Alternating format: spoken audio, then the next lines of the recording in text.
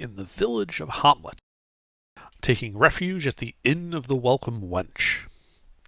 You guys have paid for and have received some rooms and a meal.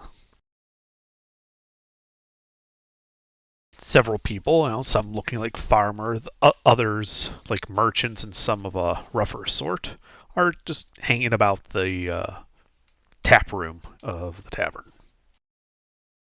Behind the bar, you can see a human just kind of cleaning some glasses, taking orders occasionally.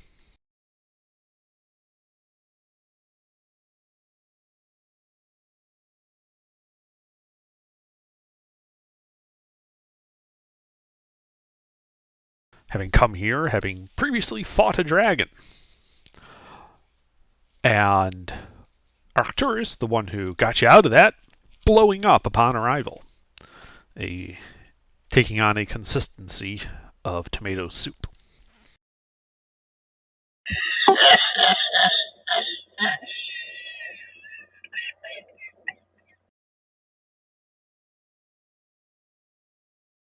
I'm sorry. It's alright. It was pretty funny. I'd like to use my action to stain the ground. I mean, we didn't bring Tupperware, so... Oh, he's probably soaked into the dirt by now. Yeah, do we have to scoop up some dirt?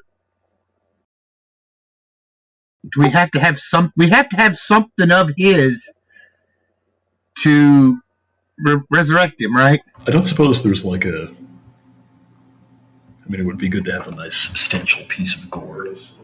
I don't believe there. I don't know how much For resurrection, you do need part of the body at least. Yeah, not just blood, but like part of the body.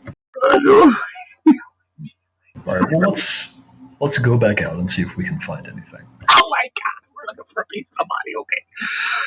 Yeah, we're going back out and scour where he exploded, and maybe we can find a piece of him big enough to resurrect. So you walk out the southern road back to where you arrived. You can see that the stain is still there, and also covering some of the nearby bushes next to the road. All right. Can we find any like chunks? Make an investigation check.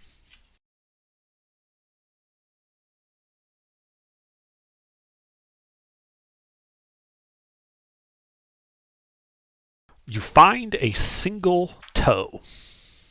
This'll do. Which toe? He's unsure. Oh no. It's not a big toe. What if we bring it back, but it puts his it's the left toe, but it goes on the right one?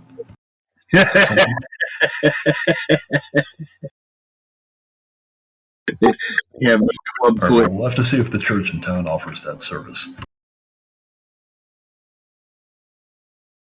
After having retrieved the toe by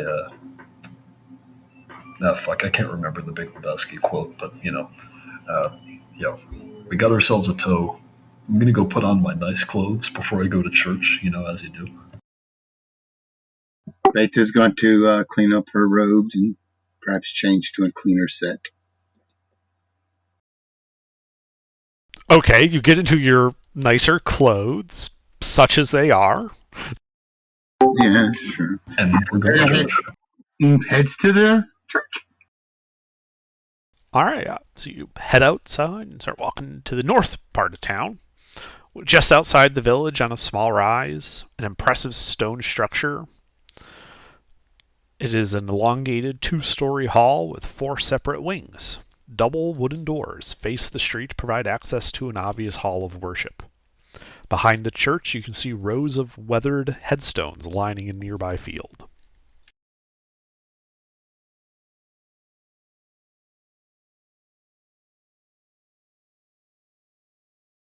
All right, yeah, we head inside.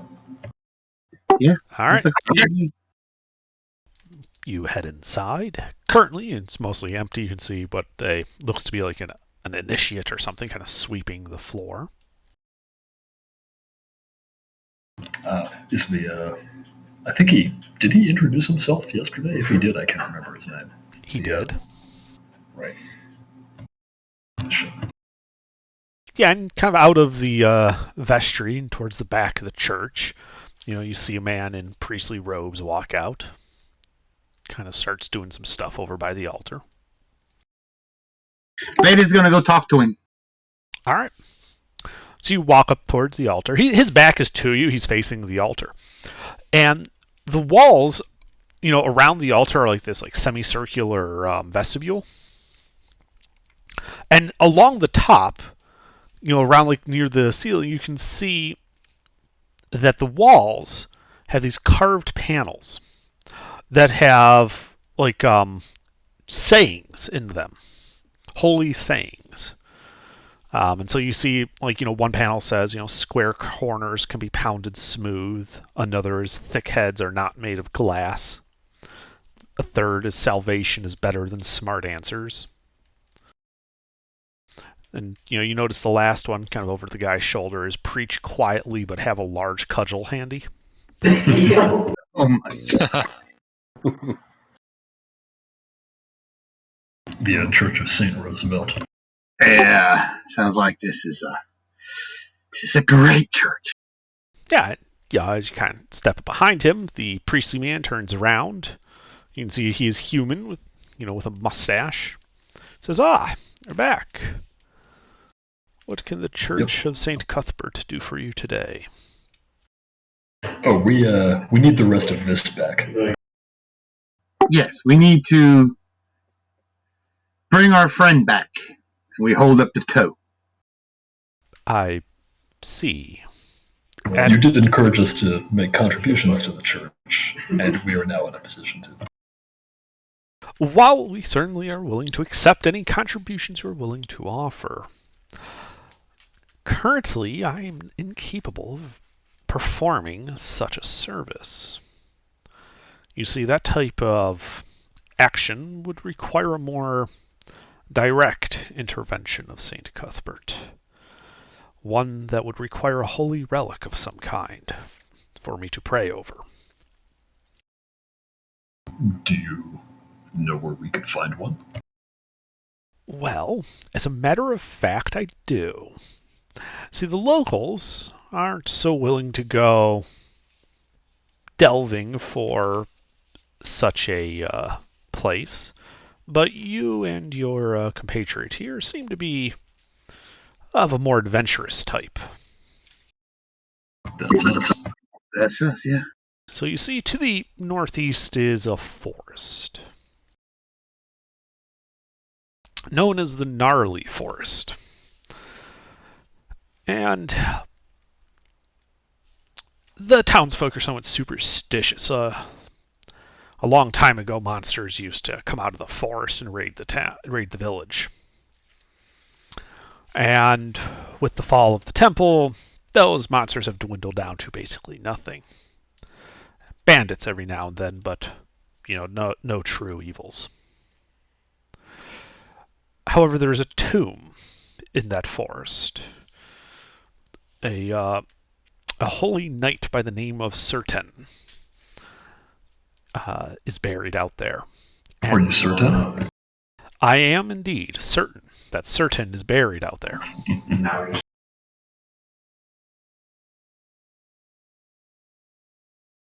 And it's near the ruins of an old moat house.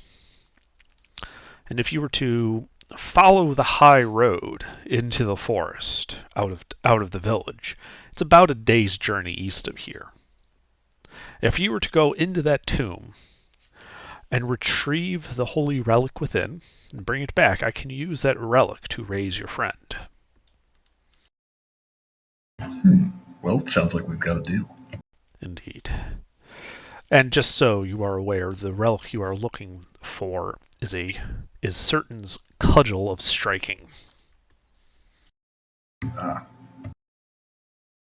Well, with your permission, we'd like to leave him in your care. Of course. And then I gingerly present the toe to him. He pulls out the leather, like a small leather pouch, kind of empties it out on the altar. You can see it contains some gold coin, and it kind of scoops it, puts the toe in there and laces it shut. And he's like, I'll keep good watch on it. Thank you. We should have that thing back in no time. Excellent.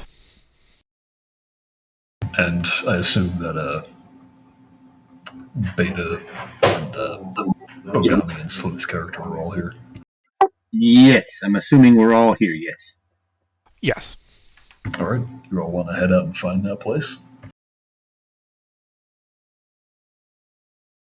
I say we go and head out and find that place. Yes, I agree. All right. He's going to go back to the inn and change back into his regular clothes. Okay. So that we don't get robbed on the road. Mm-hmm. The nice clothes are only for when we're, having company. Indeed.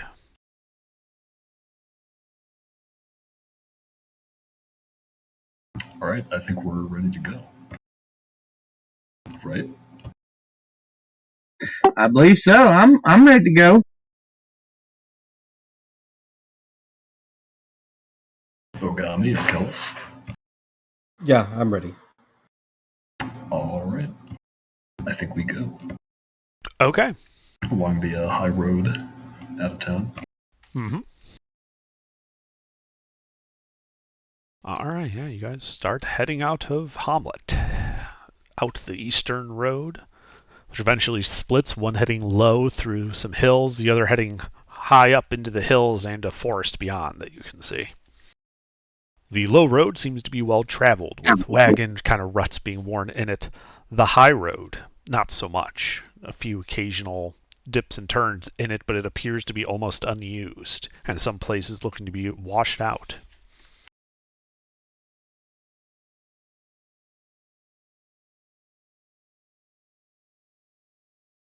So you guys go to the high road? Yeah. Okay. Well, so you keep traveling. It's a rather nice day. Sun is shining. Temperature is warm, but not oppressively hot.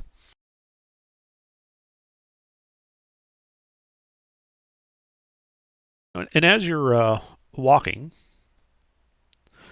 you come across, you come around a hill, and you notice a what appears to be an abandoned farmstead, a barn and a house, both of which look to be decrepit. Is that the place he was talking about? No, you're not even in the woods yet. You're like okay. 4 hours out of town. Right. Yeah, you can see that a crude pathway of square stones has been laid, leading past a low stone wall and a small cottage showing the ravages of time, gaping holes evident from the western side of the roof. The front door has fallen in, and a disused wagon sits alongside the inner stone path. Guess nobody lives here.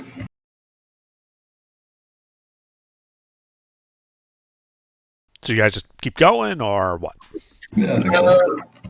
I mean, yeah, I suppose so, yeah. Okay. I don't want to bother whatever family of badgers has taken up residence in there. Okay. Yeah.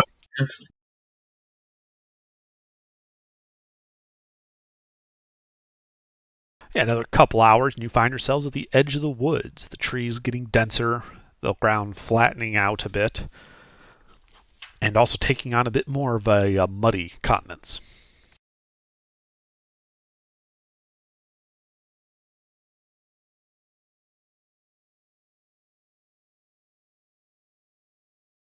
And you continue walking.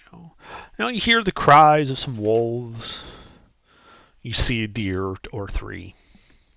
Nothing out of the ordinary in some woods. All right.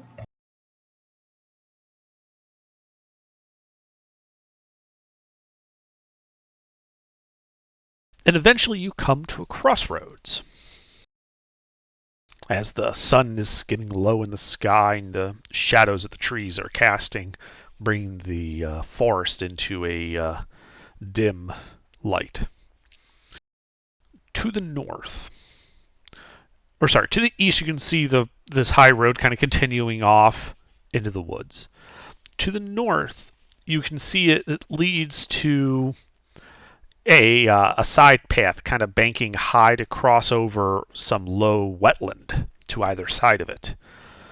And you can see it runs up to a large structure kind of set on this wetland. Let's see, there's no good description here. It just calls it the jagged silhouette of a moat house. That must be the moat house he was talking about. Indeed. You can see damaged walls, pools of water kind of forming a natural moat around it. You can see in several places that the wall has crumbled and cracked. Though it does look like if you had to, you could set up inside there and at least be dry. Want to check it out?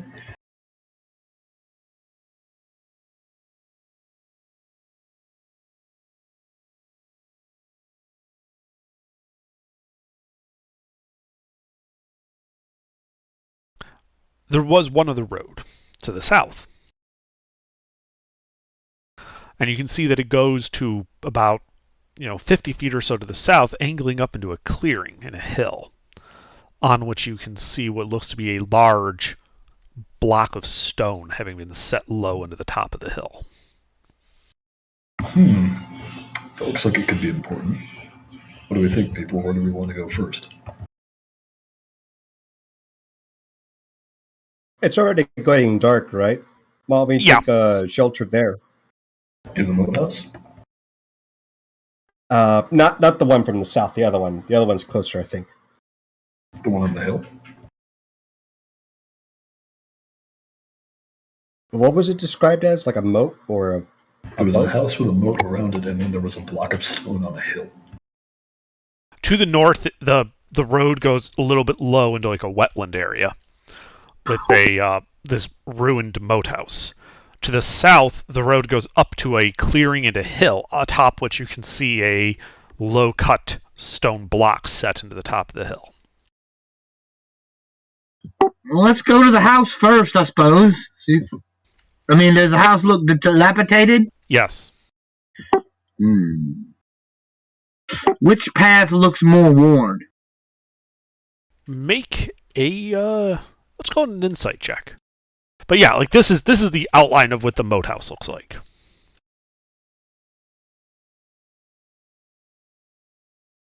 Need to make an insight? Oh, fuck yeah. Can I guidance myself? Yes. Good. That's a D4.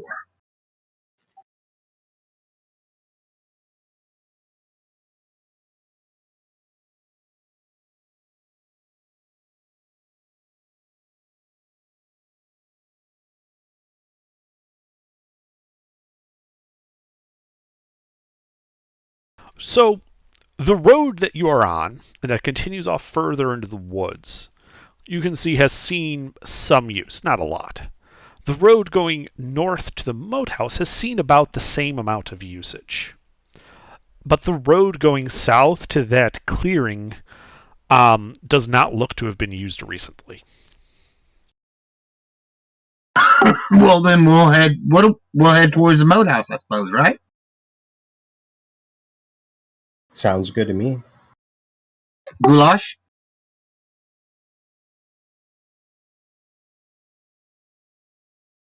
It seems like more people have been going to it.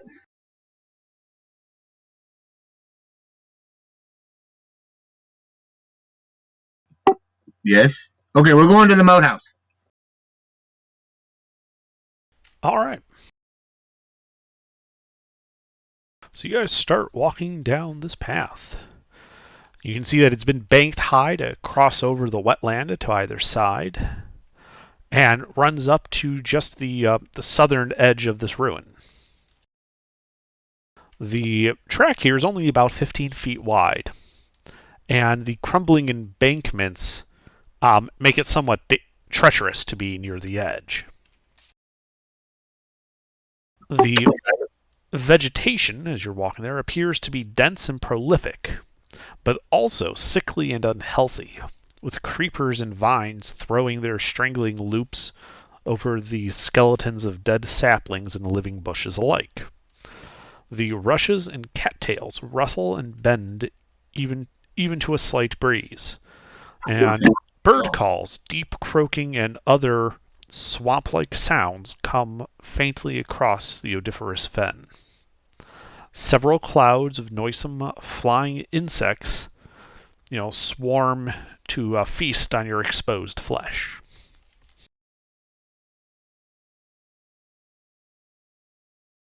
Mm-hmm. Y'all ever see that show Swamp People? Okay. Yeah. As you're approaching, I do have to ask, what is everyone's passive perception? 12. Also 12. Mine's 15. My Steel Defender is 18.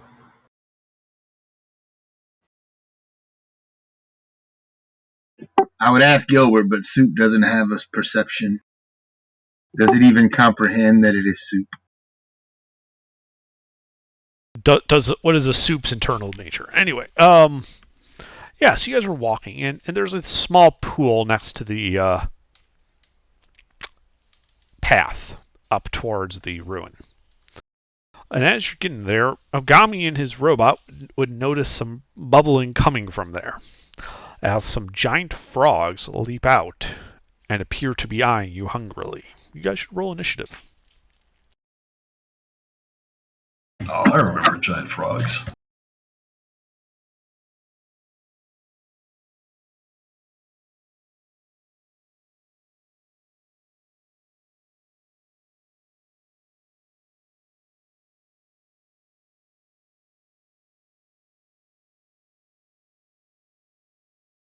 Oh man, that's too early.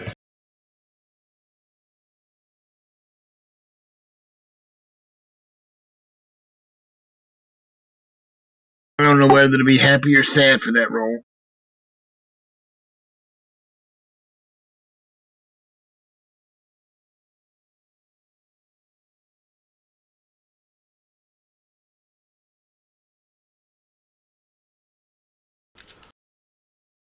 All right, well, Goulash, you would be surprised unless you're doing something.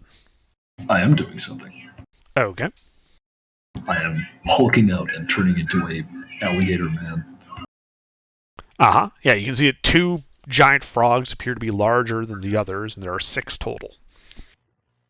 Oh, so there's 2 giant frogs and 4 frogs? Miniature giant frogs. Ah. 2, I don't know. What's smaller than giant but bigger than normal? Large. But they're not large. Whatever.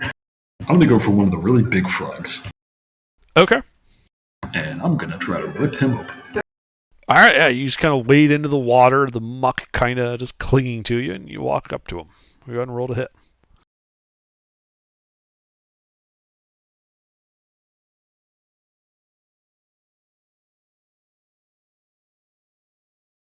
Oh, actually, first let's try to push him over. Okay. What's that again? Strength? It's, contested strength or acrobatics. He can dodge if he wants to. Ah.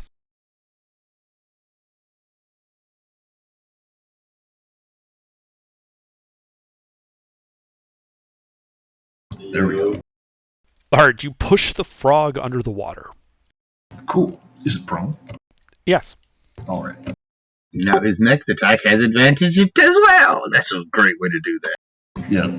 Who needs reckless when you can just get advantage? Plus, it's not just for you; it's for everybody. I know, right? That's a great way to do it. So good.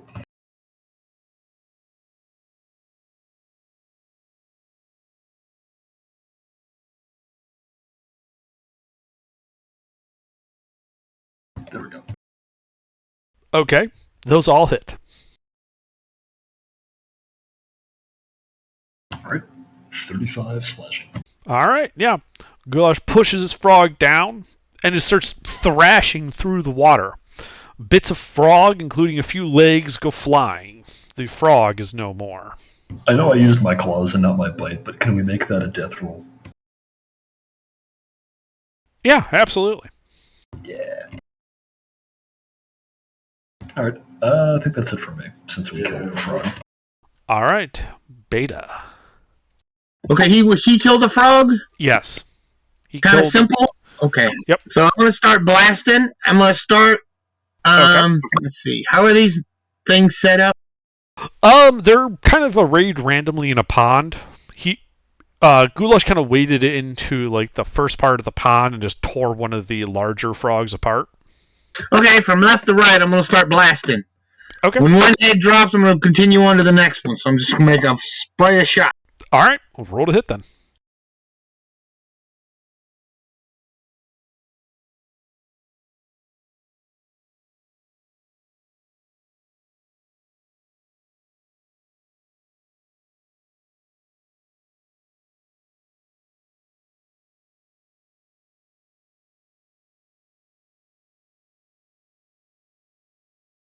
All right, those all hit. You should probably roll damage independently.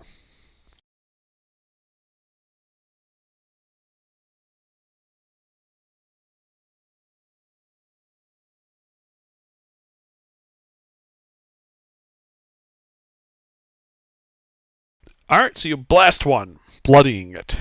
Shoot it again. That miniature frog explodes. Then you shoot the next one, and it is badly injured and looks to be on the verge of death.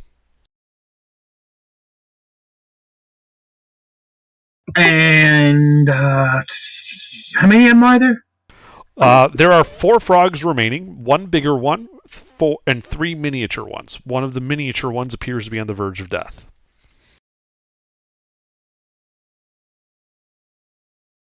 You know what? I'm done. I'm not gonna action surge or nothing. I'm just done. Yeah. Okay. Agami? We delete the miniature frogs by shooting them. As one does.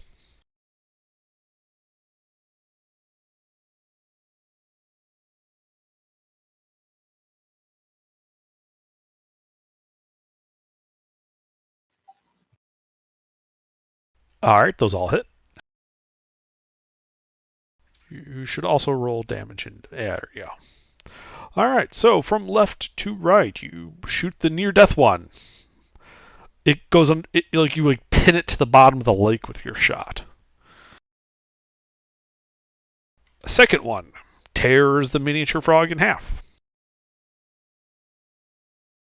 The third one, going left to right, is actually the next, full giant frog, and it is badly bloodied by your blow.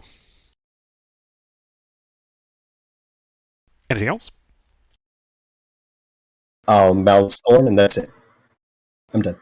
Okay. Well, that giant frog is going to hop up and try to bite Goulash, because he's in the lake. Cool.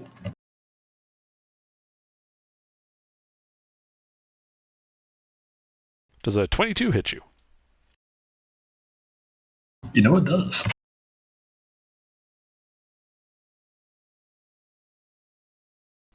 It bites you for 3 piercing damage. Oh no. And you are grappled and restrained.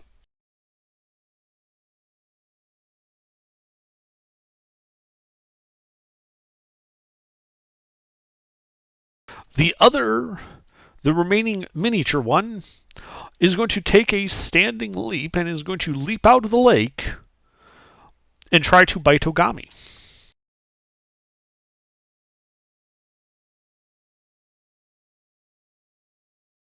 Does a 22 hit Ogami? That is impressive. That hits. Oh, wait. Actually, the first attack at me would have been a disadvantage from the Steel Defender. Redirecting. You're... Okay. Does a 17 hit you? That one does not, unfortunately. Alright, it bounces off your armor. Leapt a little too hard. Goulash, your turn. You are grappled and restrained. By this giant frog. By this giant frog. Well, you know that part of their throat that puffs out when they when they croak? About, right? Yeah. Well, they haven't croaked yet. They're about to though. I'd like to try and grab that and rip it out. All right, a roll to hit. All right, and disadvantage from restrain, right?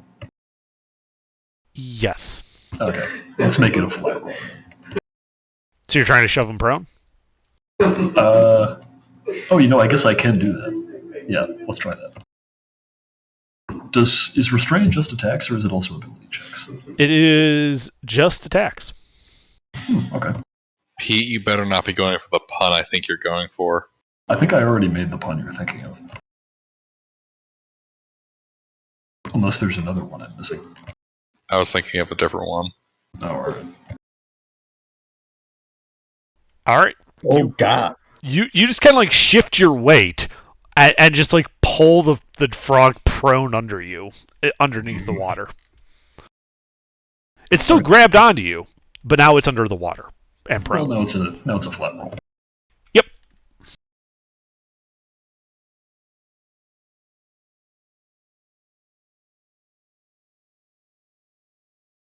And those all hit. Cool.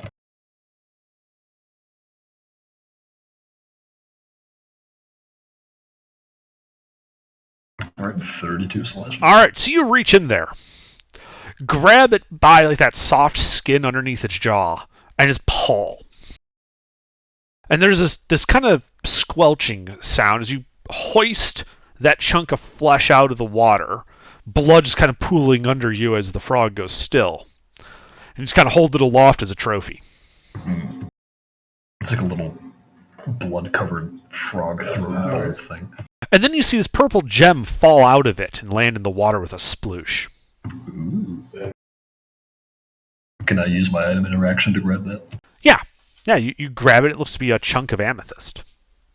Interesting. Mm-hmm. You think that this cut amethyst would be worth 100 gold pieces. Ooh. Gilbert, what's that pun you were thinking of? I'm dying to know what it is. I was thinking you were gonna try to rip the membrane off and say, "I hope you croak on it." Oh. No, but what I could do is rip it out and say, "What's wrong? Frog in your throat." That's bad. Yeah, it's so bad. All right, I'm bounced through. You feel the frog twitch a bit at your pun, and you realize that it's now not raisable. It doesn't even make sense either. That's what's so great about it. All right, Beta. How many of the little ones are left? There's one little frog left. It jumped up and is in melee with Ogami. Oh, wow. It's trying to get close. Let's blast this thing. All right, roll to hit.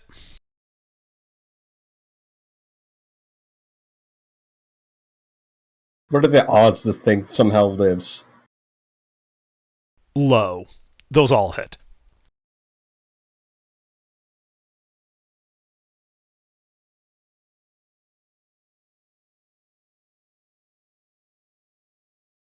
The frog is reduced to a greasy smear on this muddy tract of land. You guys are out of initiative. Our Ogami stuff is covered in frog guts. It's like all across his shins and boots. See, this is why I definitely took a magic school. Prestidigitation, all that. I want nothing to do with that. Especially with the fancy clothes. I've not taken them off.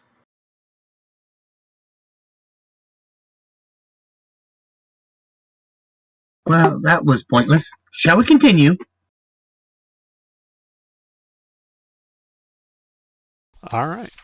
I think we were about to stop here for the night, right? Right. So, the sun is just about gone down. Ahead of you, you can see a partially splintered planks of rotting wooden drawbridge resting on the spongy ground. Creeping vines and the leafy weeds obscure parts of the bridge, although thick iron bands can be discerned among the wreckage. Two sundered chains of thick black metal disappear into the algae-choked water to each side of the bridge.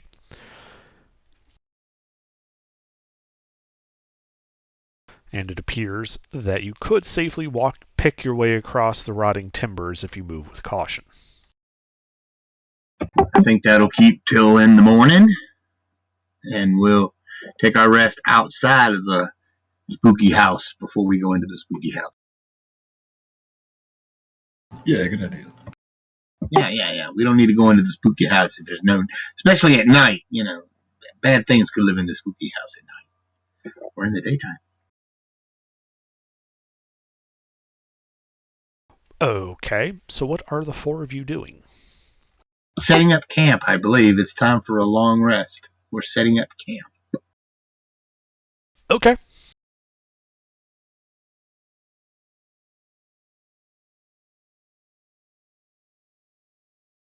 Beta will be on all watches, being she doesn't sleep.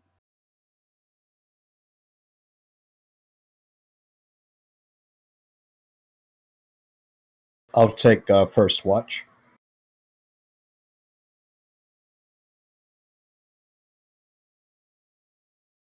Alrighty. And so you guys are just camping, like, just next to this, in the marshy ground next to this road? Is there a tree that I could perch up on? No. Not in this part of it. This is like a low marsh type thing. You're in the woods. You'd have to go, like, 50 feet or so back to, get back in the wooded area.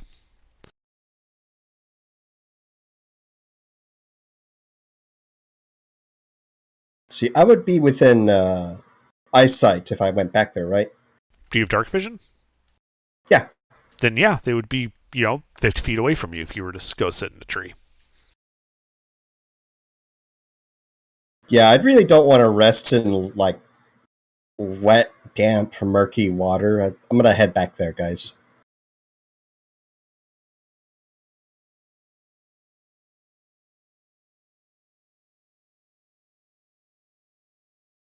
And so I go to the nearest tree and have Thorn at the bottom of it.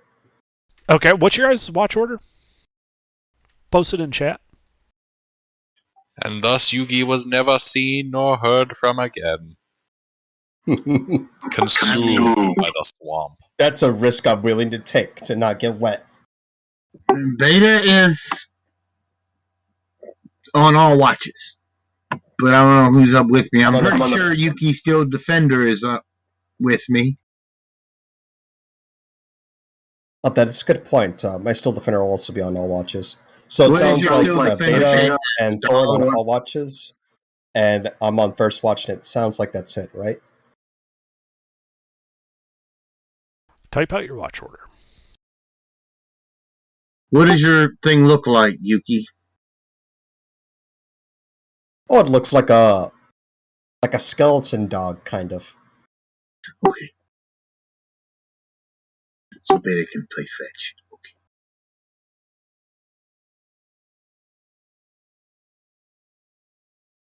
I think this is it.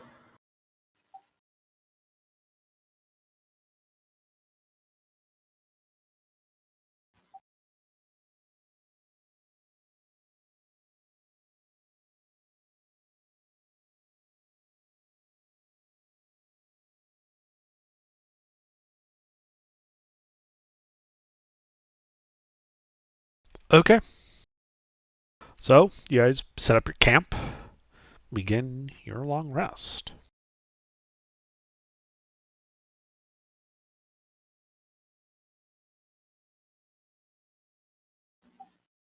The first hour passes without incident. But then... Oh no. Gasp. A person. You hear the creak of wood, and you see a figure walking across the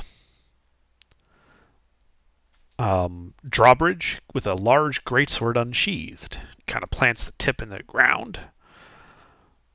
And you can see, in the glint of your firelight, that he appears to be a half-orc. And he simply turns and asks you, "What are you doing in my swamp?" Oh no. Whoa. We didn't even know anyone lived here. But you're 50 feet away, Agami. He's addressing Beta. What do you mean, your swamp? I mean, and he's yelling, "This is my swamp!" Good sir, do you have to yell? Couldn't you come forward and you hear the twang of bowstrings off in the distance. You should roll initiative. Oh, God. You picked the wrong swamp, fool. It's Yes. all over now. Oh god, that's a good one, and no one heard it. Oh, what? It's all over now. Yeah. Oh, I heard it. I just choose to ignore it. I just try not to. I try to avoid hitting push to talk sometimes. Oh, whoops. That's not how you do that.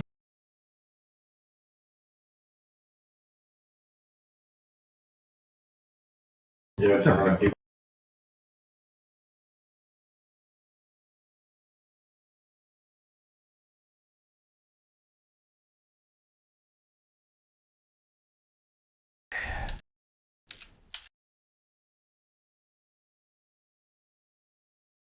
Alright, so Beta, do you have anything that you can use against surprise?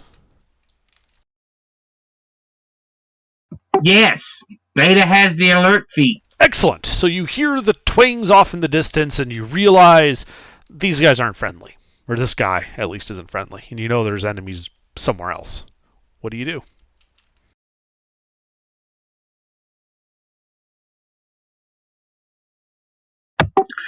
I cast Fly on myself and go up Okay. 60 feet straight up in the dark. Okay. It's still night out, right? So It it's is dark. night. Yes. It is dark. Okay. And then I'm going to look down, and I'm going to action surge, and I'm going to blast that fucking orc. What range is your dark vision? 60 feet. So you flew 60 feet up against an enemy 20 feet away from you on the ground. Yes, but I knew where he was. Right, but I'm saying you currently can't see him. You'd have to be lower down to actually be able to see him. How far? How 40 feet down? You have to about be 40 50 feet feet. up? You have to like cut short like 10 feet. Like you have to be 50 feet up. Okay, I'll go 50 feet up. Okay, there. Like so you want him in your vision is what I'm getting at, right? Oh wait, no, yes. Actually, yes, I wanted him in my vision, and do I know it? Yes, I do. I am going to light him up, or where the arrows came from. Do I know where the arrows came from? You know, you said I heard. You do not. You heard them, which is why you know that you're under attack and your alert feat kicks in. But they were hidden from your passive perception. Okay, all right. I'm gonna say archers, and I'm going to light the guy up with a light spell. Okay. I assume like you're targeting his sword or something? Yeah. Alright, his sword begins glowing. He looks rather indignant at this. And I'm done. Okay. No, wait, bonus action shield of faith. Yeah, now I'm done. Alright. Well, this guy's gonna look up. Look at his glowing sword. And he's just gonna walk over to Goulash's bedroll and try to stab him while he's prone on the ground.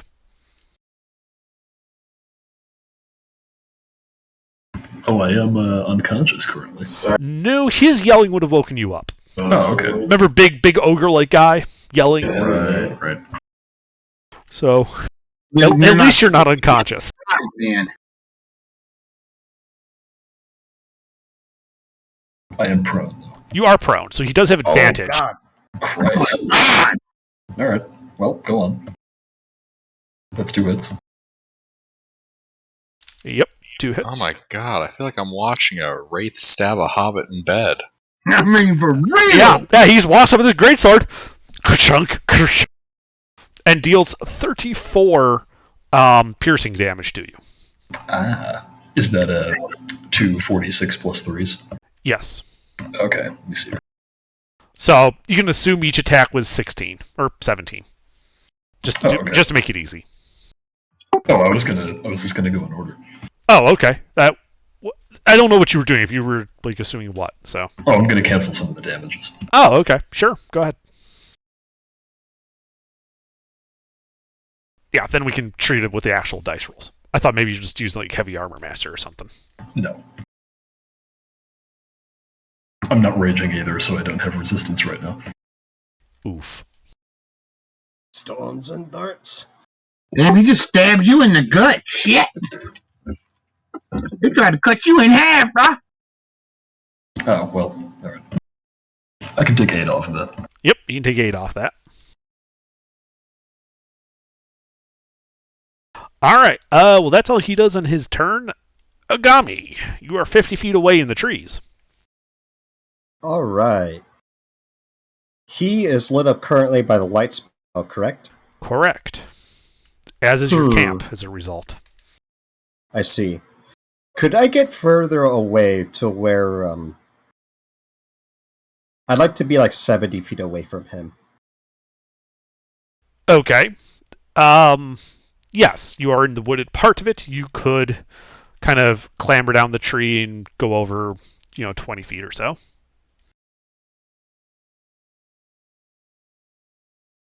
Let's see. I'll try here. I'll shoot thrice at that guy. Alright, well, roll to hit. 70 feet away. Can he see me from here? No, he cannot. You are beyond his dark vision. So I believe you would have advantage on this. Cool.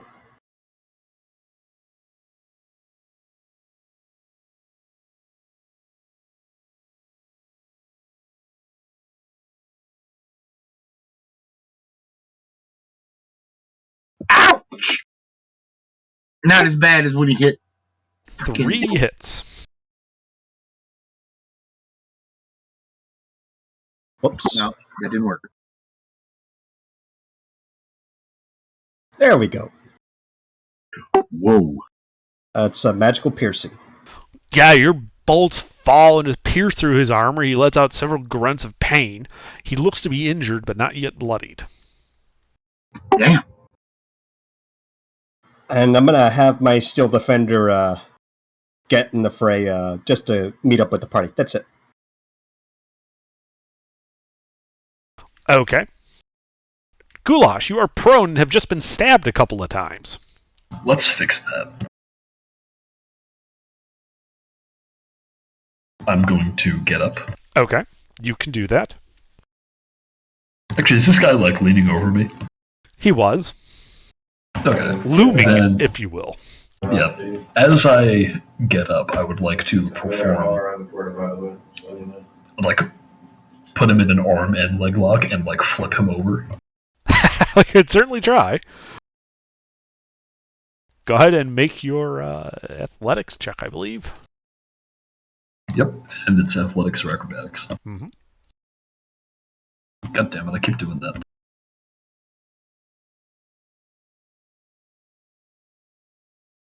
There we go. Alright, yes, you just basically come up between his legs and just kind of just flip him over, and he lands prone on the ground next to you. Sorry, I like to be on top. And then I'm going to start clawing him. Yeah, well, he is prone. You are not. That is so fucked up. He was like, damn it. He just got... Didn't... Oh, that was your bonus action, that's right. Yep. Alright. He will take all of that. You hit him 3 times. Alright.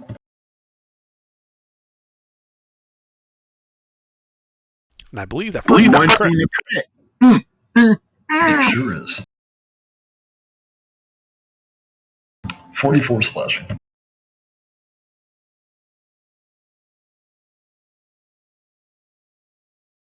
Alright, yeah, he is bloodied. Cool. And while we're at it, wisdom save.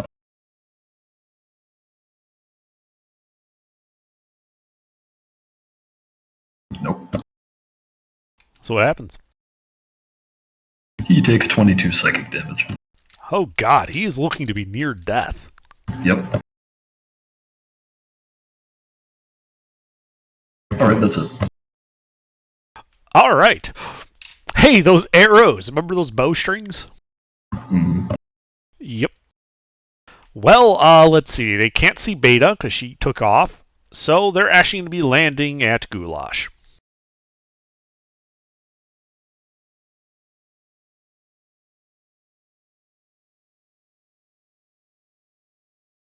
The 2 crits hit, and that's it. All right.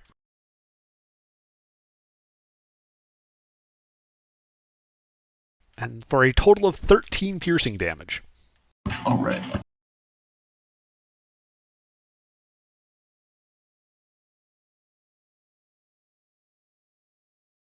Yeah, and you can tell that it looks like, just from the way that they hit, they kind of revealed their position is off in the swamp to the west, about 60 feet away. So they were crouched low in the marshy, swamp-like area. I'll keep note of that. Yep. Guys with leather armor and crossbows. All right, Beta. Okay, so I can see the guys. Now, you know roughly where they are. You can't see them currently with your dark vision. Because you're up in the air. You're like 10 feet away from being able to see them. Oh, okay. So I'm going to move forward until I can see them. Yep. Now you bring them into view. Okay, how many of them are there? 8. Oh, my Lord. Well, I guess from left to right, Beta's going to start blasting. Okay. Oh, got a question. What is it to end this concentration? Is that an action, a free action? What is that? You can end concentration at any time. Okay. Including someone else's turn. Oh, okay. So I wanted to end the concentration on the glowing sword. Light is not a concentration spell. Oh, it's not? Yeah, also I need that to see. Please don't. It also lasts 1 hour. Oh, okay. Well, then that makes sense. Oh, okay.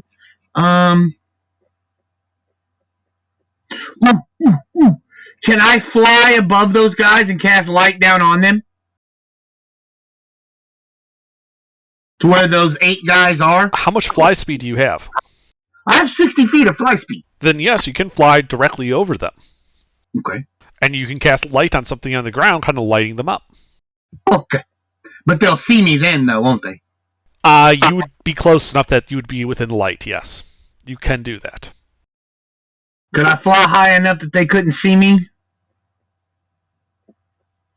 You would not have the movement speed left to do so.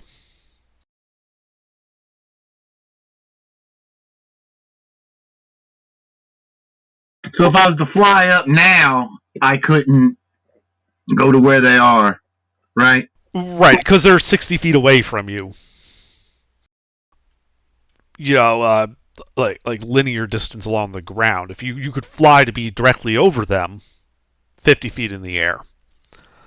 And you could then, you'd have to fly downward at an angle because light is at touch range. Oh, I got that covered. I was going to cast it on a ball bearing and just drop the ball bearing. Well, that you can do. I mean, that'll light them up, but it'll be on the ground, so I won't get lit up. Right? Yeah, you can absolutely do that. You fly over, can cast your light spell, and just drop the ball bearing. Yep, that's what I'm going to do. To show off where the other 8 guys are. And then that'll be all I'm going to do. All right. Now I need to check to see what happens if you cast light a second time. Does the first one go out? Yeah, the first one does go out. Let's see. Light. You touch one object and the spell ends. Completely. Spell ends if you cast it again or dismiss it as an action. Oh, okay, so you can dismiss light as an action. I knew it was a concentration spell. No, it's not concentration. It's not concentration. It's as an action you can end the spell. It's a separate thing. Okay, I knew I could end it though. Yeah. All right. So you cast it. It all goes dark around Goulash and the robot, and your ball bearing kind of falls among the weeds, highlighting the position of these 8 bandits. The half orc with the great sword, being bloodied and prone, is going to stand up, take the disengage action and begin backing up. And he's going to back up 15 feet.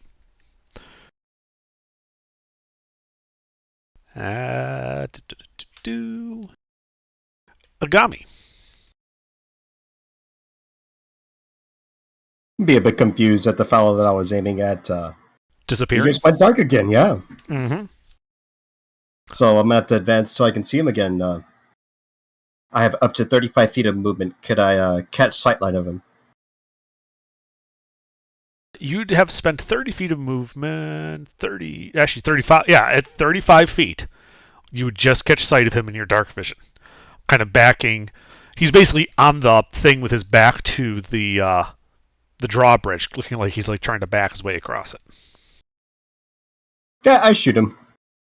Alright, roll to hit. 60 feet away.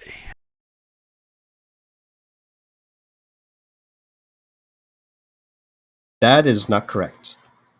Indeed. Did you have advantage from something? I did not. Do you want to take the first results for each one? We'll just take the first 3 rolls. So 1, 11, and 8. So that's a miss. The 18 will hit. The 15 will miss. Okay.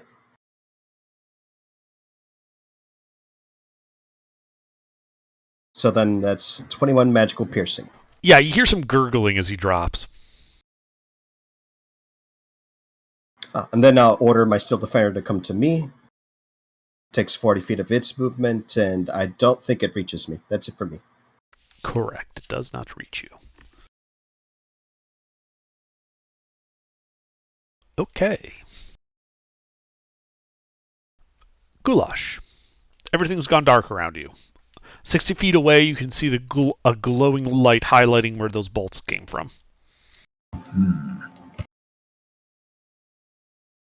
I heard that guy running away. Yes, he backed up, and now you hear gurgling coming from like somebody who's been badly hurt and is bleeding out. And he doesn't have a light source on him, right? So he must be able to... Okay.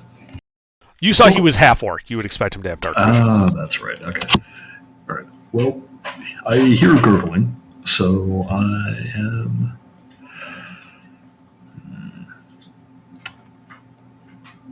Let's see. Actually, you know what? Now I'll use my action to pull out a torch and light it with my my tinder. Okay, yeah, you light up a torch. You can see the bandit lord prone next to the drawbridge, his sword not in his hands. He isn't moving, and he's grasping at what looks to be a bolt sticking out of the neck area just above his breastplate. That would be from... He appears to be dead. Oh, that's convenient. Yeah, he's not moving. He is dead. He tried to get the bolt out, but bled out before he could. Okay. And I see more of those guys off in the distance. Right. You saw Beta drop a lit up ball bearing 60 feet away in the weeds. And you can see silhouettes of people over there. It looks to be about 6 to 8 guys. Oh, I guess I'll move my 50 feet in that direction then. Oh yeah, as you get close, you can definitely tell there's 8 brigands with crossbows. Cool. I'm going to put my torch in my mouth so that I can use both of my hands. Yep. And then that's it, because I used my action. Yep. All right. These guys are going to... You hear one of them just yell, shit, they got him, fuck! And they all just are hastily reloading their crossbows and taking aim at you. Oh, perfect. This disgusting blood-covered alligator man comes out of the swamp with a flaming stick in his mouth. Yeah, basically. Alright, that's 1 hit. Alright, he hits for 2 piercing He damage. hits me for no damage. It goes in, but it doesn't do anything. It doesn't even go in, it bounces off his skin. It's hits one of my pecs and bounces off. Yeah. And you could see them looking to... They turn, and they are starting to... They move 30 feet away, deeper into the swamp. They appear to be retreating. Alright. And Beta, it is your turn. You see them retreating. Damn it. I was gonna tell him to surrender. The angry person with a torch in his mouth who just took a crossbow bolt to the chest and did nothing to it is kind of freaking them out a little bit. Oh, well, yeah, I guess I can see that. I'm gonna let them go then. I'm just gonna make sure they leave and let them go. Yeah, they appear to be running to the northwest. Location? Are they running towards a campground or something? No, they're running deeper into the swamp and towards the forest to the northwest. If they were running to the east, they'd be running towards the moat house. Okay, now there's two things about this. I could let them go. We could let them go, but they're bandits, so they're gonna go and get a bigger force and come back. Or we could slaughter them all, but that would kind of make us kind of dicks. So, I'm torn. I don't know what to do. If it makes it easier, they did ambush you in the dead of night with crossbows. I am going to yell at them to stop. And as I say this, I am going to target the one in the lead. Mm-hmm.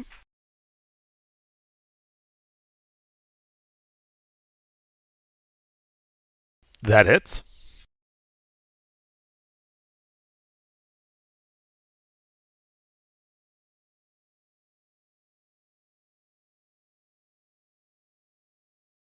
What did you target him with? I upcasted Guiding Bolt, so I called down the heavens on him when I yelled stop. Yeah, so you yell stop, and then the one in the lead you shoot and just explodes with radiant light. He's gone. Do they stop running? You can't tell. It's not their turn. Oh, okay. Well, that's all I'm doing. That's it. Agami? Let's see. How close is the Steel Defender to me? It's 20 feet away. Okay. I'll go 15 feet. It'll go 5 feet, and then I use the remainder feet of my movement to mount Thorn. Uh-huh. And then I ordered Thorn to dash 75 feet closer to the enemy. That would put you among them. Oh, God. That part. Let me subtract that. Let's subtract 30 feet or so. Okay. That puts you 10 feet away from them. I think we've got some new lackeys if they stop running. I mean, we've done some incredible things in their eyes. I'm going to tell them if they want to live that they need to drop their weapons immediately. Okay. You can see... shit, that rolled under there. You can see that they would be moving to comply if it was their turn. Okay, I use my action to dodge, and I have my hand crossbow at high ready. Alright. Goulash? Well, they're all running off, aren't they? They are running away, and based on Beta and Agami's yelling, they look to be on the verge of surrendering. Alright. I'm just going to keep standing here. Alright. Menacingly. Yeah. So you stand there menacingly. They throw down their crossbows and raise their hands and surrender.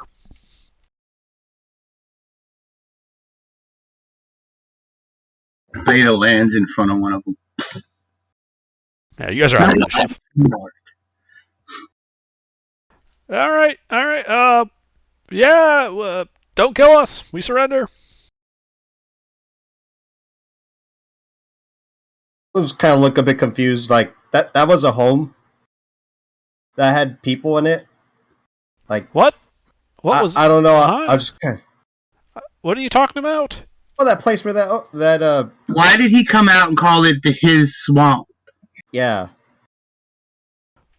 Oh, Ogre? Because that was the signal for us to shoot. We didn't hear him the first time. Oh. Around the torch he's got in his mouth, he's just going to say, just fuck off and let me sleep. I'm trying to take a nap. Okay, yeah. If you just... We'll leave. We won't come back. Actually, I have a better idea. Shit. You gentlemen seem familiar with the surroundings. We could use some guides. Where are you trying to go? I can't remember, Pete. What are we trying to do? We're trying to get to. We're trying to find the club of Saint Cuthbert, which is somewhere. Yeah, somewhere in this area. Yeah, we're trying to find the club of Saint Cuthbert. Well, I don't know about any club, but there's a giant stone with the symbol of St. Cuthbert on the hill, like 200 feet, east of here. Or, sorry, south of here. Inside check. Sure. Make an insight check. I mean, we could have avoided this combat altogether if we'd have went up to the hill first. I'm going to be so pissed. He is shaking. He's literally shaking in his boots, Agami. And he's pointing south towards that hill that you guys saw, that stone that you never went up to. And he's saying on it is a symbol of St. Cuthbert. Oh, that's the thing. Oh. Yeah, we were just based out of this ruined moat house here. Just trying to patrol the swamp in case of monsters and all that. Yeah. He's obviously lying about the monsters. Yes, y'all are doing a terrific job. You should just stick to killing monsters, though, and stop trying to jump hapless people that just happen to be lost and sleeping at night, because it never turns out well, as you can see. Yeah, sorry, we thought you were bandits. Son, I am dressed I am a nun. Look at me. Do I look like a bandit to you? Beta is dressed as a nun now. To be fair, you hear this one guy speak up when you say that. And he's like, George, I thought we were the bandits.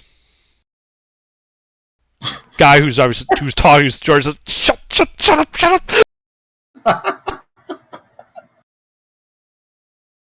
Oh, you guys should quit banditry. You're not very good at it. You know what? That sounds like a great idea.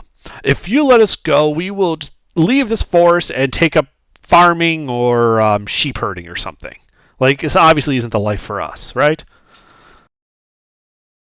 Unfortunately, I can't believe him. No, you can stay here. Just leave us alone. No, unfortunately, I can't believe him. We should tie him up and take him back to town with us when we go back. No, don't worry about it, bro. That sounds responsible, but I'm just too impatient for that, to be honest. Who the hell cares? I just want to go to sleep. Yeah. I mean, we can give you our weapons. It's no trouble. Don't worry about it. You can keep those. You couldn't hurt us anyway. You can go. Just go. You give banditry a bad name. Just go. Okay. Thanks for your mercy. Bye. And they start turning and running off to the northeast. I like that one. You give banditry a bad name. What's more embarrassing, losing and having your weapons taken, or losing and not having your weapons taken? Well, they already had thrown down their crossbows. You could see they had little short swords at their hips. So, yeah, they kept their swords, but they didn't bother to stop. I mean, this would be an encounter they will never mention again, because there is no positives to take out of this.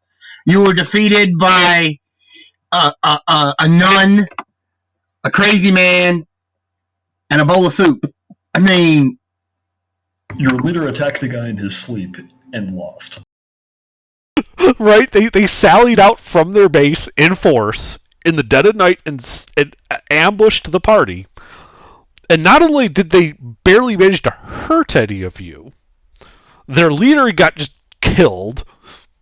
One of the forces got blown the fuck up, and proved completely ineffectual. So yeah, they're never going to mention this fight again. Oh wait, the orc's dead? Oh my gosh! Yeah, I thought he was like shot. Hey, are you dead? No, are you dead? He died. Yeah, you call out. There's no response. You see his unmoving corpse just kind of splayed out in front of the drawbridge. His last moments seem to have been grasping at that bolt you fired, Agami, that looks to be embedded like right into his collarbone. Good shot. Thank you. Well, I'm going back to bed. Does he have anything of value on him? You check him. He's the only one. The rest of them, they could keep their shit because they survived.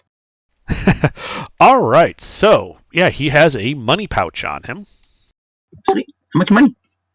Inside, you see 13 platinum pieces and 2 citrines. The citrines are worth 50 gold apiece. You also notice that where Agami's bolt head hit, like right above it, around his neck, appears to be a gold chain necklace that you estimate would be worth 200 gold pieces.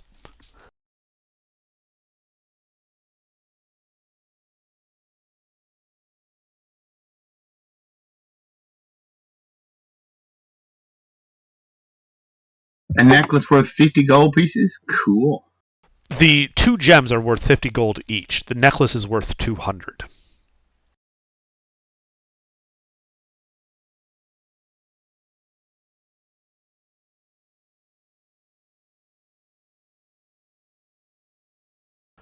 So you pull out the chain?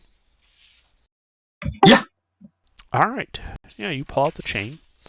Little clunk as a small stone bounces off his breastplate. Looks like it was attached to the chain but got cut off by Agami's bolt.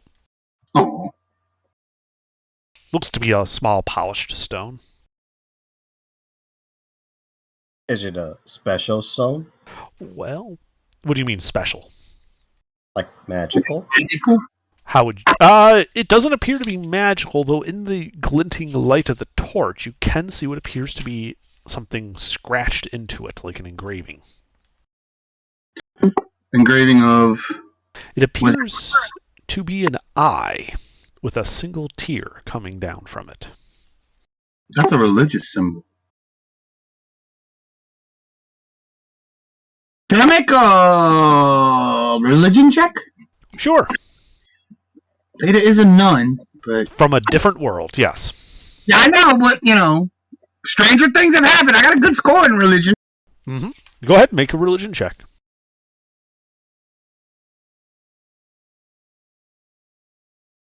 Well, no, I wouldn't know it. So you can identify that it is, like, some type of symbol. Like, it's like, whether religious or... it's not a coat of arms, but, it could be used maybe as a gang sign or something. Mm-hmm. But okay. It's definitely a, symbol. This isn't just abstract art. Right. Got it. It was put on that stone for a reason. Yes, got it. Yeah, it was put on that stone and it has specific meaning. I just don't know what it means. Correct. I can deal with that.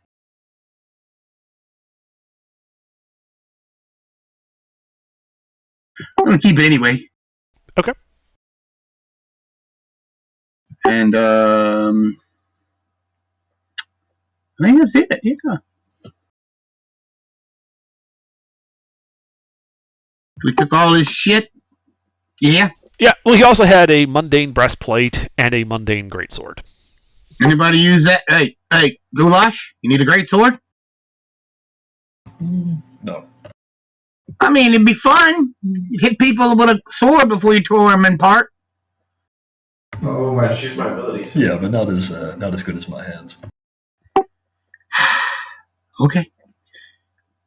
Beta's gonna need the greatsword.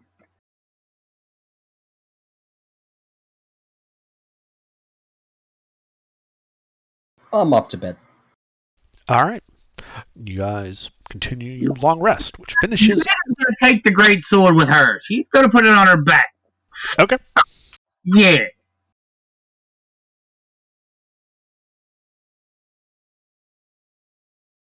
A greatsword wielding nun. Yeah.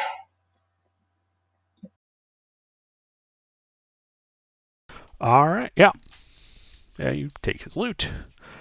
Continue your long rest. The rest of the evening passes without further incident.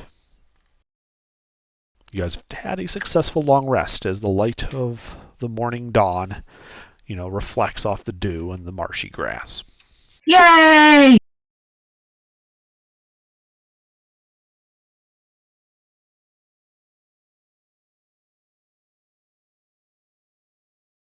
I'll spend the early morning getting the breastplate if no one wants it. Nope.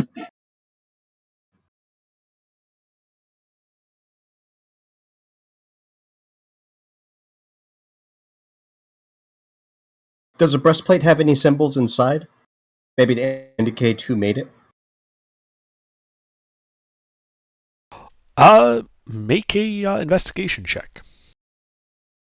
Oh, this was made in an ancient land when we go back to our world. Oh.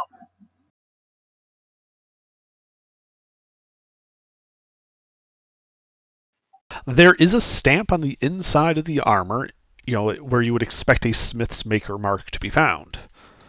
It is not one you recognize. I'll just throw in a bag of holding.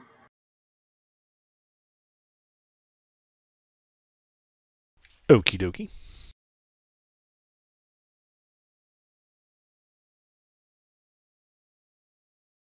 So, a couple 100 feet from here, that monolith, that stone.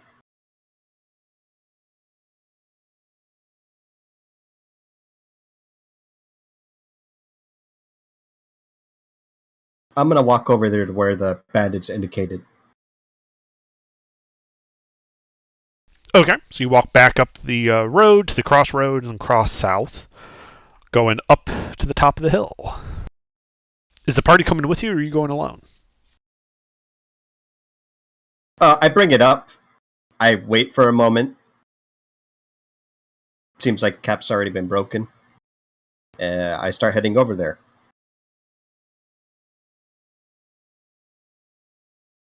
Okay, what is the rest of the party doing while you're doing that?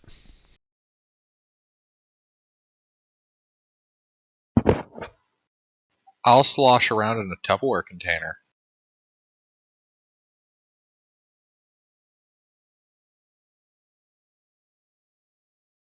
I guess all the glory is for me today. Hey, Sleuth, are you awake? I am here. Are you going... Sleuth. Yeah. Sleuth hasn't responded at all. No, he hadn't been here all night. I think he went to sleep. But, miss, are you going with Ogami? Where is Ogami going? South to that hill with the stone on it that they indicated had Cuthbert symbol on it. I am. Yes, right. yes. Goulash, are you also going with, or are you doing something else?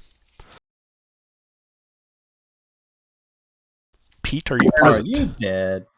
He's still sleeping, so... Okay. Without him. All right, so the party climbs up the hill. It's a rather easy climb. And you get to the top and see this, stone block, a symbol of St. Cuthbert, the same one you saw in that church, carved into it. And as you approach, a fissure opens at the center of the holy symbol. And the fissure begins to move like lips on a mouth, and a voice comes forth. I'm certain you know thy name. Speak the same in order to gain. Certain. And when you say that name, the block sinks down into the ground, stopping at various points along it, forming a staircase down. Oh, I love it when things do that. At the bottom of the staircase, you can see a closed wooden door, which appears, despite, being buried under a hill, to be in excellent condition.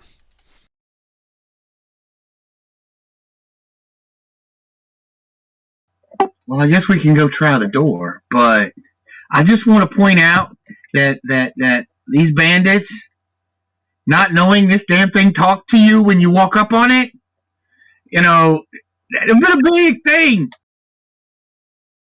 Oh, well, it must not have talked to them because they're not pure of heart like I am.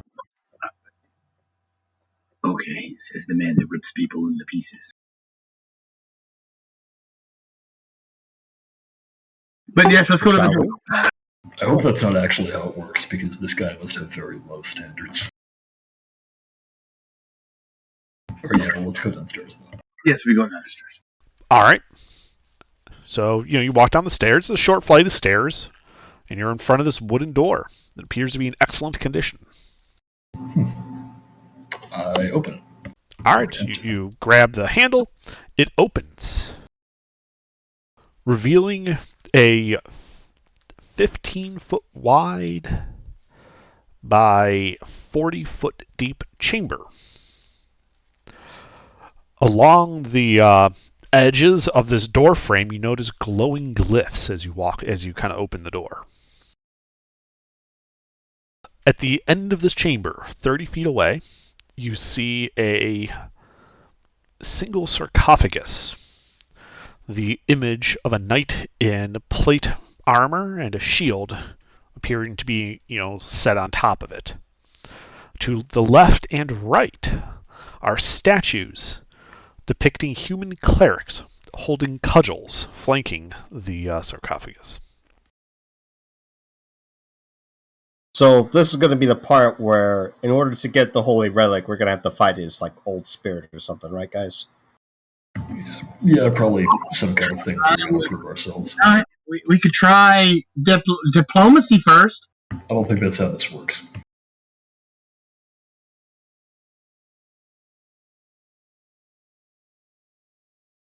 I'm going to kind of fish around in my telepathic mind. I'm going to get within 30 feet of the crypt, or the sarcophagus. Well, that's the door. The door is 30 feet away from the sarcophagus. You have to walk inside if you want to get closer. Oh, great. I'll cast Detect Thoughts, and I'll try to telepathically reach out to any minds that I detect that are not in the party. Okay. You do not detect any minds. Okay, wait, y'all, listen. The door had runes on around it. Are the runes glowing? Yes, they are. Okay, yeah. So I'm assuming once we step through, that we're no longer going to be in Kansas anymore. So we may not be able to step back. But how are we going to get the thing?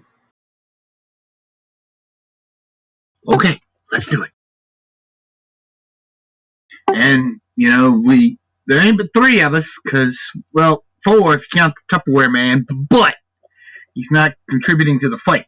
So he's not here also. I'm here. Not in body. Yes, but in spirit. I thought we had his toe. No, we left that in town. Remember? Oh, well, damn. Then that means we have to come back. Okay.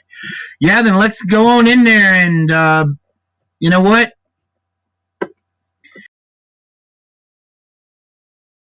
Nothing venture, nothing gain. Beta's going to step into the room. All right, you step into the room, which immediately lights up, as if the walls themselves were glowing faintly, casting the whole room into dim light.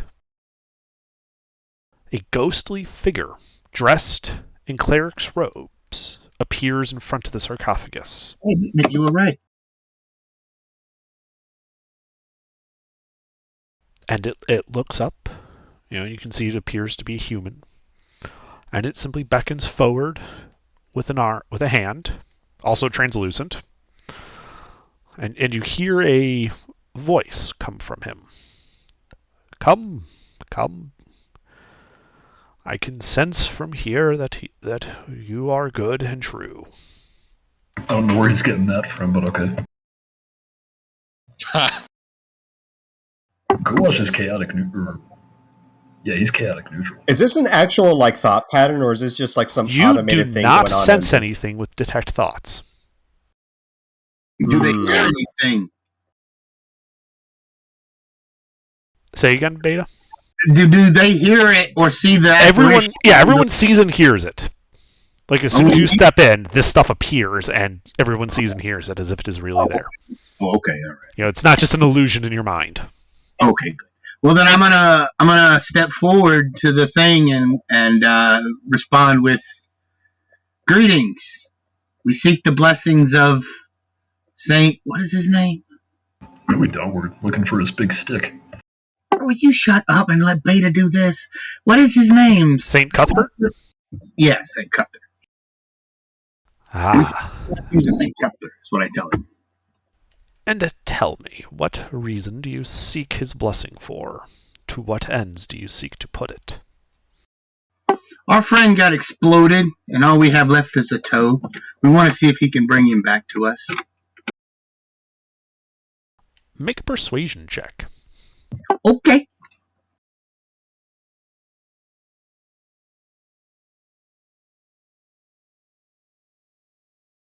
Do we have the toe with us?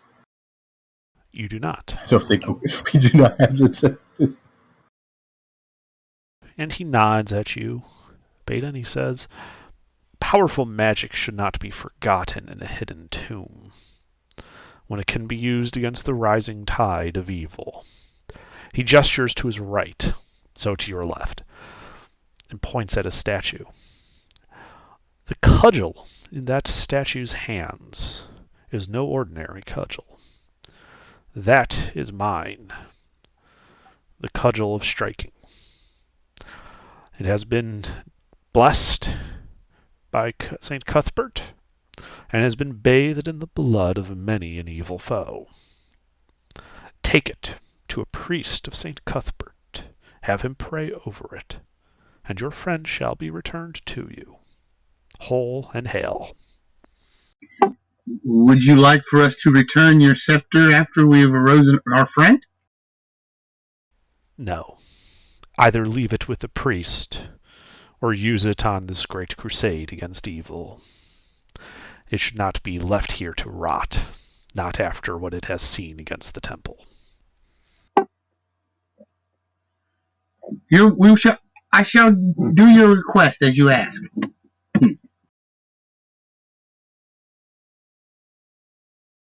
I'm not gonna lie, it's very refreshing for things not to go down violently. And I'm gonna go over and get the cudgel.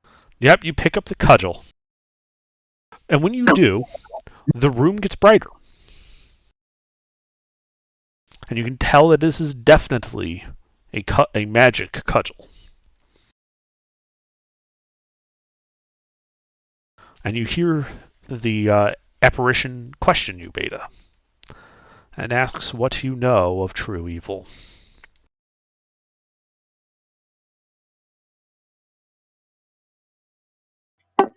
There are things in this world that cannot be explained with rational thought.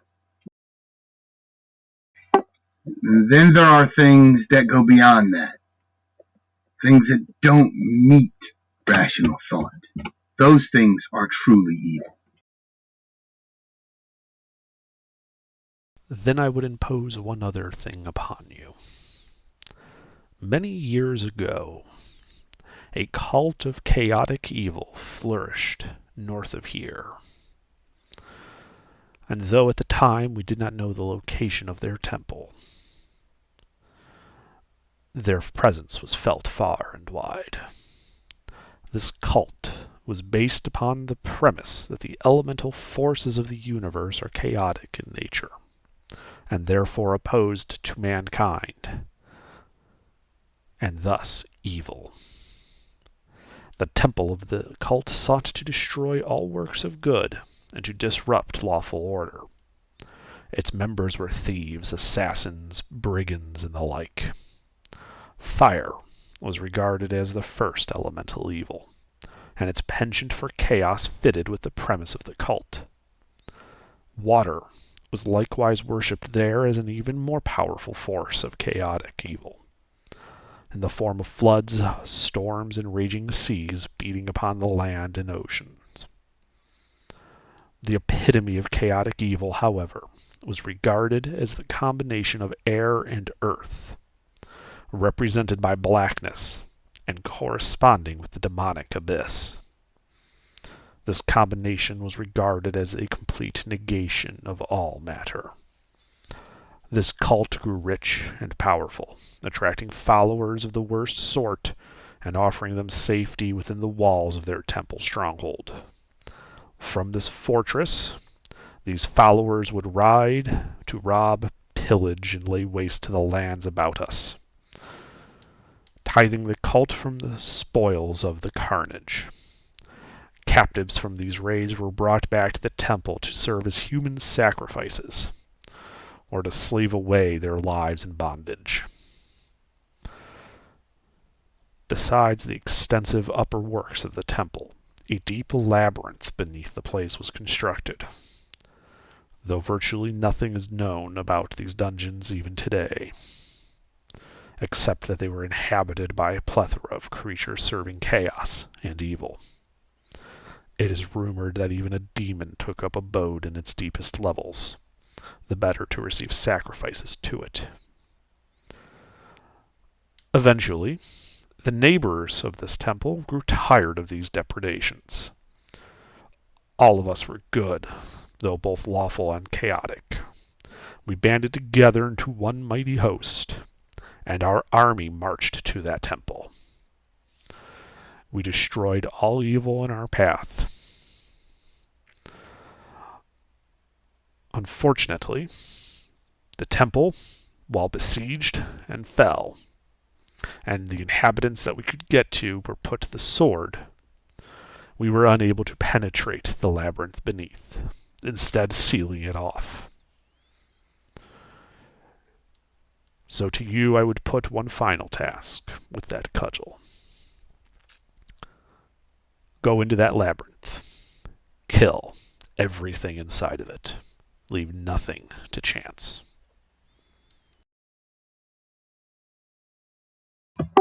It shall be done. I will personally purge the evil from that place. Then go with the blessings of St. Cuthbert and all that is good and lawful in this world. Cool! And the apparition disappears. The lights go out. Sweet! Sweet, I got a cool mace.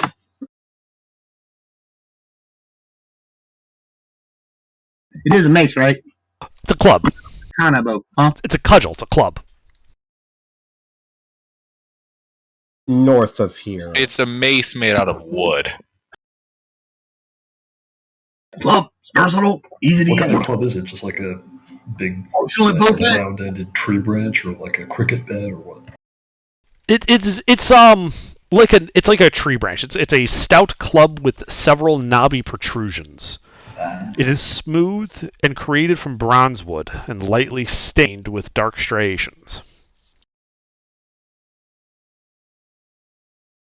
And you can tell holding it, Beta, that it is magical, though you are unsure as to what it does. This is mine. This is my new weapon. Beta will hold this. This was given to her. Damn shame we don't have a druid. Huh? She will use it to purge the evils from this world and her own.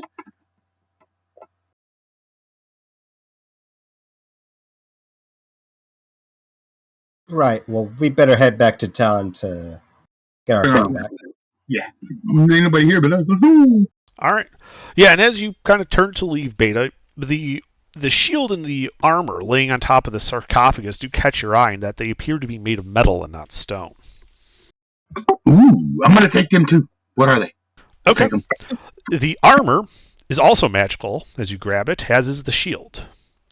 Sweet. And it is a full set of plate armor and a metal shield.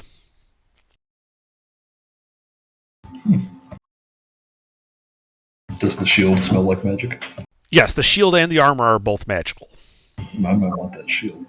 Okay, I'll give you the shield, but I'm keeping the armor. All right. I mean, I'm the only one that wears plate armor, aren't I? I think so. I mean, Yuki doesn't wear plate armor. You don't. Gilbert didn't. He's a wizard. Sleuth didn't. She's a bard. So yeah, it's just me. So yeah, that's my armor. You know, I technically could, but that looks like that'll fit you better. I am small size.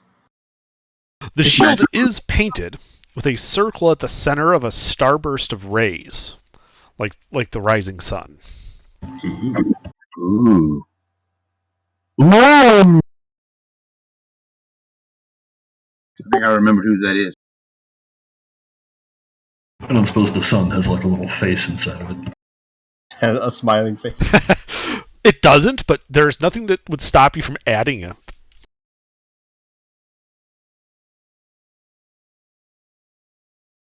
So I'm gonna take this armor. I'm not gonna. I can't put it on right now because I'd have to do like the thing. So yeah. Okay. So you guys are just standing in this dark tomb. No, we're on our way out now. We took the shield, the armor, the weapon. Yep.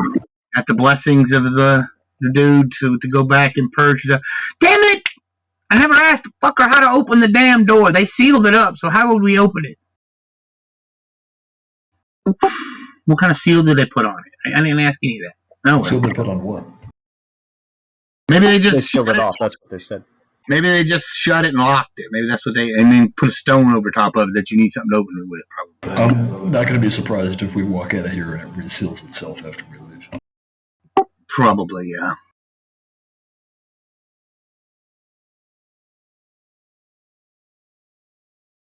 All right, so we're heading back to town.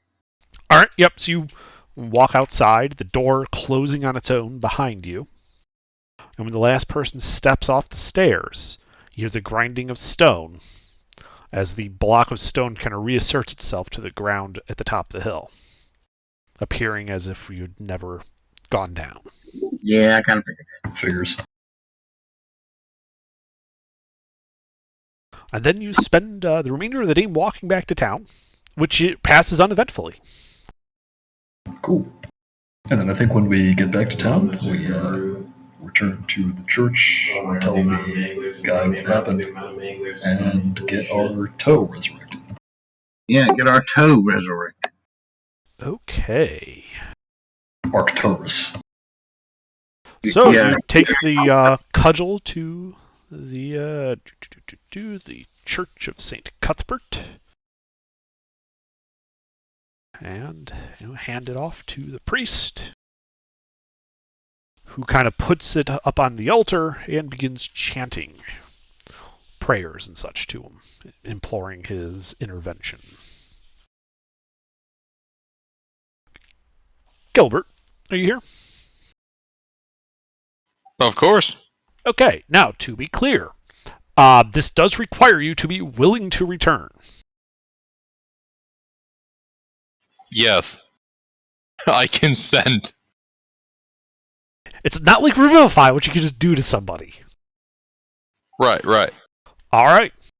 Yeah, yep, the toe you see kind of dissolve into this, mushy red substance, which then begins to glow, as if with the light of the sun. And it spreads out, forming a humanoid body. The glow fades, and Arcturus stands before this altar, naked, but whole and healthy. What is with the party and being naked? I swear. It resurrects him. It doesn't give him equipment. I mean, that's like the third time the whole party's been naked. You notice, Arcturus, on this side of the altar, which the party couldn't see, there is some folded up light robes.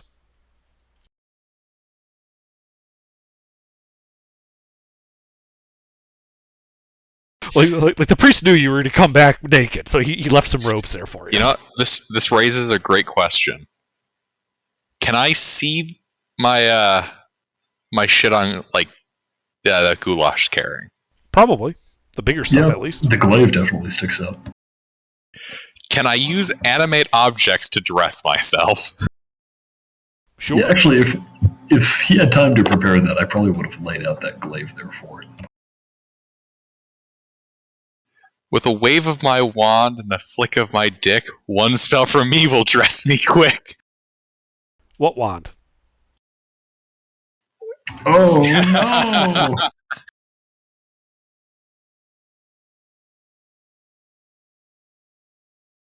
Better left unsaid, I suppose. And I will animate my clothes. Men. All right. Yeah, you animate your clothes. They dress you up. Bega's gonna turn and walk from the church. When you say your clothes, I'm guessing you want the Hydra hide clothes that you had? Yeah. Yeah, you can have those. Arcturus just T-pose as well as clothes climb on him. What else do you want? There was the... Preferably my inventory.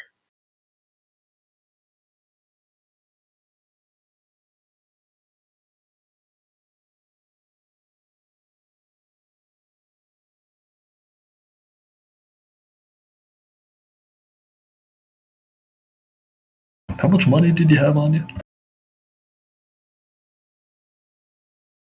Actually, here, I'll just go find it. Fortunately, I didn't change my character sheet at all afterwards, so it's 100 gold pieces and 80 copper pieces.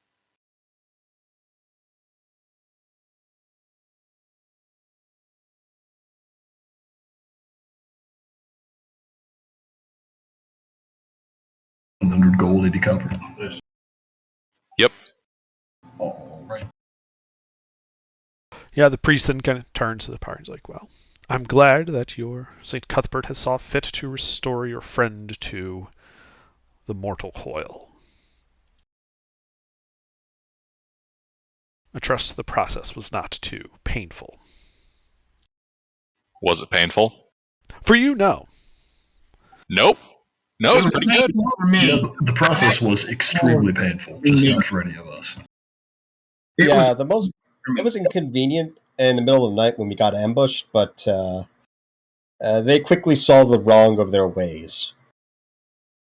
So, where the hell are we, and what the hell is St. Cuthbert? Speaking of which, I'm getting my cudgel back. Oh, well, I found out a little bit more about where you sent us. Apparently we're in this country called Greyhawk. Yeah, so Beta, when you approach it, the priest simply thanks you for bringing the holy relic to the church. And that, these type of donations are always appreciated. Yeah. Okay. Take my space. Oh, didn't the saint charge us to use that to purge the evil, like, north of there? Yeah, I'm not sure which donation you're talking about. The St. Cuthbert seemed to have other intentions for the club. No. He told me to take the club and use it to purge evil. Correct. He did not say to donate it. No, I do not donate the club. Make a persuasion check. I was given a holy task by Sir Cuthbert himself.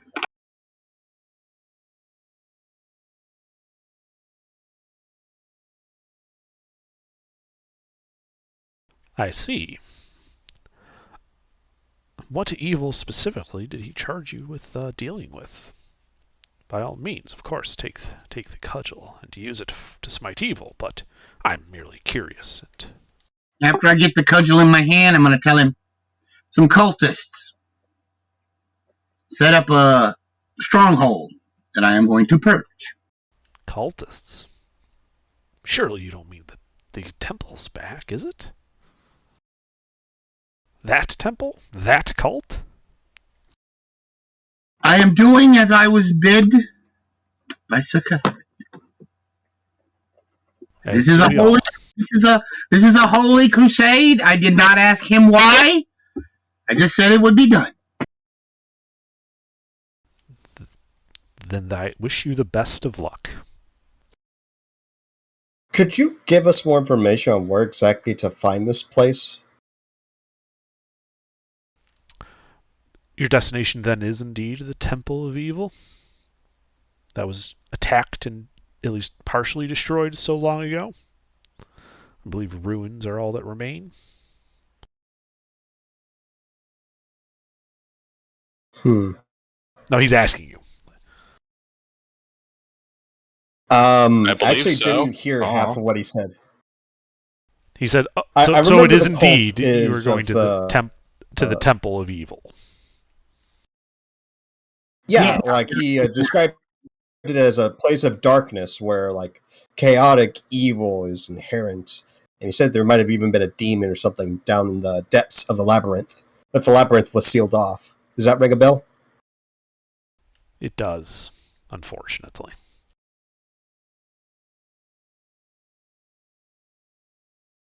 Yeah, he wanted us to unseal it and kill everything down there.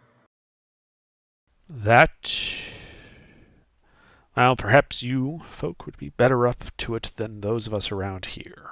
You seem to be a bit better equipped for it, if you will. As for the temple's location, that's easy. Go to the village of Nulb. It is 3 days' journey to the northeast of here. A couple hours southeast of Nulb, you will find the temple. Simply follow the stench of evil. You can't miss it. I love this. All right. But if, as you say, there is a demon inside of there, then please take this. And he pulls a flask from his robes and hands it to you, Ogami. Holy water. Useful in fighting demons and other such depravities. All right.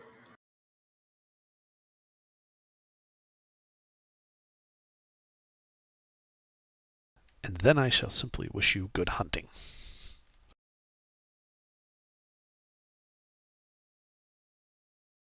All right, we need to gear up. If you ever need any priestly services, come find me here. Oh, where's that? Can I show him that rock I took off the orc or the half orc or whatever it was with the religious symbol on it? Yeah, you pull it out. He almost like flinches with like this almost a sneer on his face when he sees it and says, "Where did you get that?"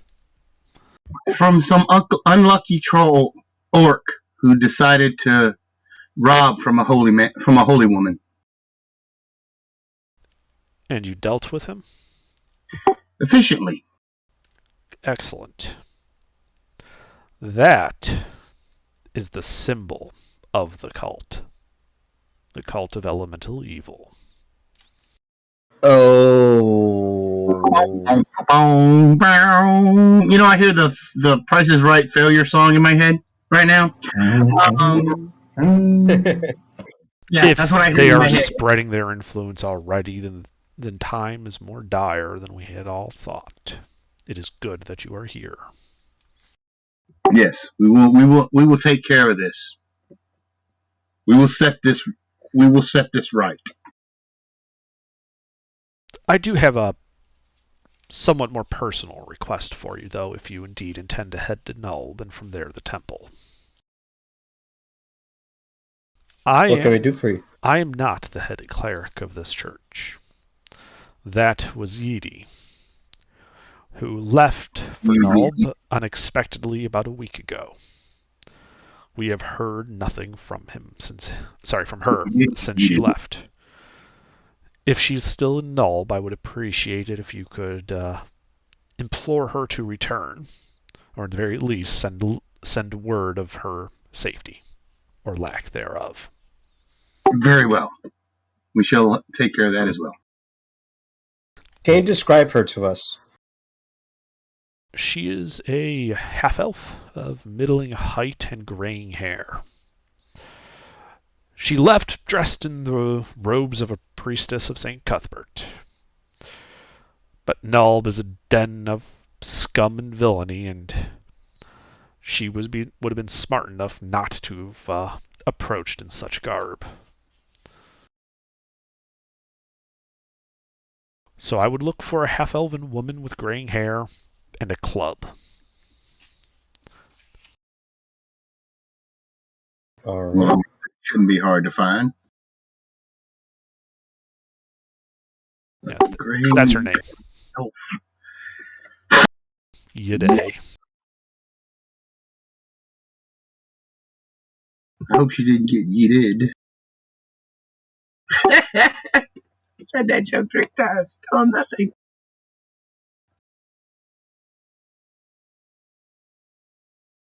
So, is the town are we able to get supplies and sell things and shit like that? There is a trade post here, yeah. Because if we're going into the labyrinth, then we need stuff.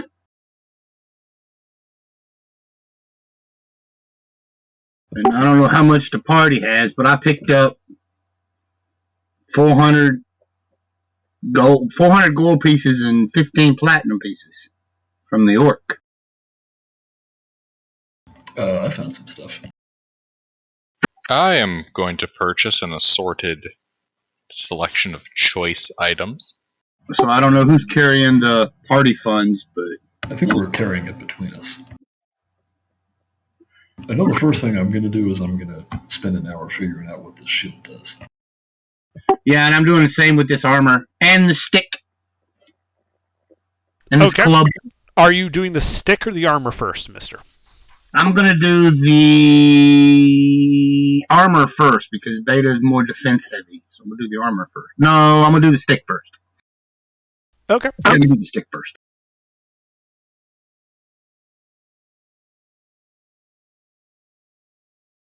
You spend an hour playing with the cudgel, and you determine that it is effectively a club +2. Hey, that ain't bad. And that despite its size and heft, it is considered a light weapon.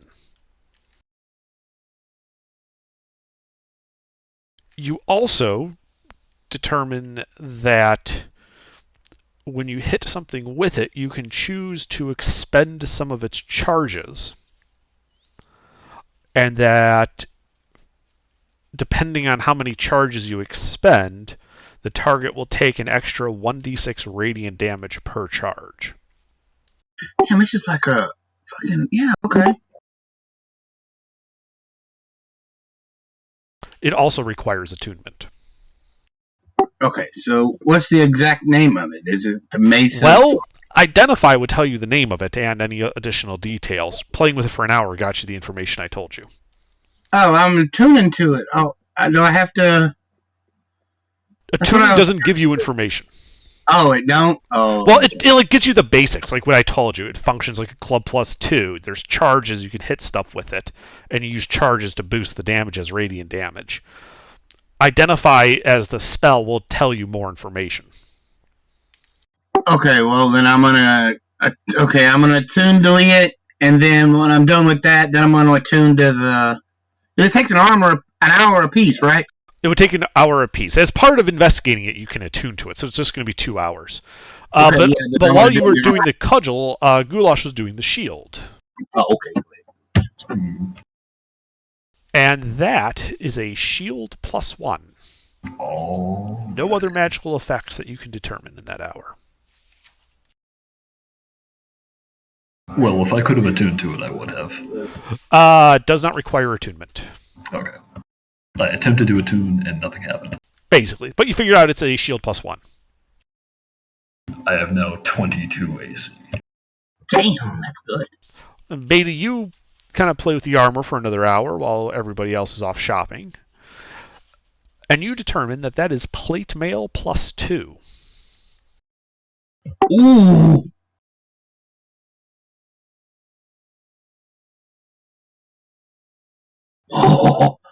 Oh, okay. That's crazy. That is crazy. What's regular plate mail, like 18? So that's just 20 flat. Yeah, 20 flat. My shield, I'm not counting my shield and other things. Yeah, so if you ward that, and also the shield, and also my helmet, you can get 23. I've got 23 right now. Oh, yeah, well, plus whatever else you have. Yeah.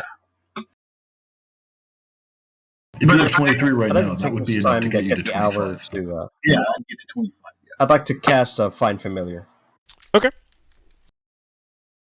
Yeah, I'll need to make an ability check because I'm using this from a scroll. Hell, actually, and maybe I don't we should have give that the in my shield to class list. Oh, okay. Yeah, Hold maybe on. somebody else should take this. So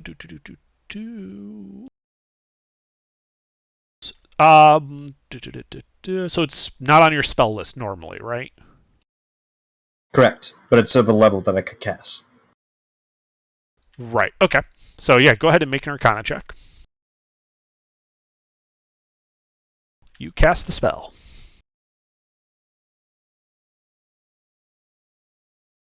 No problems. Very good.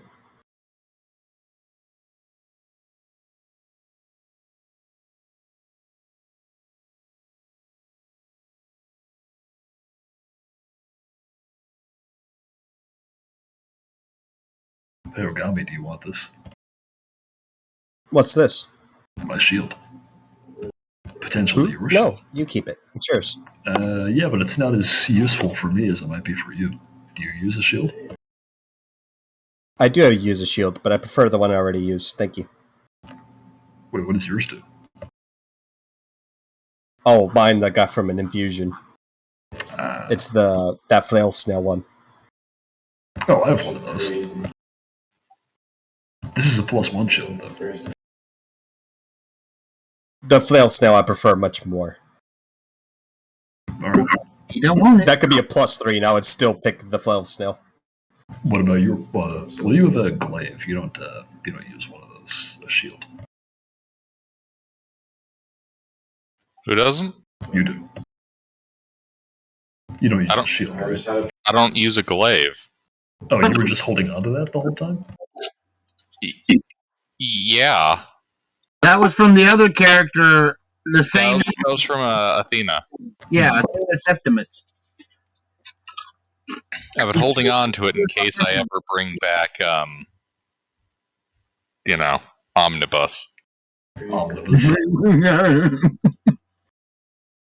I still say you should make him split personality and carry the weapons of all the other ones and just switch weapons as you roll for the day. Have first level of fighter, so you're proficient with all of them. Well, alright then. But would you like a shield? A nice shield? Who, me? No, Arcturus. Oh, yeah. Well, I would like to. I don't know how to use one. Oh, yeah, that would help if you knew that.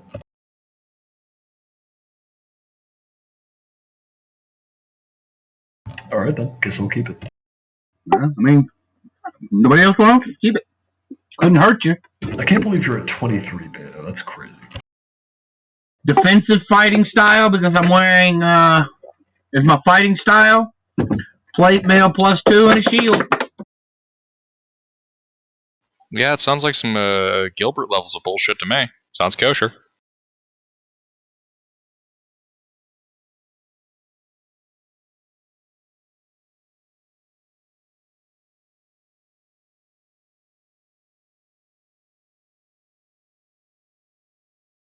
All right.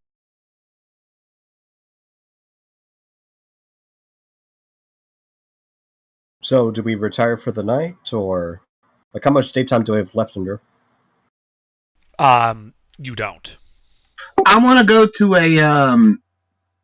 a magical shop and pay for the identify spell. Somebody cast identify on my club. I can identify it. Okay, well then I'm gonna go to you and have you identify it. I tell you to go pay someone. Then I'm gonna go pay you. I'm just kidding. Over. Oh, you should pay me. I know a guy. I'll send you to him, and then I send him back to him. I'll take care of it. I cast identify on the club. Thank you. Finally, shit. All right. All right. Let me type this up, Gilbert. See what you learn about this. Sounds almost like a Mace of Disruption. Almost. No, and then just like the Staff of Striking, instead of Force, it's Radiant. Yeah. Yeah, actually, yeah.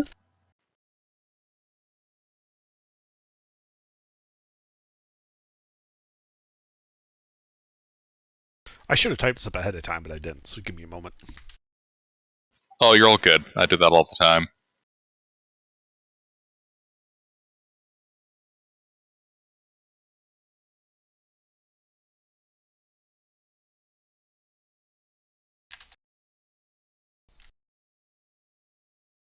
No, that's a +3 quarterstaff, though. This is only a +2 staff. Well, it could be. Yeah. Yes. Yes.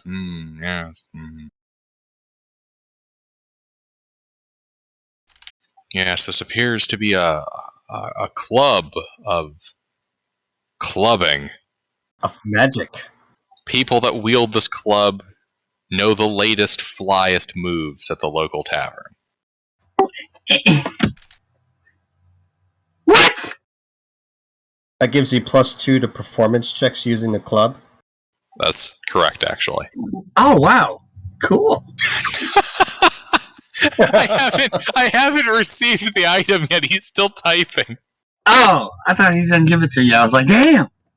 It gives an advantage on all ability plus checks. 4 to hit against all seals. God.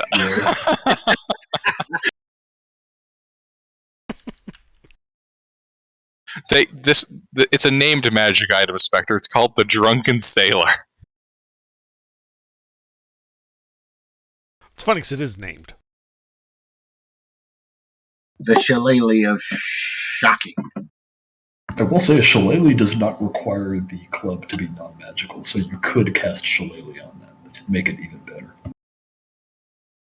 The knob of noggin numbing.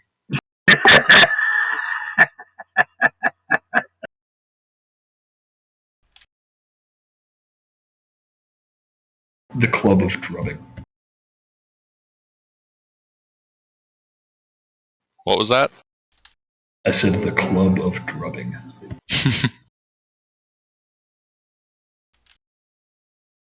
The Billy Club of Enforcement.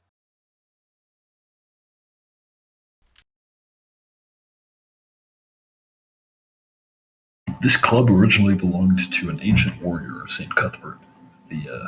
All right, Gilbert, that's what Identify tells you. When placed on your card, it prevents people from stealing it.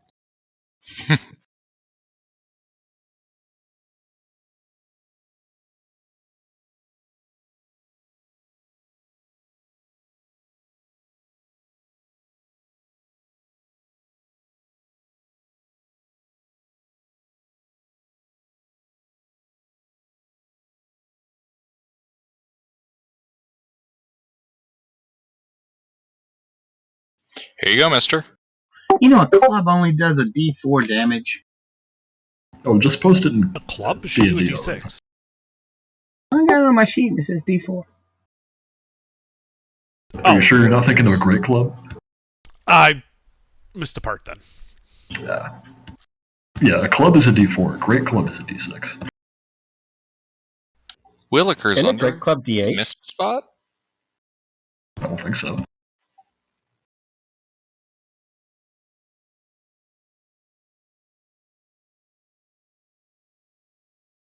Yeah, let's see. Yeah, A it's club is a two-handed and heavy. D4. All right. Great club is... Oh, it is a D8. Never mind. Yeah, no, this deals D6. I updated the description, Gilbert. All right. Of course, you could just copy paste that whole thing. Like, there's nothing. So it actually is a mace. It is technically considered a club. If you're proficient with a club, you are proficient with this weapon. Well, you can't be proficient with a club. It's a simple melee weapon. Right, but maces are martial. Oh, yeah, right. I have a fighter background, so it. Yeah. Great Wait, no, club. A mace is a simple weapon, too. Really? Oh, okay, then yes, it is basically a mace, even though the people I'm copying it from call it a club. It's really a mace. Look, older editions. It's a club, but we're pretending it's a mace. Yeah.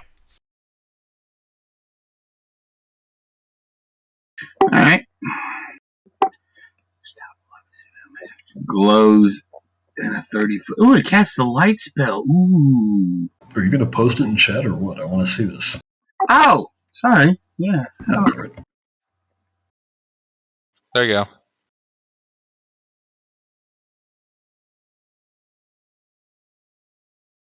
Yeah, that's awesome, isn't it?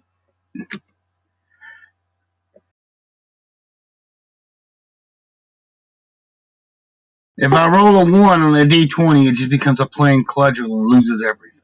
Only when you use the last charge. So if you only use 9 charges a day, you don't have to worry about that. Oh, so it's not a mace. It really is a club. It's just a club with a bigger hit die. Yeah. Or damage die. Yeah.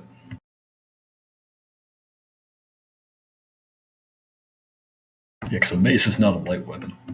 Club is club. The club is a club. Beta shall use the club. But only twice a day. It has 10 charges. No, they're only 9 times a day. A horse is a horse, of course, of course.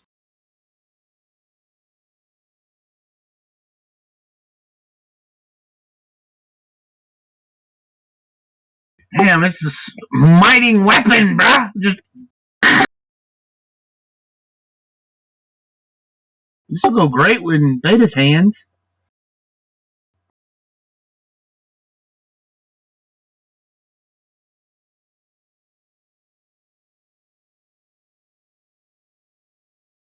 In one session, Beta goes from a backline healer to a frontline tank.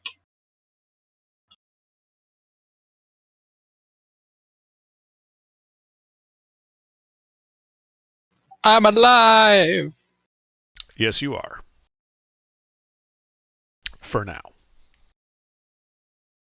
Well, you know what this means, right, Hunter? Rocks fall and just you die? Oh, I mean, quite possibly, because... I mean... how should I put this? The next time we get in shit over our heads and we're all gonna die, you know what I'm gonna pull out. You're gonna steal the cudgel?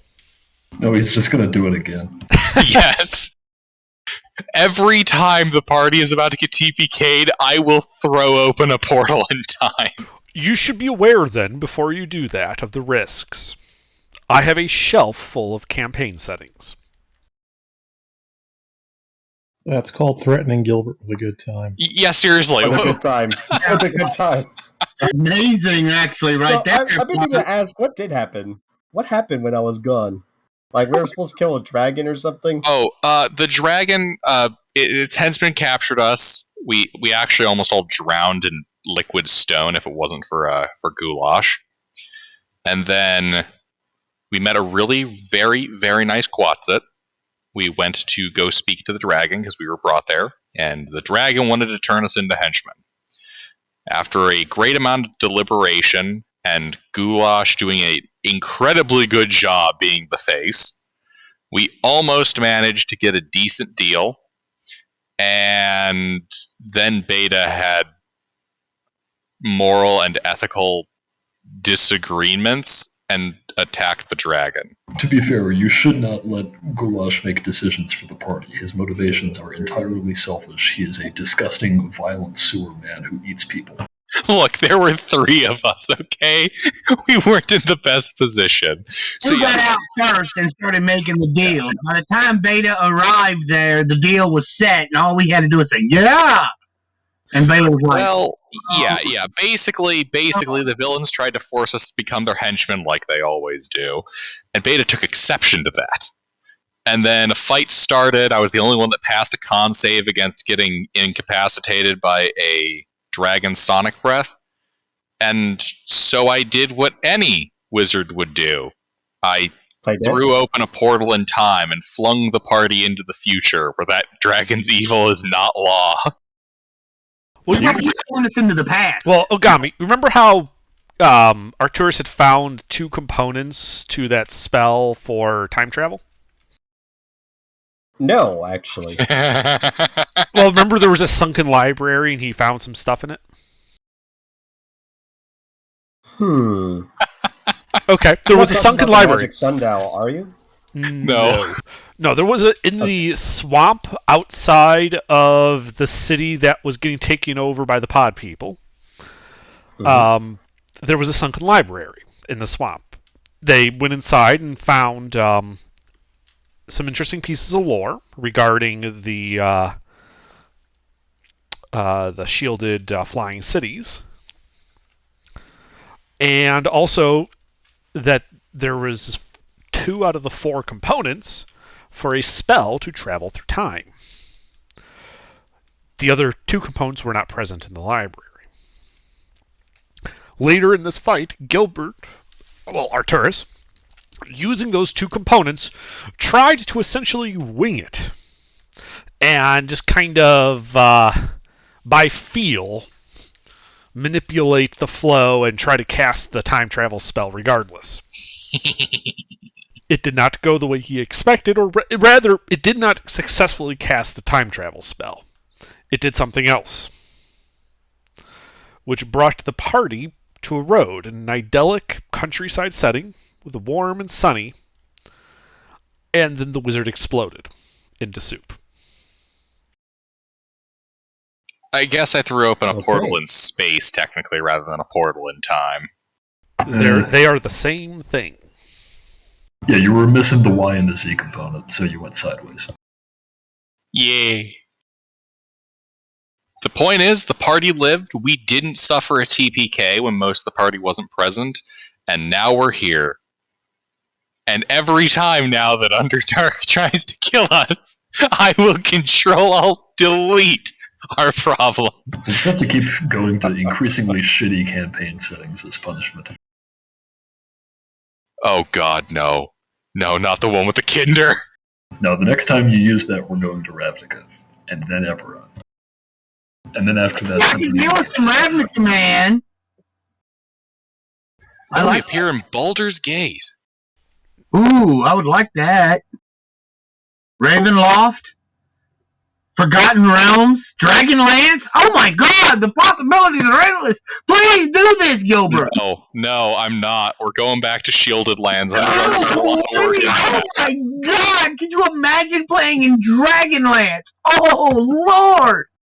Nope, we're going back to Shielded Lands. Dragonlance, home of the Kinder. Yes, I know! No, I know! Dragonlance is my favorite realm. It is my favorite realm. I swear to God, I will let us take a TPK before I send us to that accursed land. That'd be the first one we'd get to. Under just pick it and say, I rolled for it. It was Dragonlance. Or you can send us to the one with the what is it? The one with the wild magic. What is it? Dark Sun. Yeah, Dark Sun. That one would be fun too.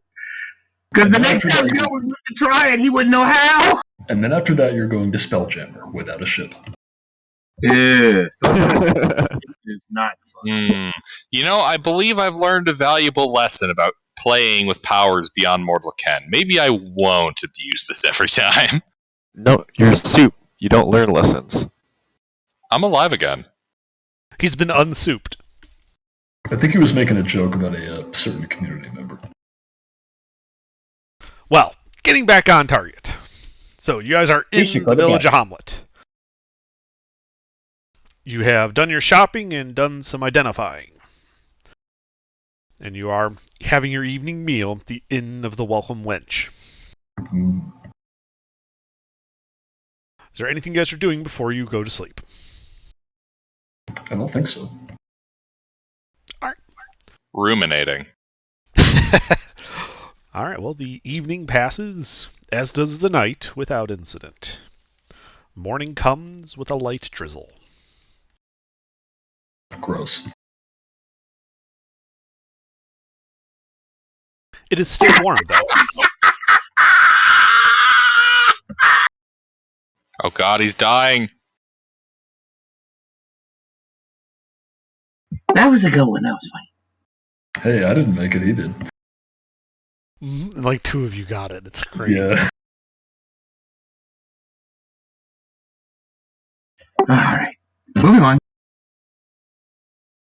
Well, we got a 3-day journey, no?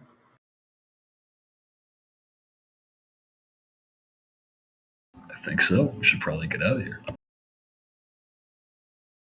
To the village of Knoll. Nulb. Nold. Can we hire a carriage? Can we hire a carriage to take us? You can. You know, at the trading post, there is a carriage, and there is some trading going between Hamlet and Nulb, and a person named Lareth is she looks to be half elven, is preparing it to travel to Nulb with some what looks to be textiles. And yeah, she says her hair isn't sandy, right? No, it's brown. Okay, that would be funny. Yeah, we're moving to. I'm gonna ask her for if we're gonna accompany her on her voyage. She takes a look at you and says, "Well, you seem to be adventuring types, yes?" Yes, that is true. Yeah. Tell you what. You're welcome to come along and even ride in the wagon and all of that, if you agree to defend us against any bandits we might encounter. Deal. We would have had to do that anyway. She shrugs like, yes, but this way I don't have to pay you. I'm paying you with the trip. Yeah, sure. All right, well. Yeah, there might be 8 of them left over, and I described the bandits that we left alive. We totally killed their captain, though. I see. Well, that is a quite a boon to this area, then. Good job. Mm-hmm. Do you happen to know the making of this mark here? I just pull out the bag I'm holding in the breastplate. She kind of looks at it. Would she know? Yes, she would. And she says, oh, that looks like Otis's work. He's a smith in Nulb. Oh. That Null place, is it like all bad news? No, not all. It's a place where people do not go unarmed, or if they are unarmed, unescorted. Like Chicago. I've never heard of such a place. However, I don't think, and she looks at, your arms and armor, that you will have much trouble. Unless you're looking for trouble, in which case Nulb is the place to find it. Yeah, I've heard of this place. They call it Nulb Rack, don't they? No, I've never heard anyone refer to it as Null Rack. I heard Nulbistan. You are a very strange group of people. But I suppose that's typical of adventurers.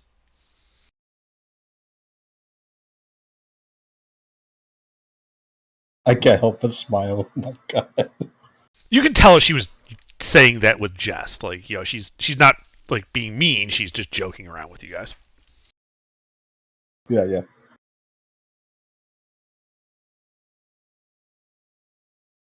Yeah, and she's got like what looks to be an oxen kind of pulling the cart.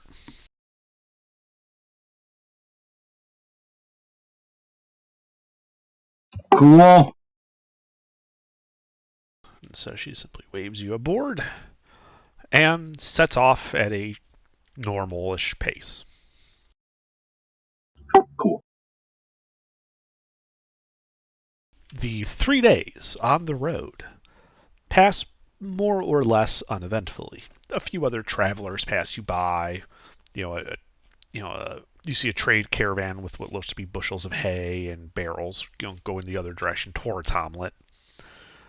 Some wolves, near the forest. But she sticks to the low road, out not going through the forest, but rather through the hills. And there's really not much hostilities on the road here. Are the bandits worse through the forest? Oh yes. We pretty much don't head down the high road anymore. The bandits have seen that it's unprofitable for us to continue going that way. I mean, the ones that we ran into on that road,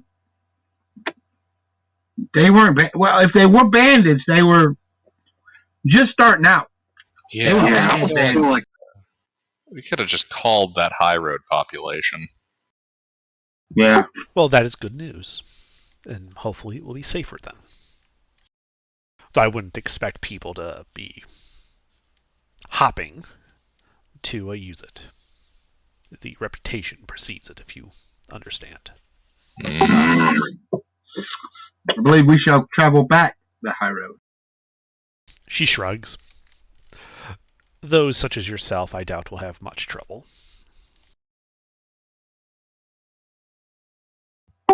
Ready? Moving on.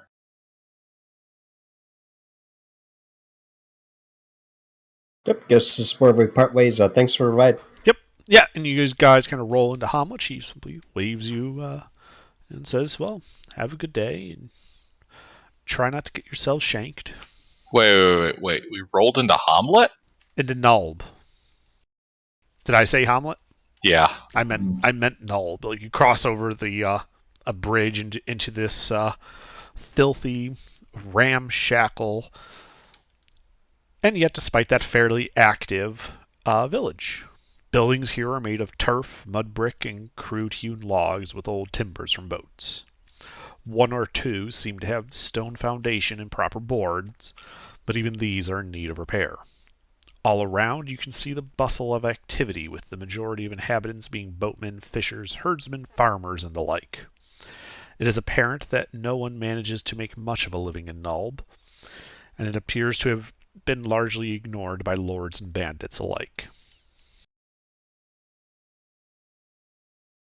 So yeah, you're standing here. It's if you want to think of it like the slums of a place. It's a village and it's all slum. Ah. Where do we go, Goulash? I thought we were looking for the temple. Oh, no, that's right. We were trying to find the... Yiddy? Yeah. Well, I know the first place I'd go. And I look for to the bar? I look for the building with drunk people stumbling out of it. That's why all right. He's used to this. He grew up in this area. Yeah, go ahead and make a, let's call it, survival check with advantage, Goulash. Okay. Because you just have a sense for these things. I like it.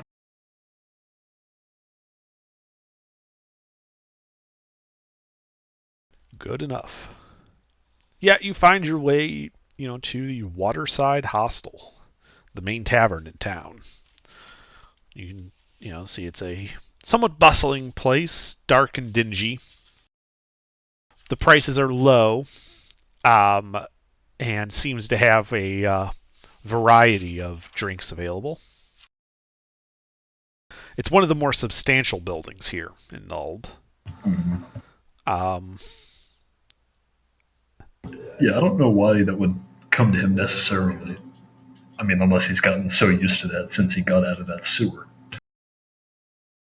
Yeah, I don't know. Maybe I wasn't thinking about that. No, I mean, it definitely it fits the character. I don't know if it fits the backstory. Right. Yeah, you can see a hardwood bar just past the fireplace wrapping around the opposite wall when you walk in. The hostler is a burly fellow with a scarred, pockmarked visage, one eye covered with a patch. The barkeep is a towering, lanky fellow with a greasy appearance, and you can see 4 employees, 2 slovenly wenches and 2 surly manservants, hover about the place.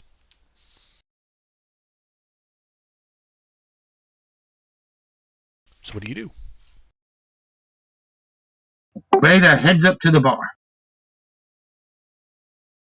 Yeah, what kind of drinks do they serve here? All right, you go up there and he kind of looks you over. Well, we got ale. We got whiskey. We got some wine, if that's more your take of things. What would you like? How much is a mug of ale? 1 copper. Beta's going to set a platinum piece on the bar. Drinks for everyone. Alrighty then.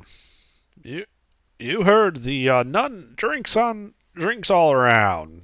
The bars kind of gives drunken, almost slurring cheer as he says that.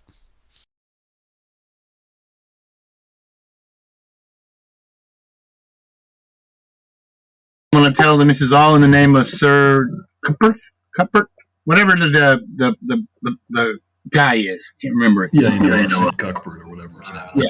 Yeah, St. Cuthbert. God damn it. Sir Cuthbert. I didn't realize Spectre became a god. I didn't remember which. Always cucking Hayes' wife. Horrible. Seriously, Spectre, I love that CK story. It's a shame you weren't there when it happened. It was amazing. I know. Because when Hayes finally pieced it together in his head what was going on, his reaction was just perfect. I'd like some red wine. You must not be here or not paying attention more. So what? All right. Yeah.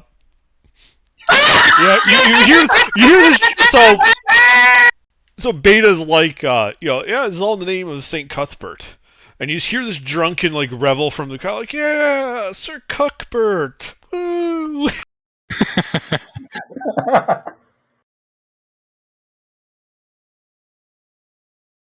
All right, a guy. Yeah, so you order a glass of wine. He pulls out this dusty bottle, doesn't seem to have a label, and pours some red wine into a glass in front of you. Don't worry, it gets Right. paid. Yeah, as it tastes. Not very good. In fact, you're pretty sure you're getting some of the dregs. Like, this is like super sour bitter. You're pretty sure he just put red vinegar in a glass and called it wine. Ooh. Ugh. Barkeep, do you happen to find, remember seeing, what's her name? Oh, it was a half-elf with sandy hair. Does that sound familiar? Depends who's asking. I am, and I put a platinum piece on the table. Yeah, he takes a platinum piece. Yeah, half-elf matching that description came through here not too long ago. Where'd you go? Well, you see, I don't rightly know much. Memory's been a bit on the flaky side.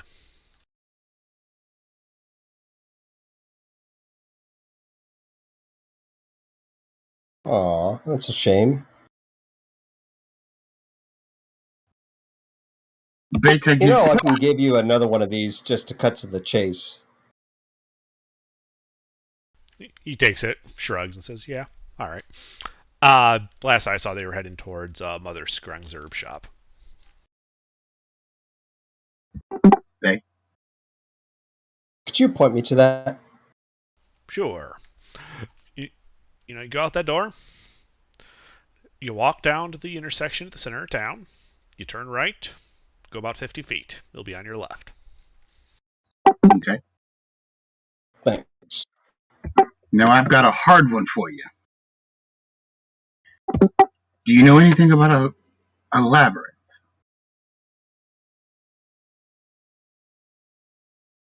A labyrinth.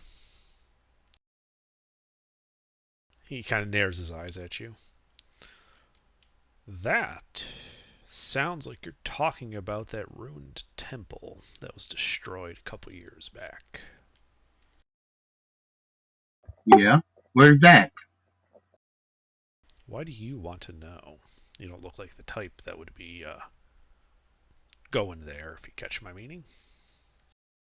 I'd like to insight him. Sure, make an insight check. Oh yeah, do I have any malices? No, you do not. Okay. You were brought back via divine intervention. Oh, cool. Oh, it wasn't resurrection. Oh, wow. Well, divine intervention is basically the cleric version of wish. So no, it was not resurrection. Cool.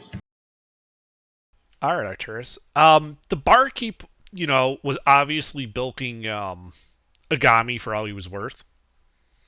But when Beta brought up the labyrinth, he's looking at her suspiciously. Like he doesn't quite believe that she's on the level.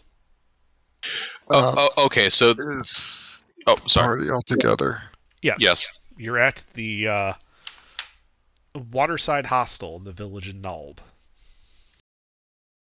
So why are we looking for this labyrinth? Because we're Question! Trying to purge it. Apparently. we're basically we're on a quest to purge it and maybe We're on find a a way mission out. from God. So he seems suspicious towards her in the sense that this is a bad place and he's worried that we might be bad people. More that you don't fit the type of people that would be looking to sign up with the Cult of Evil. I'm going to show him. So he seems like he might be part of the cult? He seems more like you're asking about, you go to the shady part of town, you go to the bar, and he asked him, how you would, make contact with the Russian mafia. They're going to think you're up to no good. Okay. Hey, could you give me directions to that shack where all the skinheads hang out? Right, the one exactly. outside town. What's a skinhead? A Nazi. Neo-Nazis. Ah, okay. All right. It's less that and more that, your estimation in his eyes is no longer very good. All right. And then Beta's going to look at him and say, because I am here to purge it. I am on a mission from God. You're a loon. But hey, you want to go kill yourself fighting demons and whatnot in there, be my guest. It's about 2 hours south of town. Thank you. Just at the edge of the woods. Can't miss it. Been most helpful. Give him another platinum piece. Thank you kindly. And then I'm going to go ahead and suddenly cast Detect Thoughts. Does his mind match what he's saying? His mind. Yep. Let's see here. His mind is currently saying that he should give... what's his face? 1 second. I need to look up a name. Basically, he's thinking he needs to give a heads up to this person.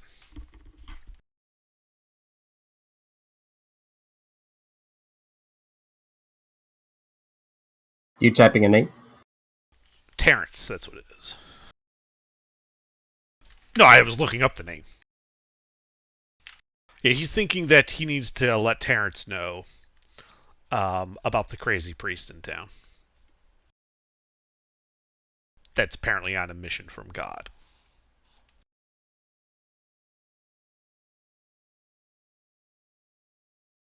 That's what you get when you. How do I want to play this? Okay, I'm just gonna seep in the mind. If you know what's good for you, you'll keep quiet about this. Nothing about make an this intimidation to Mr. T. check. Nothing about this to Mr. T. Mr. T? Where? He's gonna hit you with the Mohawk grenades. Ah, beautiful. Oh, you're gonna love this. God, I remember seeing the ads for this. He looks at you and says, "You're with this one?" And points at Beta. What did he do? Look, I don't know your business. I don't want to know your business. Ogami, he's thinking very much that he wants to know your business. But you folk, you're not from around here, I can tell. You have no idea. Right. That temple and the labyrinth beneath it, bad news. You don't want anything to do with it. I told you.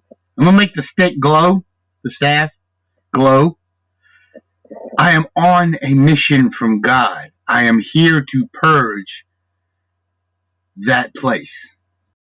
Do you even know what's in it? Well, no. Right. But I have a job to do, and I will do it or die trying. Well, I mean, I know what's most likely to occur, but if you can't be swayed, then at least go in with your eyes open. Because there's talk that a powerful demoness is said to be imprisoned deep within the depths of that temple. And you'd best be prepared for it.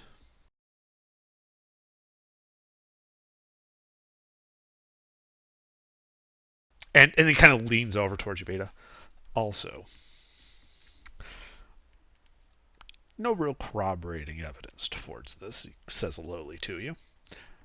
But word is the game butcher is in league with the temple. And if you need access to it, you might be able to get it from him if you catch my meaning.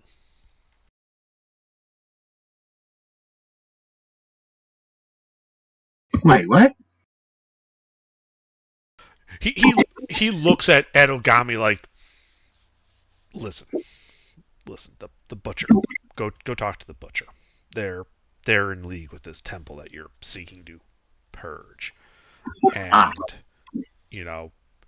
I'm sure, and he kind of wraps his knuckles on the bar top. I'm sure you understand how you can deal with that, yeah?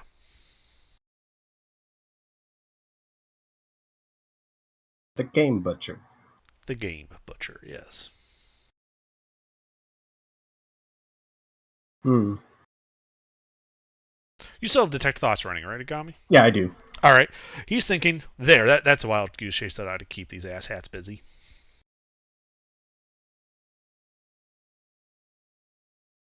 I raised my eyebrows to him.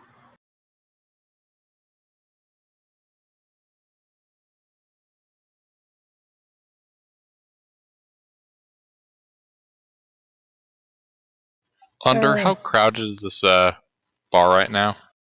Not terribly crowded, but it is bustling. Like there's room to move around and stuff. You're not like packed in here. All right. How about we all check out that lead? Sure.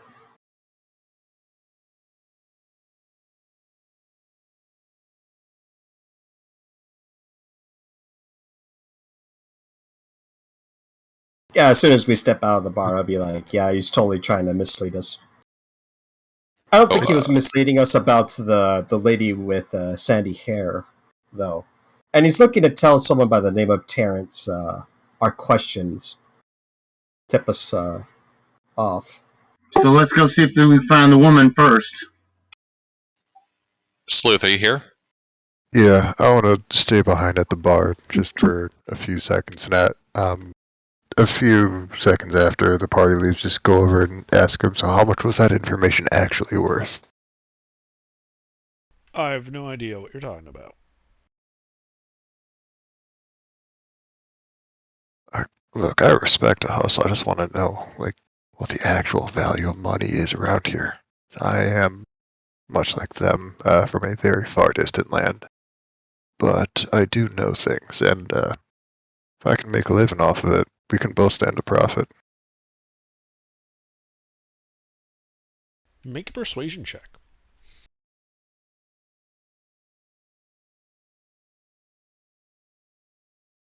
Persuasion. That is a number. Wow. Wow.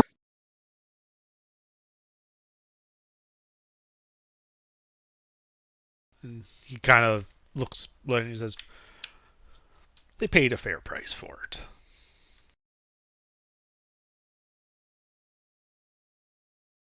Alright, then I'll go regroup with the party.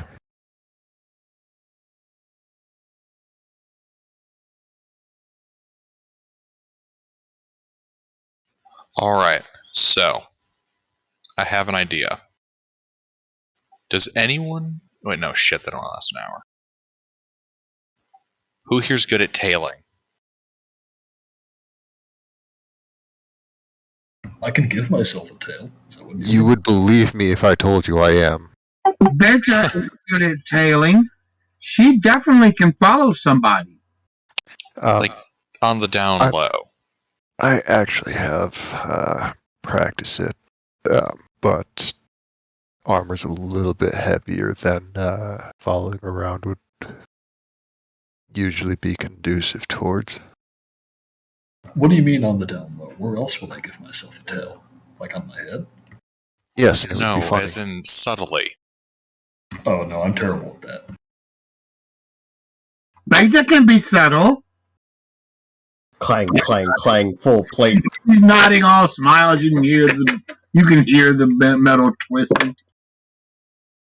I can't be subtle. I can only be sharp, blunt, or scathing. I think I might actually be our best bet for that. I can turn myself invisible. That's about as good as you'll get with me. I mean, that's the best you can get. What the fuck?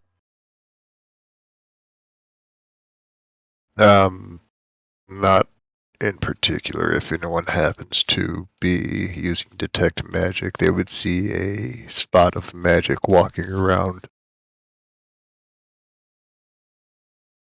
However good you actually are at hiding, that is a bit of a giveaway.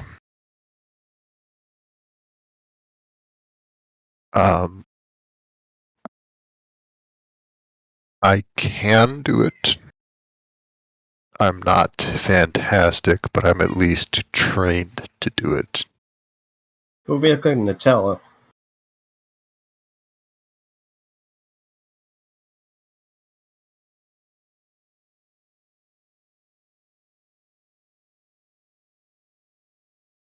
We need to keep an eye on the bartender for when he tells his friend Thomas.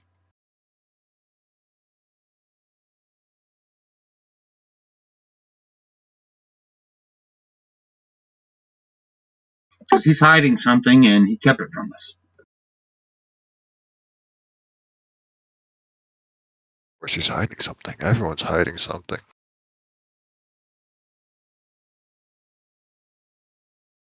If we're not going to tell anyone immediately, we should try to find that lady.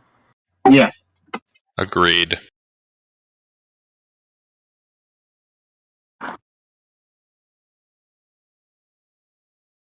So that is what we do. All right. Yeah, so nestled down a narrow lane is a turf building with a dilapidated frame, and a sign whose image is of a mortar and pestle, clearly identifying it as the herbalist shop. Right where the bartender told you it would be.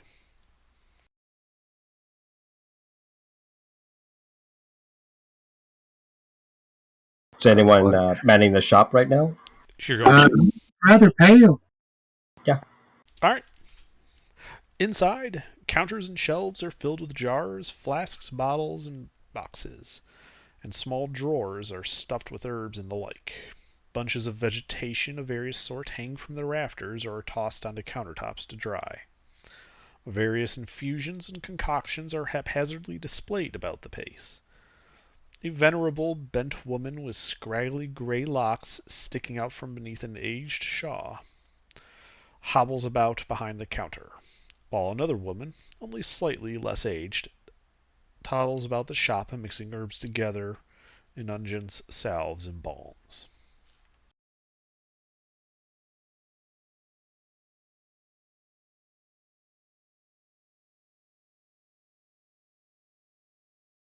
I think I'll start with small talk about seeing her wares. Is there anything that's out of the ordinary?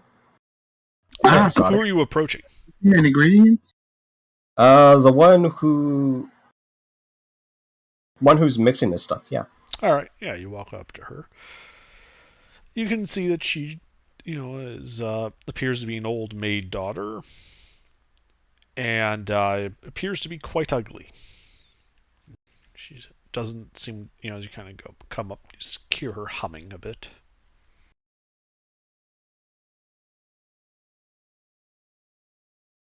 And she stops and looks up at you. Yes, what can I do for you? Hi, I wanted to know if you had any interesting wares and such. Interesting wares. Well, this is an herbalist shop. We have many herbs and spices, even ointments and balms. What in particular are you looking for? Something practical for adventuring. Maybe something to relax after a long day of work.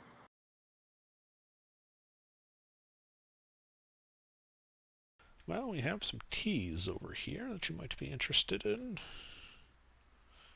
Good tea at the end of the day is always a good way to unwind and calm down.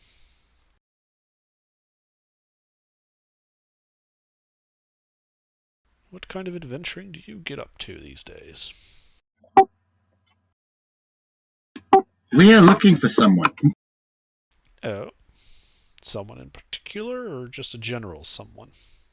No, we're looking for Yeet. Yeet.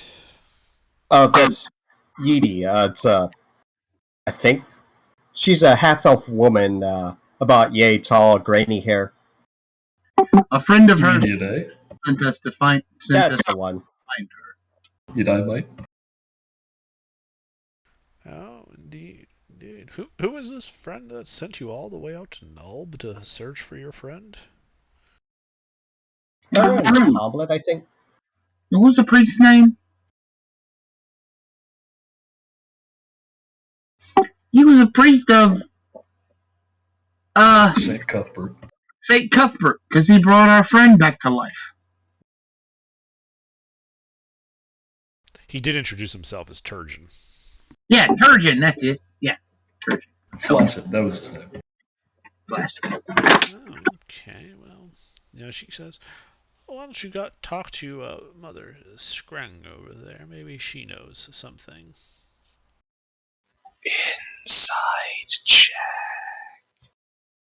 Sure, make an insight check. Pretty sure we weren't supposed to say stuff about the church. When you mentioned Yide and the Church of St. Cuthbert, specifically Turgeon, she may have the appearance of this old, wizened hag, but her eyes, have a sort of alertness about them that you wouldn't expect in someone like that.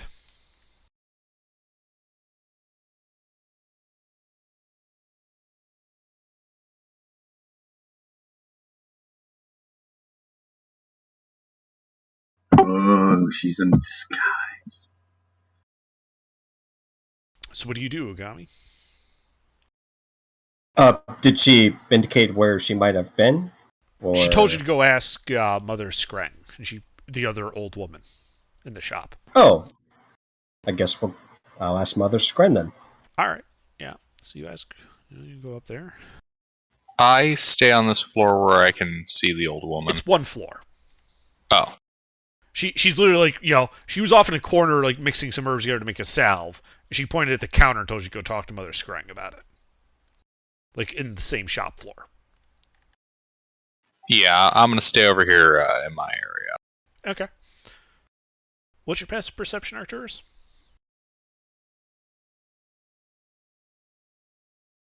19. Okay.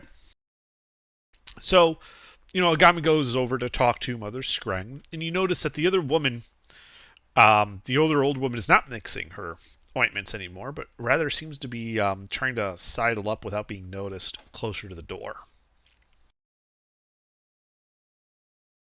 And so, Ogami, what do you say when you get to when you approach Mother Scrang, who just looks up at you when you approach? Oh, hi. We're looking for this half-elf lady about yay size and then grainy hair. Have you seen her? A number of people coming through here. What is your business with this woman that you would seek her out in this of all places? Want to make sure she's safe, that's all. Safe? This is Nulb. She has a friend that is worried about her. Does friend have a name? I say the name. Flaccid. Turgeon. Yes, I think I know something about that. Come with me back to the back room. Under? Yes. Would I be able to hot cast detect magic? I mean, you could, yeah. But you know that everyone knows when you cast a spell, right? Like, it isn't a subtle thing. Yeah. Alright, so you start casting a spell. And the old woman starts moving rather more spryly towards you, saying, whoa, whoa, whoa. None of that in here. And his hands light up. Does the spell finish as she does that, since it's only an action? Yes.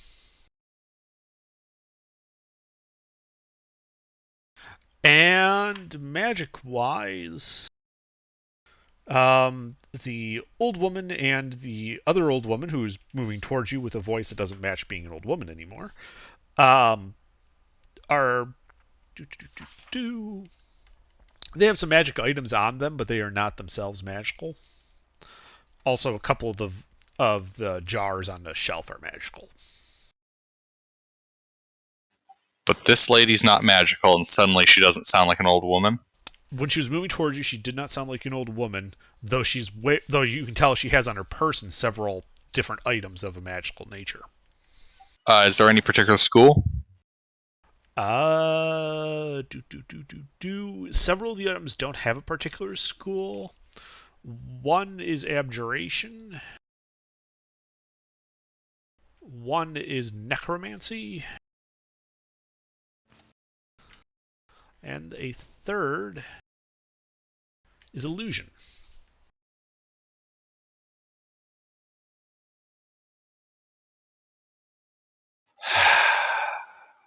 She kind of gets up to you at the door.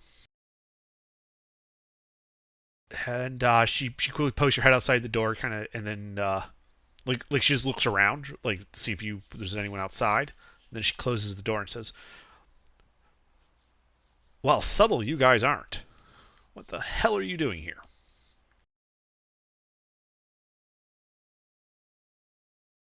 We told you. Your friend sent us to make sure you were okay. Oh, for fuck's sake! She looks at the older woman. I thought you took care of that already.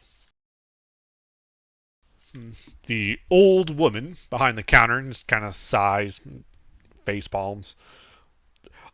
I figured Turgeon could have handled it. Apparently, he's more worried than we thought. Wait. Well, I guess the jig is up, then, isn't it? Oh, God, no! Walked into a trap! It's a trap! Who the hell are you guys? Under. I'm confused as to which one said what. So the old woman who approached me and then closed the door is the one that said what? Said, well, shit, the jig is up. And then she turned to the old woman behind the counter, called her Ide, and said, "I thought you took care of this shit."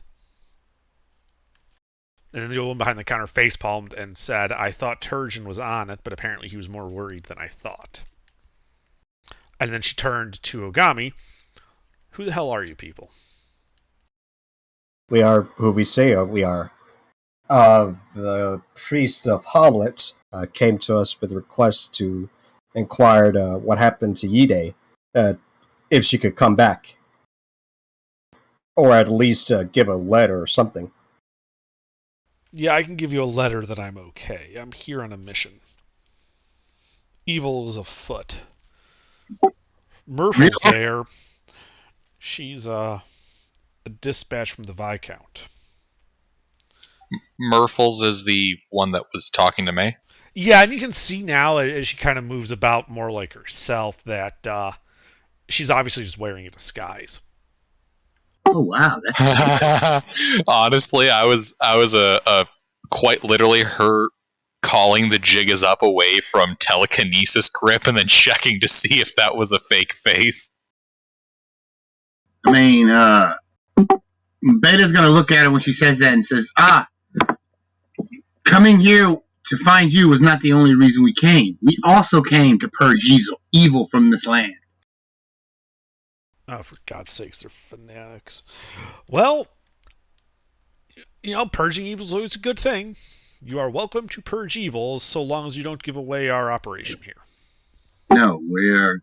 Oh, yeah, no, we're not fanatics. We're not fanatics. We are actually... Distant travelers. Yes, we are going into the labyrinth. We are killing the evil in there, and we are going home. Well, I wish you the best of luck with that. If you need any help, material help, she gestures to the apothecary around her, we can assist with that. But we have our mission here, and we will be staying here. What exactly is your mission? I'm afraid our mission is secret, and that includes even from such crusaders as yourself.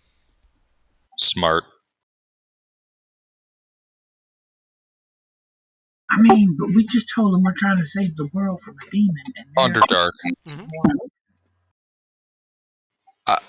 I'd like to using that kind of area of detect magic, and I guess just trying to, poke around the area a little bit. I'm just going to double check, make sure we don't have any eavesdroppers. Okay, you look around. Nothing's changed since the first description I gave you. Okay. You never know when someone's going to show up mid-conversation. Mm-hmm.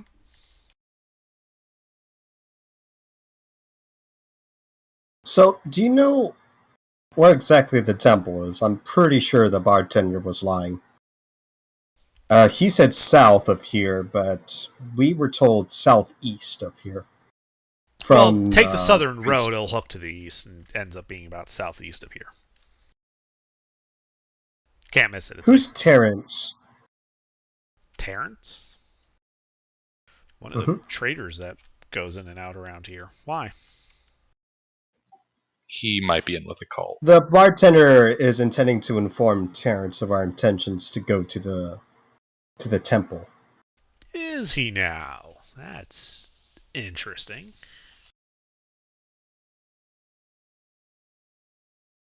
We can handle ourselves, but if we can get the jump on whatever's trying to jump us, that would be helpful. Well, she looks over at Murples, who just kind of shrugs. Our mission here was because we thought that the cult of elemental evil may have restarted. And Nulb, being the closest village to the temple, was going to be the first place that would be infiltrated. So we came here to see if, who or what has been dealing with things. And so far, the bartender, the traders, that all makes sense and matches what we've been seeing. So yes, it is quite likely that the cult is already aware of your presence here and your intentions towards them. I would expect that should you decide to assault the temple, suicidal as that is, that they will not be surprised by you.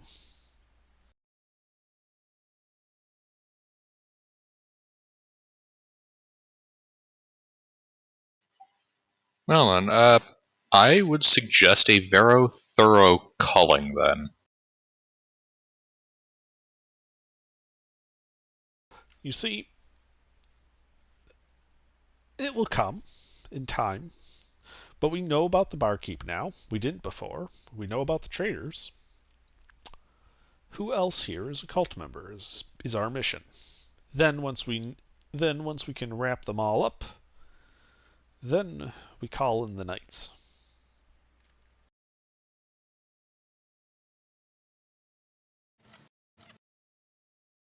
But you say your mission is with the temple itself, so do not concern yourself with the cultists here in town. They are a symptom, not the cause. If you can take out the temple, then their presence here is rather meaningless in the grand scheme of things.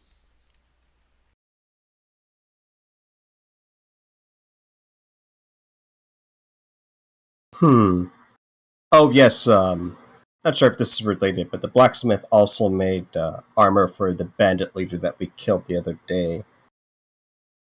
Go on the bag of holding, produce the breastplate. I see, that is indeed Otis's work. He is, he makes armor for everybody. He makes armor for coin. He doesn't care one way or the other who it is. Okay, the bandit leader also had the symbol of what was it? An eye with a tear on it. One of us has the stone. And where were these bandits found? Oh, they were found 2 days from here. Do you know that that monolith that has It's where we got the cudgel. Yes. I see. They are spreading already. Well, good of you to deal with them. That will slow them down a bit.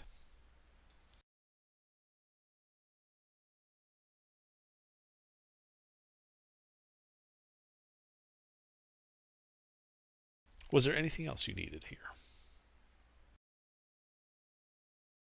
Nothing for me. You guys? Nope.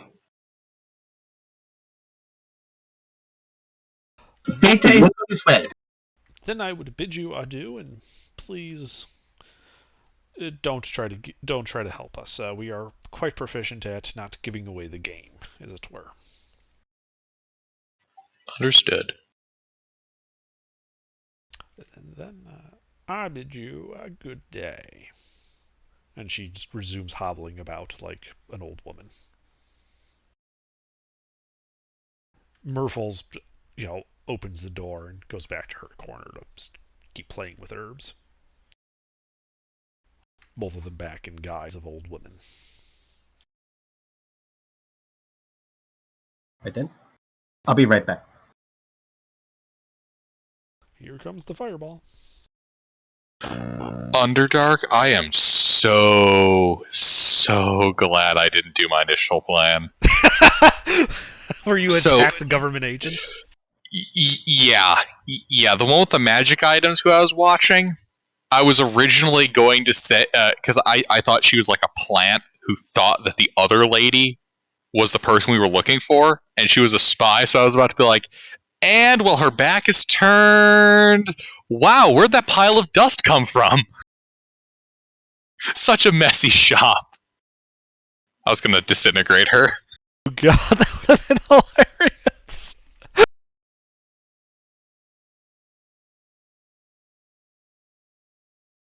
Glad I didn't do that.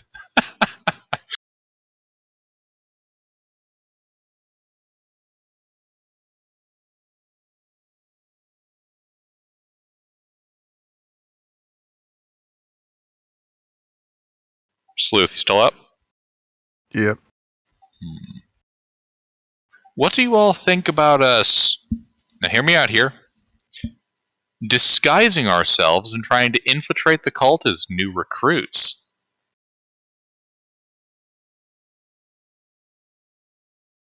How many of us can disguise ourselves? Well, they haven't seen my face. I do stay behind the cowl and hood the whole time.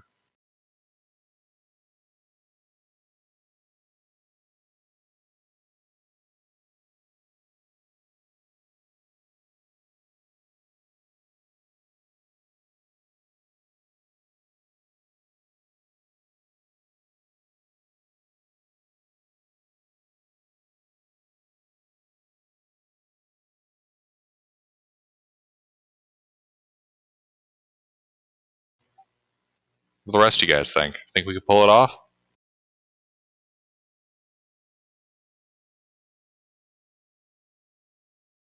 I think we can handle it. I think we can do it. You think we could pull off an infiltration?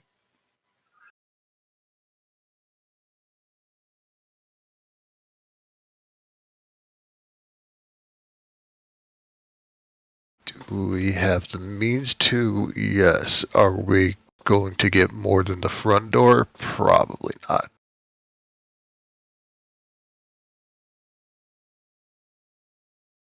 I mean, when in doubt, slaughter your foes to the last.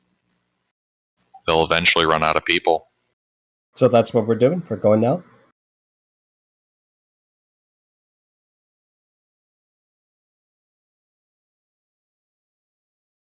Possibly. There hasn't been a consensus. What's stopping us from going? A lack of consensus. We should go.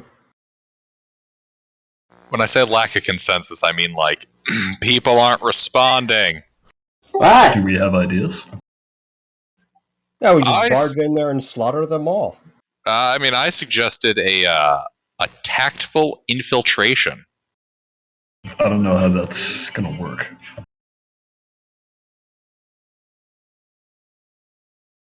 Especially given that they know we're coming.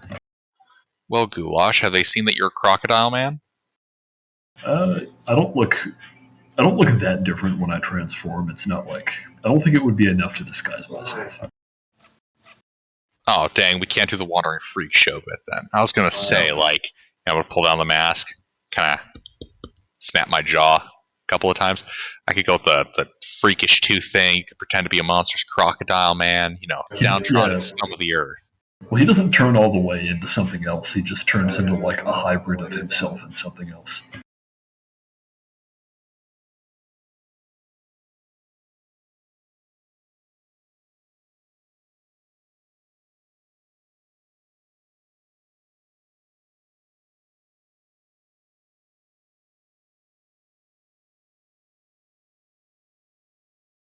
Okay, say we go sneaky break. How does that work? Well, it depends. Are we going undercover sneaky break, or do we just attempt a slower, more careful infiltration?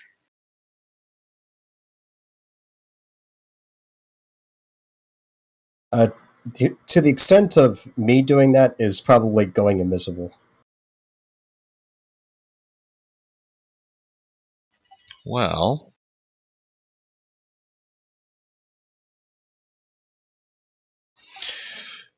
in the future, I could potentially acquire a way to open up a passage through the side into their base, or I do have the ability for minor excavation.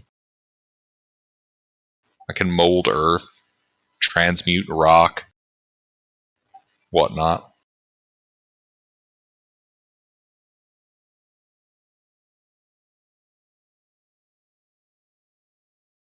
I'm pretty sure I could find us a way in if we needed it.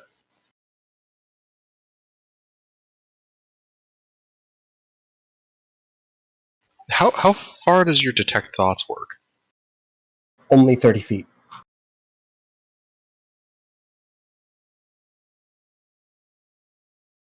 Still, that would be pretty useful if we're trying to dig a tunnel in.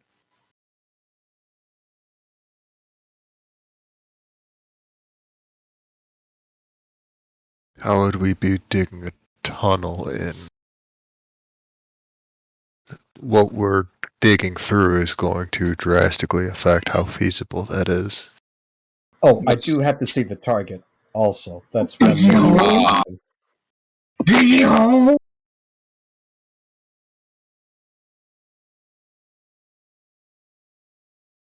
If we have to go through something like stone, that's not something that mold earth can deal with, and any pickaxes or sledgehammers would make too much noise, or I can turn stone and rock into mud.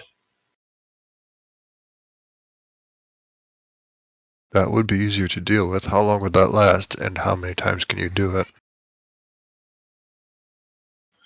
Right now, I can turn about now I can do 2 sets of 40 cubic feet every day.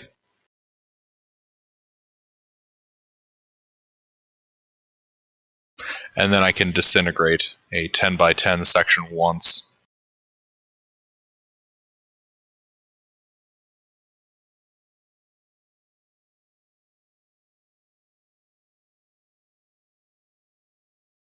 It might work,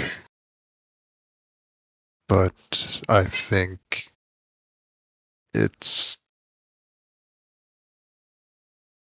going to eat up a lot of our magic depending on what we run into underneath their base. And it's also probably just as likely to fail as a disguise and invisibility infiltration. A fair point.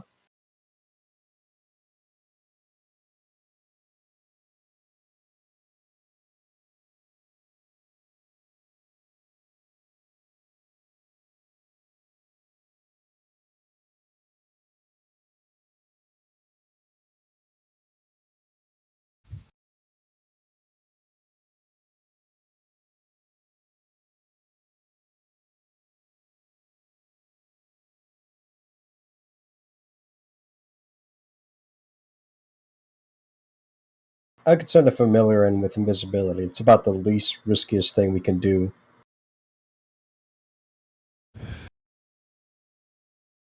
I think your invisible familiar would be our best choice for a first investigation, but if its cover is blown, somebody hears it or closes a door on it or something, they're going to know somebody's spying on them, and we won't have anybody near them. At which point they just hole up for a while. They're They probably doing already that know anyway. we're here. Yeah, so I mean, yeah. Assuming we trust the information of the half-elf.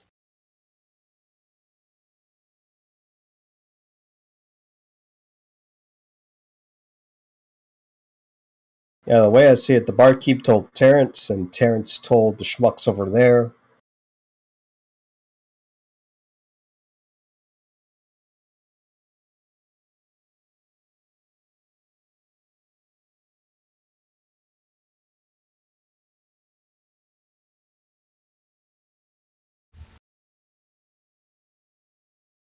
And I think their best bet's going to be people who can disguise themselves and distract the front door guard. Anybody who's not great at lying and giving that kind of distraction would just go invisible and sneak by while they are preoccupied.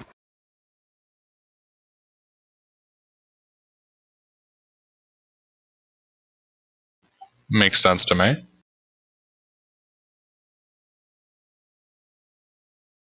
Sure, we can try that. Do we have any robes from these cultists or whatever uniform they have? No. Bandits just look like bandits, right, Andrew? Yeah, like the one was wearing the breastplate, the others were in leather armor. Other than that rock with the eye on it, there was no indication they were members of anything other than being bandits.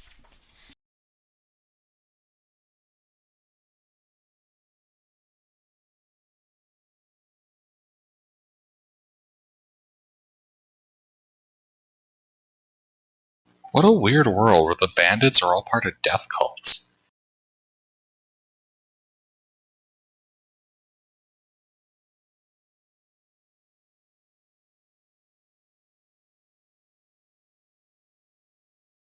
Well, we have a plan, or at least something resembling one. Should we get going? Yeah, let's go. Where are you guys going? To the cult base. Heidi ho, cult leader. We're selling Girl Scout cookies. Okay. So you head out, from Nulb. The road leading south of Nulb is rutted and spotted with rank weeds, thistles, burrs, thorns, nettles, etc. Some foot and animal traffic has been obviously using the track, but it is not a busy thoroughfare. A few hours pass by on it. You don't see a single other person on the road with you. As you approach the area by the temple, the vegetation grows disconcerting. Dead trees with a skeletal appearance. Scrub growth twisted and unnaturally colored. All unhealthy and sickly looking, or exceptionally robust and disgusting. The ruins of the temple's outer works appear dark with overgrown mounds of gray rubble, dotted with blackish weeds. Skulls and bones of humans and humanoids gleam white here and there amidst the weeds.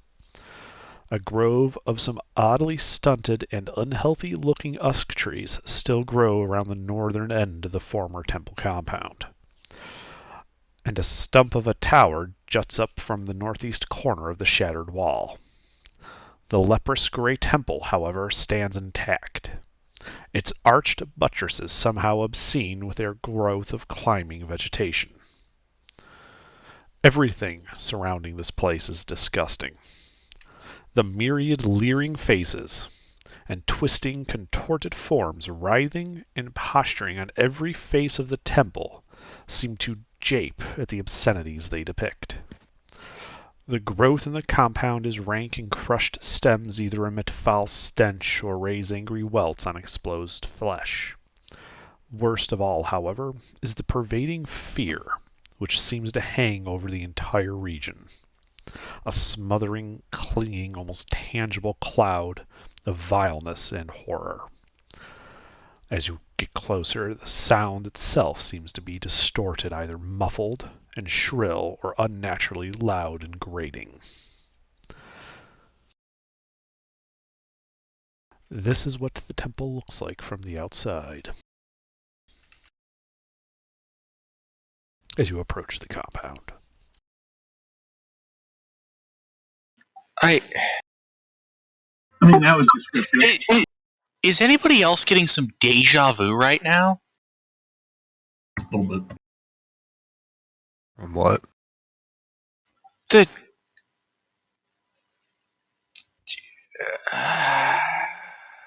Demogorgon's place. I was thinking that too. This yeah, looks like the doors are outside. spooky.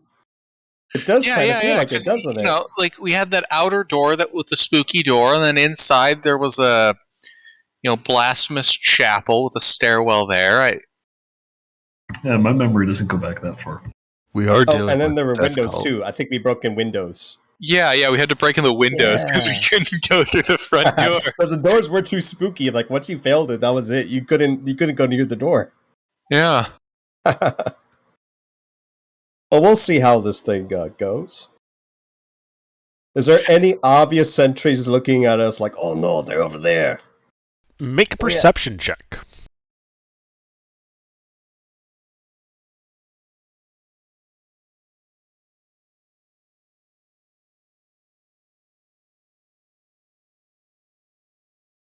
You can see, a couple of people dressed as bandits, on the grounds patrolling. At this distance, they don't seem to have noticed you guys on your approach. A couple of torches are kind of lit periodically on the ruined wall, though only two of them near the northeastern tower appear to be currently lit.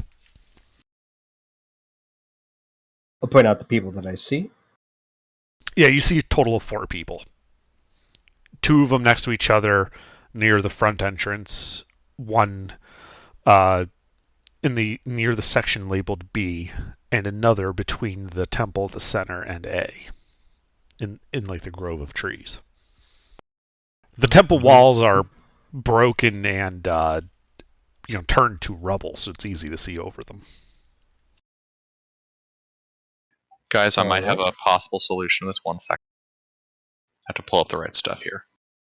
Is your solution to set it on fire? Not quite. 1 second.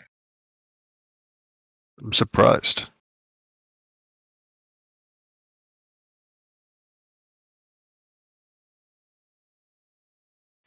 So, if we wanted, I could attempt to thin their ranks with some unexpected opposition. I got some unusual-looking friends I can call on. Not bad.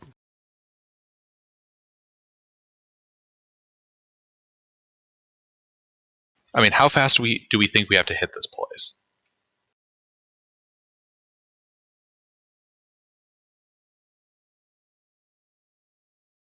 I mean, those guys don't look like much to me. I mean, once we get inside, that's when the problems are going to start. But the outside shouldn't be too much of a hassle. All right, then. I mean, this will last an hour at least. Yeah, we kill the ones on the outside and gets the doors open, then the fun will begin. Mm-hmm.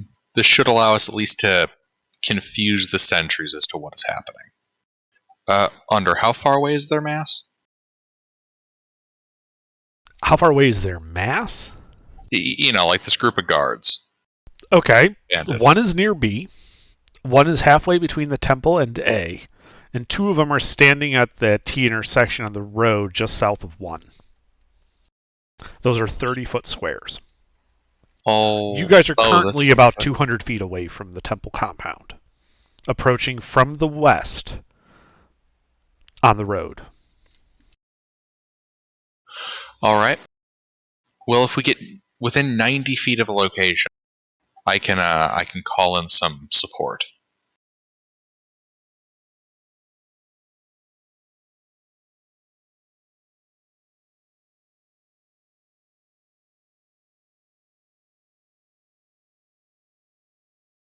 Should we try to sneak up?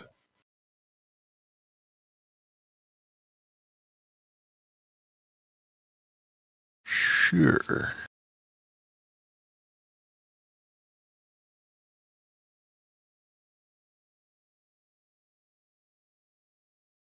All right, well, if you guys are trying to sneak up to somewhere, where are you sneaking to? Well, we've got some distance between us and the fort. I'll cast invisibility on myself.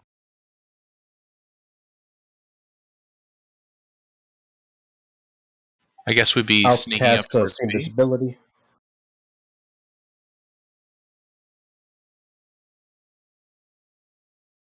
And then I'll cast see invisibility on myself. And Okay. I better also cast it on the Steel Defender. I'll do that. I'll mount the Steel Defender and we're both invisible.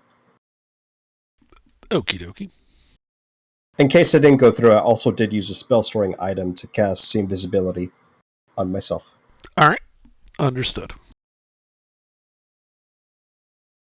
So what I have is that Arcellus has cast invisibility on himself. Agami and his robot are invisible as well. And you guys are doing what now? Trying to sneak up so I can Sneak up to summon where? I don't know, the road? I don't know, we're trying to get as close to B as I can. Like, what kind of wall is that? How crumbled is it? It's pretty crumbled. It's only about 5 feet tall. Like these walls, like these are like 5 foot tall, ruined, piles of rubble in the shape of a wall because that's what they were before they were destroyed. Caught you red fucking handed. This is from 2019. I wasn't hiding it. No. It's literally the same fucking map. We did it! We caught the dungeon master reusing maps! Woo! Sorry, continue.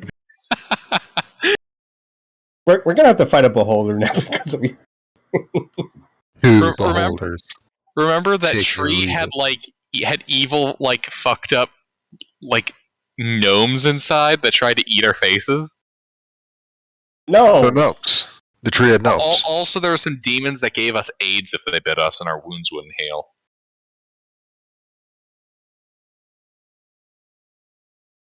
Okay, yeah. Let's I guess try to sneak up. I'd like to try to sneak up towards that western gatehouse, angling towards the tree guy.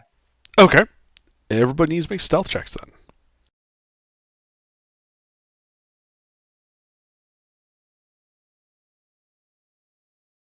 Oh shoot. Does invisibility give advantage? That's right. Not really. It doesn't definite any of your footfalls or whatnot. Can I shape change into a tick and ride on Arcellus? I suppose. This is not going to take long. So that's a no on advantage? Correct. Hey, look at that. Even with plate mail.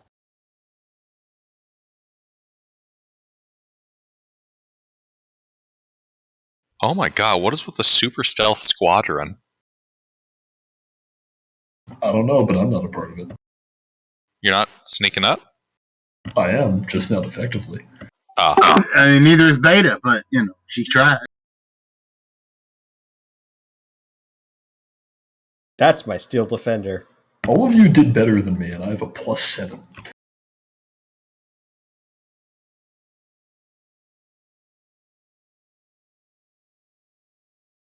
The Barbarian is the sneakiest one here somehow. It's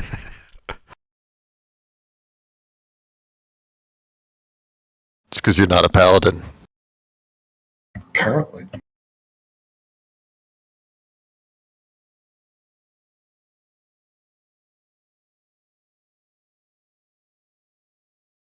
All right. Yeah, so you guys get up to that wall. You hear the sound of someone lighting a pipe on the other side, like a smoking pipe. How far away? Sounds like 90 to 100 feet away. The sound of the pipe. Very nice, very nice, very nice. So, since he's about 90 to 100 feet away, I would like to stop being a tick. And I'm going to call in some help. I am going to summon in a ghost of one of my ancestors right by him. A man in burnt ash-covered tabard and helmet, ablaze in blue flames, is gonna pop up next to this guy. Come on out, Regulus. All right. So what are you doing exactly? Like that's a spell, I assume. But what Yes. spell? Summon undead. Aha. Okay. I am summoning the ghost of a dead family member. Okay. You summon him. You hear the sound of the pipe shifting, and you guys should roll initiative.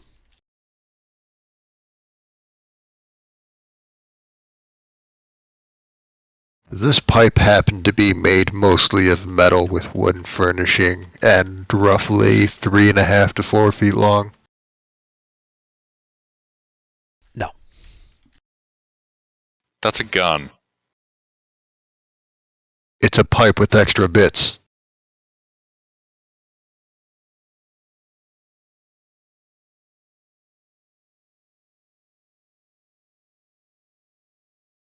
Oh, okay. And apparently this thing will take its turn after my turn.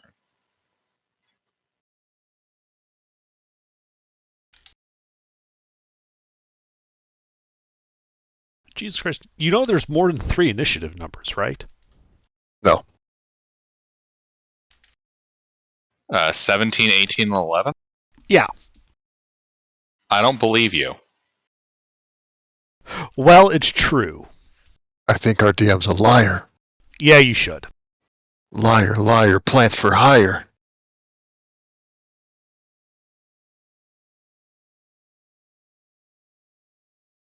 Okay. That's a stupid idea, just had for a druid. So you hear movement on the other side of the wall. Like the sound of a guy moving. Mm-hmm.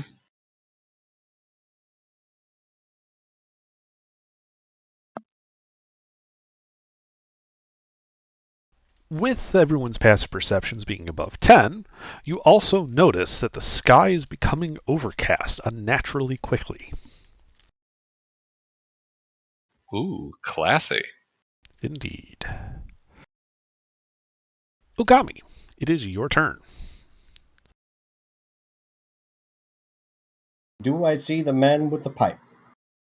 You look above the rubble of the wall. So you guys were hiding. You were in stealth. Sure. All right, you look up. Yeah. You do not see him. You see the, Regulus standing over there, but you do not see the man. Was he there just a second ago? He was there before you guys got to the wall. Like, when you were approaching. Okay. How far away is the building from me? The building is 100 feet from you. Sorry. No, I misread that. 1, 2, 3, 4, 5. 150 feet. Okay. Is there any more of this wall that I can hug to get closer? No, you're at the closest point. Like, you are directly... Like, B... The building, you mean B, right? Or do you mean the central temple? Wherever that smoking dude was. Yeah, he was by that pile of rubble at B. And, that's 150 feet away. He wasn't right next to it, but yeah. He was nearby. Okay. I think I'm just gonna keep cover and wait to see what happens. Okay, when you say keep cover, you mean you're ducking back down and losing line of sight? You know what? I'm invisible. No, we'll stay like 3/4 cover, peeking out. That's it. Okay, make a stealth check.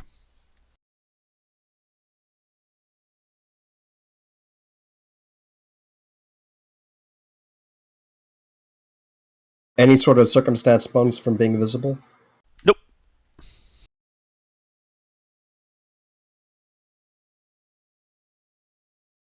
That's it.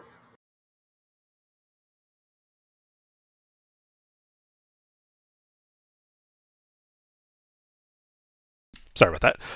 All right, Beta. So I can't see anyone? Do you pop up out of hiding? Yes. Yeah, you pop up out of hiding. You don't see anyone. You just see Regulus where Arturus summoned him. We're trying to get in, right? And we heard something moving. Yeah, like you saw a guy standing there smoking a pipe next to that pile of rubble 150 feet away across the wall. But now he's not there. You guys were were hiding as you approached, so you didn't have line of sight on him the whole time. Oh, he must have saw us and went back to warn everybody. Shit. Well, I'm gonna start towards there. So you're hopping over the wall? Yeah. It's only 5. All right, you hop over the wall. And then as you do so, you realize right on the other side of the wall, looking right up is the guy with a solid black blade. And he's going to try to stab you as he had a ready attack. Okay. Oh, that's neat. Yeah, he was also hiding. He flubs it terribly. Yeah, and so you are right next to him, Beta. Beta is going to introduce him to the business end of her stick. Roll to hit.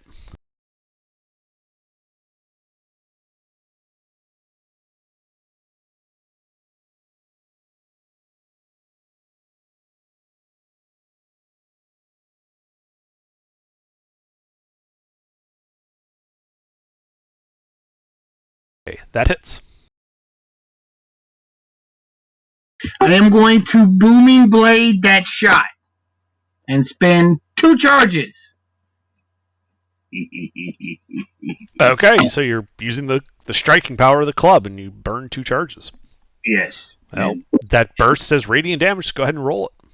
Okay, I gotta roll all this damage. Hold on. Yeah, so it should be like d6 plus 2 plus your strength mod plus the 2d6 from the charges. Plus, I'm casting Booming Blade as well because I can use it any melee weapon. Oh, no, I can't. Oh, wait. It's either your normal attack or cast Booming Blade. Oh, if I remember right. I couldn't use Booming Blade with the weapon? No, you can. What it is you, as part of casting the spell, you make a melee attack. It's only one attack, but you can make one attack with it. And then if you hit, you do the extra stuff from Booming Blade. Right, that's what I did. Right. Okay. You're fine. Okay. Yeah, I was misremembering it then.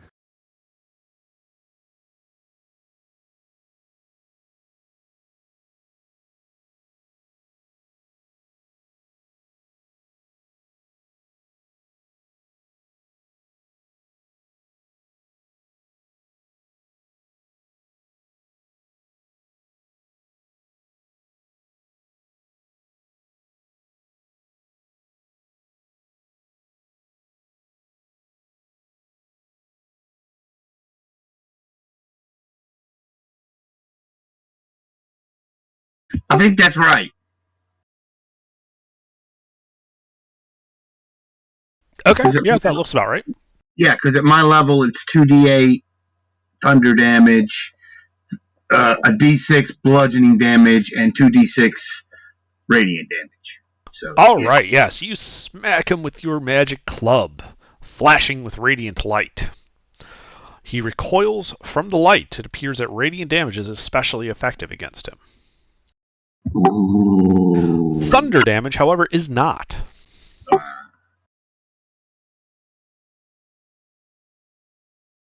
But hit him with a radiant weapon. Let's see what he does. Yeah. You also notice in the flash of the radiant light that this man, while he is in solid black robes and carrying a solid black blade, you get the chance to look under his hood from the flash, and you realize that while it is in the shape of a man, this is a creature entirely of shadow. He has no face.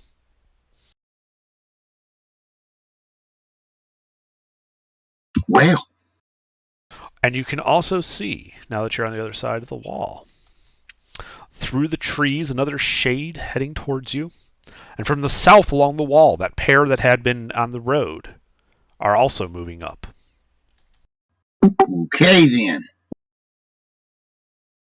To be clear, the one in the trees is 1, 2, 3, 4, 5, 6, 7, 8, 9, 10, 11, 12. The one in the trees is 450 feet away. The people to the south are 600. Unless they use some shadow step, they'll be a minute getting here. So anything else on your turn? No, I just whacked him once. Wow. All right, Arcturus. Oh, yeah. Bonus action. Yeah, I'm going to bonus action teleport. Back on the other side of the wall. Using Misty Step? Yes. All right, you cast Misty Step. And poof onto the other side of the wall. I'm done. All right, Arcturus. All right, I'd like to poke my head around. You mean above? Going on. Above, yes. All right, yeah, you look up. You see Regulus. I mean, like, scamper up to where Beta was. Okay. Yeah, so you clamber over the wall. That shade is right there. Through the trees, at this different angle, you can see another shade in the trees, and 2 more to the south. I'd like to point to the ones in the trees and exclaim, "In the trees." How close is the one by the wall? He's in melee with you. Oh. You said you hopped over to where Beta was. She was in melee with you. True. No, I come for that's one of those wizard. That's one of those wizard. Aw, when they realize they just stepped into melee. No, I did. Right, Beta. Right, you teleport out of melee. Arcturus then hopped over the wall to your old position. Oh. And then went, oh, because I just realized there was a dude there. Yeah. Let's see. I guess I'm gonna shock and grasp him. Okay. Well, roll to hit. You ruined it! You've ruined it! Miss. Mm-hmm. Can you Misty Step as a bonus action? I'm not wasting that spell slot. And I'm just gonna go. What do you mean you're going to go? I'm just gonna step away. All right. He already used his reaction, so there's nothing he can do. All right. So you just clamber back over the wall? Yep. Right, you hop back over the wall. And then I'm gonna tell my good brother to go kick his shit at. Okay. Alrighty, let's see here. Oh, cool, my spell attack modifier. That's nice.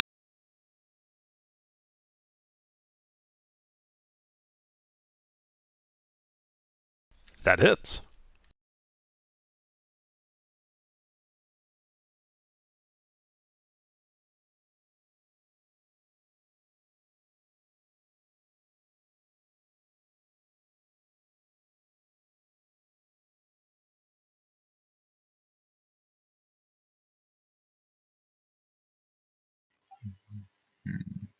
Okay. That was what, Deathly Touch? Or yeah. Okay, so that would be since it hit a D8 plus 3 plus the spell's level.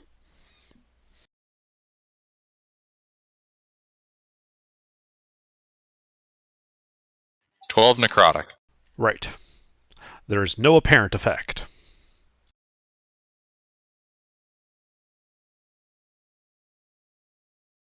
I'm gonna sigh. God damn it, Regulus. Go back and take a nap. I'm gonna end concentration. Okay. He disappears.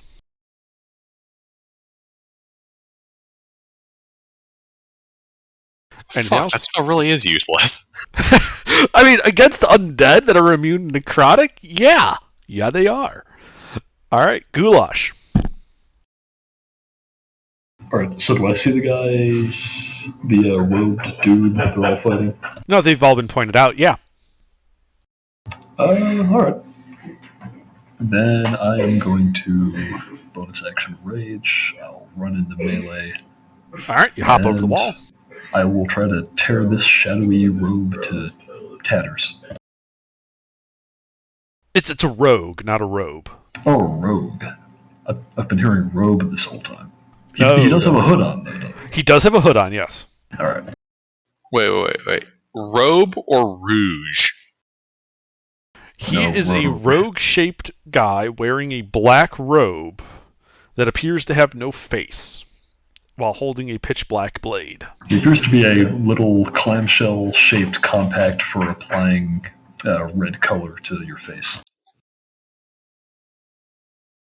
No, those are burrowing through the ground and are going to attack you next round. Oh, no. I don't even know what I'm looking at. I'm just kidding. Alright, let's see if this guy is immune to prone. I would like to try and shove him to the ground. Okay. I'll be back. I have to use the restroom.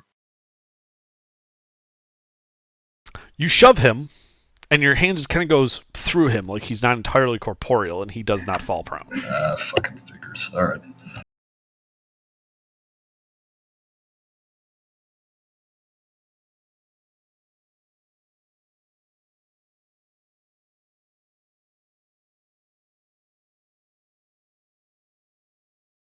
Actually, you know what? Let's make this reckless anyway. Okay, well that would give you an advantage. Yeah.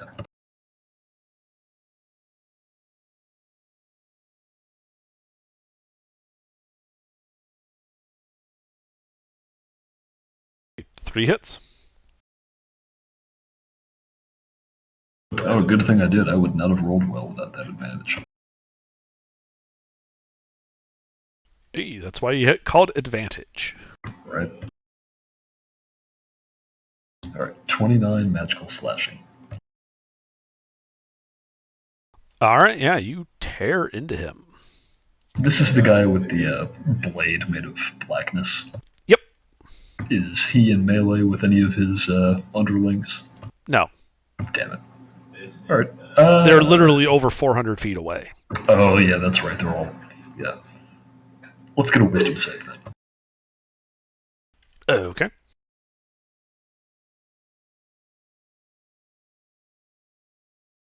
He does not pass.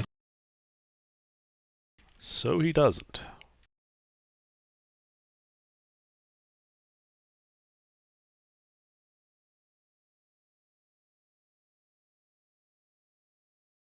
Five psychic damage, goddamn. That bloodies him. Okay. You notice that while there's like these like black drips that look like blood coming from him and hitting the ground, they don't like stain the ground or anything. Like they're not at real drips. It's like he's making a mockery of being bloodied. Huh. Okay. Anything else? No, that's it. Ourselves? I'm gonna hop on up and bonk him. Alright, you hop over the wall and bonk him. Roll to hit. Hit. Ooh. I'm going to...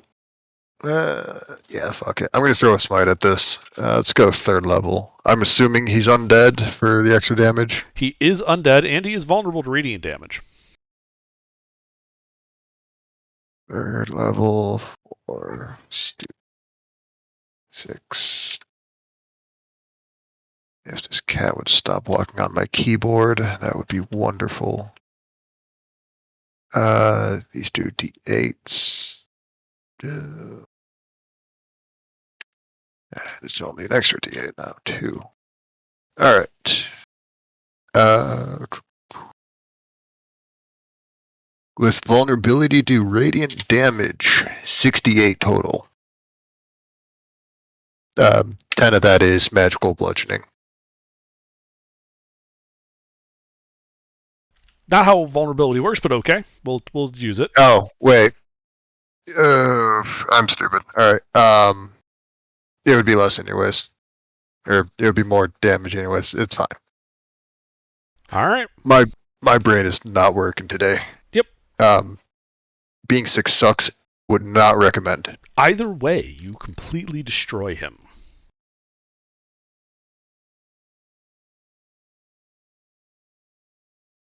Alright. There goes my bonus action plan, so I'm just going to give it to Goulash then. And that's going to be my turn. What did I get? Bardic Inspiration. D, 8? 8. Cool. Depending on what you use it for, there is a bonus effect. What should I use it for to get that? It gives you a bonus effect for everything you use it for. It's just each thing has a different effect. Interesting. Okay. Anything else? That's my turn.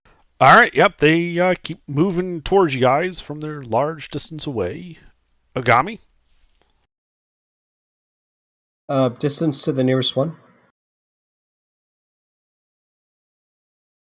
370 feet. Yikes. I think I'm just going to wait for that one to get a bit closer. I don't want to run over there. Okay. Let's see. Do I have anything? Nope. That's it. Okay, Beta? I'm gonna hold my action till they get closer, I suppose, because I can't do anything yet. Alright, what action are you holding? You have to declare what you would do if they get in certain spots. Okay, well then, what if I get it within 120 feet? I'm casting a spell. So. Okay, if you're holding a spell, then you need to know that if they don't come within range in this round, you still lose the spell slot. Okay, then I'll just wait. I'm not gonna hold a spell. Okay. So you're just waiting. Yeah, I'm just waiting. All right, Arturus.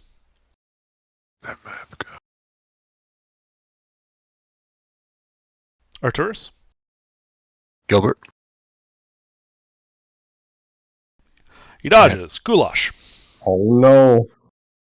So we beat up the rogue guy, and now there's just a bunch of other guys off in the trees. You destroyed the one that was right on the other side of the wall. 370 feet in the trees to the east is one of them heading towards you guys. To the south, they're about 430 feet, are 2 more. Okay.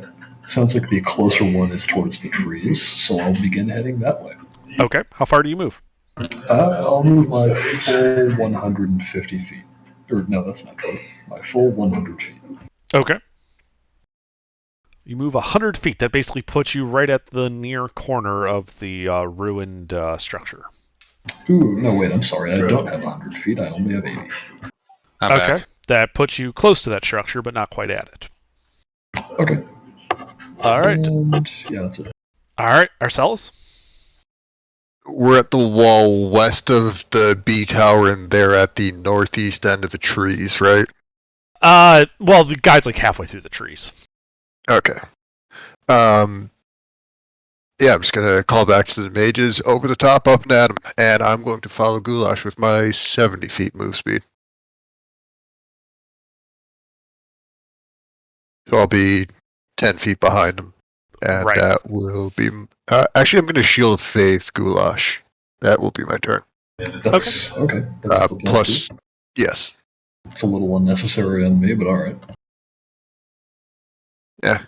You All right. are the main frontliner. It'll be fine. Sure. Well, this guy coming through the trees moves 80 feet closer. So from you, Goulash, I would still put him about 200 feet from you. Okay. And Agami. It's like an NFL kickoff. We're just going to charge into each other headlong and get lots of head injuries. Yes. All right. They're not within like 240 feet or something, right? They are the closest one is 290 feet from you.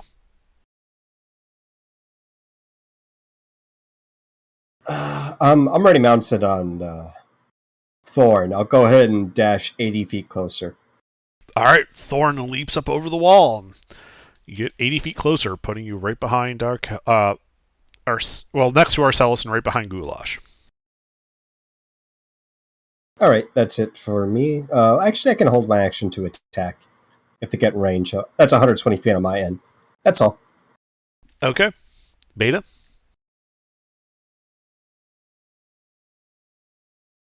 Range? 290. I'm going to wait. Okay. Arcturus? Range? 290. How far is my front line? Goulash is... What did you say, Goulash? 80 feet was your movement? Yep, 80 feet. All right, she's gone back for a couple times. Yeah. Goulash is 80 feet in front of you, between you and the guy 290 feet away. I dash 60 feet. Okay. That puts you right behind Ogami and Arcellus. Alright. All right. Goulash. All right. I keep moving towards that other guy. All right, another 80 feet. How far away is he now? That would put him 120 feet from you. Okay. Yeah, that's it. Arcellus? I don't have much for ranged options at this distance, so I'm going to keep running. Okay, so you keep running behind Goulash. Yep. Can I get to 100? Actually, how far was I?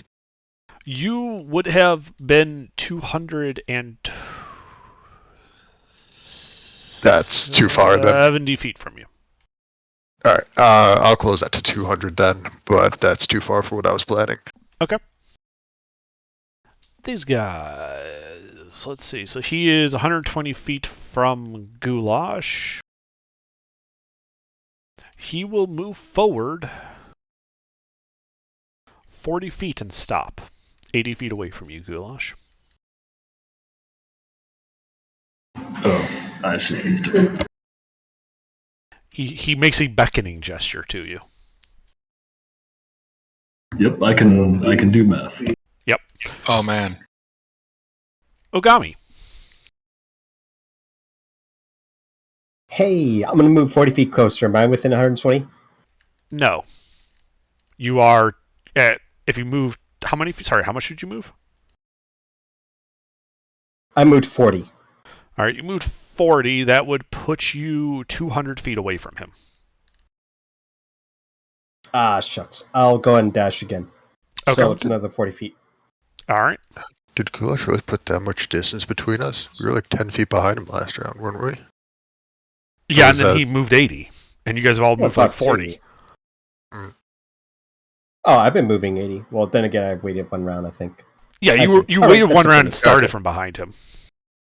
Okay, Right. yeah, I was just getting the initiative order mixed up then. Yeah, don't worry about it. Beta.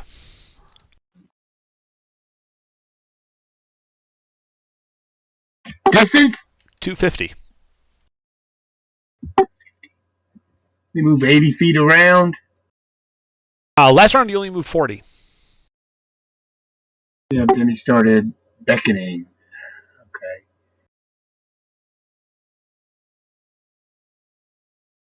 I think I'm going to move forward 40. I'm going to move forward 30 feet. Okay, that puts you at 220. Yeah, and I'm done. Alrighty. Arcturus. Range?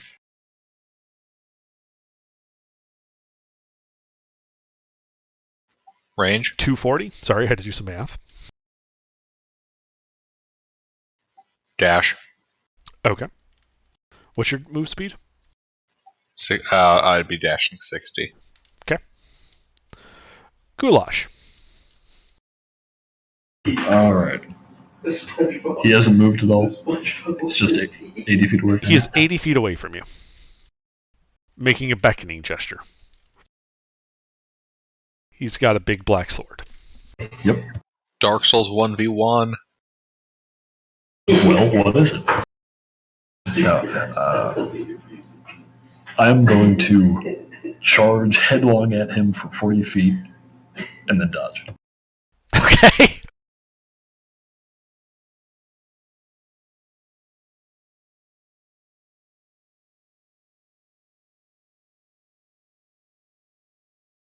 All right, ourselves. Moving forward, can I get to 120 from him? You would end at 120 if you were dashing. I will do that then. Okay. Anything else? Nope. All right, this guy.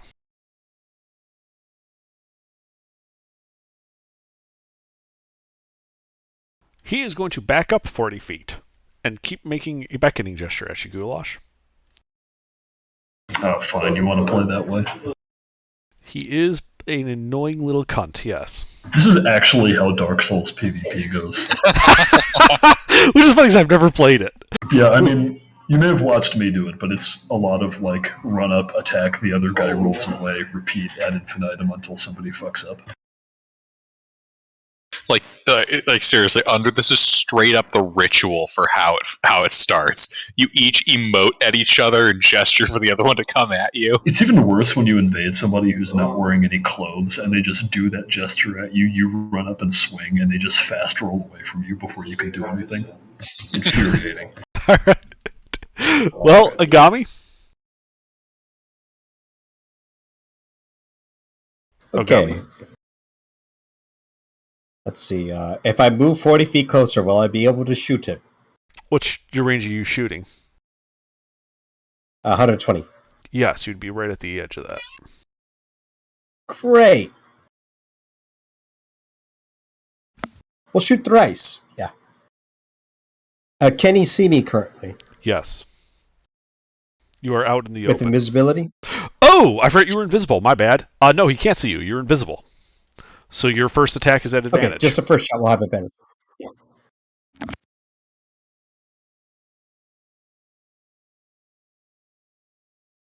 $21 hits.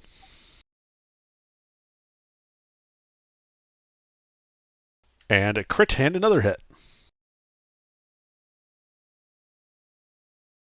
I'll add Arcane Jolt on the crit. That's another 46 force damage. Okay.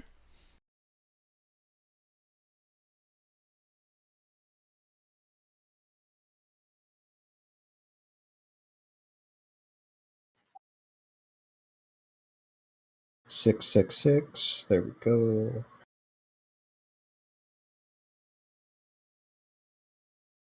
It's a total of 82 mixture of magical piercing and force. All right. Yeah, he is bloodied by that. Anything else? I'll order my Still Defender to dash, and I'm going to get 40 feet away from him after that. Oh, 20 feet. Excuse me. That's it. Okay. What's your passive perception, Agami? Is real high. Mine right? is 15. Mine is 15. The Still Defender's 18. Okay, and Arcturus, yours was 19, right? Correct. Okay. Alrighty, Beta.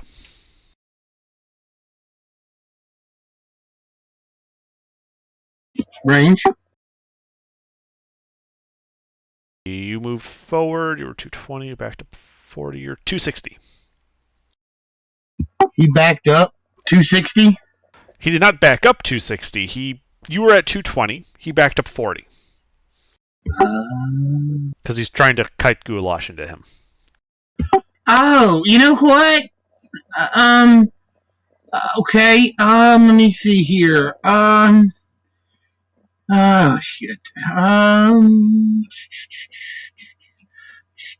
Eldritch Glance, maybe? No, I don't have that one. Damn.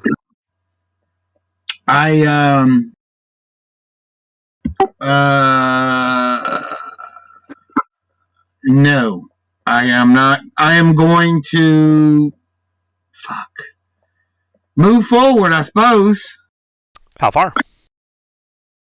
You know what? I'm going to cast Fly on myself.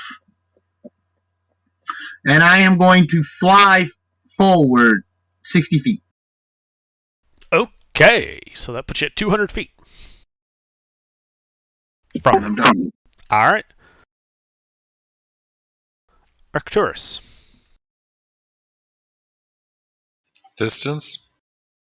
220, I believe, for you. Dash. Okay. So that puts you, I believe, at 160. Yay. All right. Goulash. He is 80 feet again from you. All right, fine. I run 80 feet into melee. Okay. Well, he had a prepared attack, obviously. Yeah, I figured. Leg gasp. Does a 16 hit you? No. Yeah. Okay. Anything else? I don't think I can. Yeah, no, I need to attack for that. So no. Okay. Arcellus. This thing's pretty fucked up by Ogami's attack. Yes. I'll just hit him with a firebolt, move up 35 feet. Okay. We'll roll to hit. We'll check my hit modifier. 15? That hits.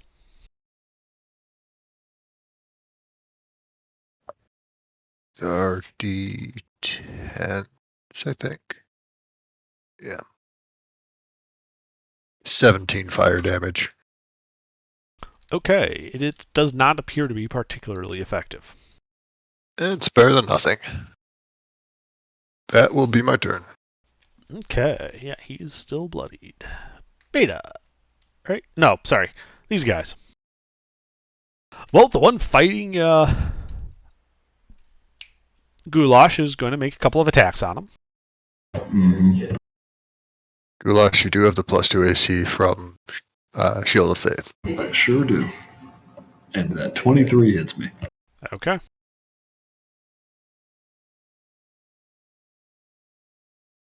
So there's a couple things. So first you take 5 slashing damage, 15 necrotic damage. And do you have anything that renders you immune to necrotic damage? No. Your strength score is reduced by 1. I don't like that. I can imagine a lot of people wouldn't. Yep.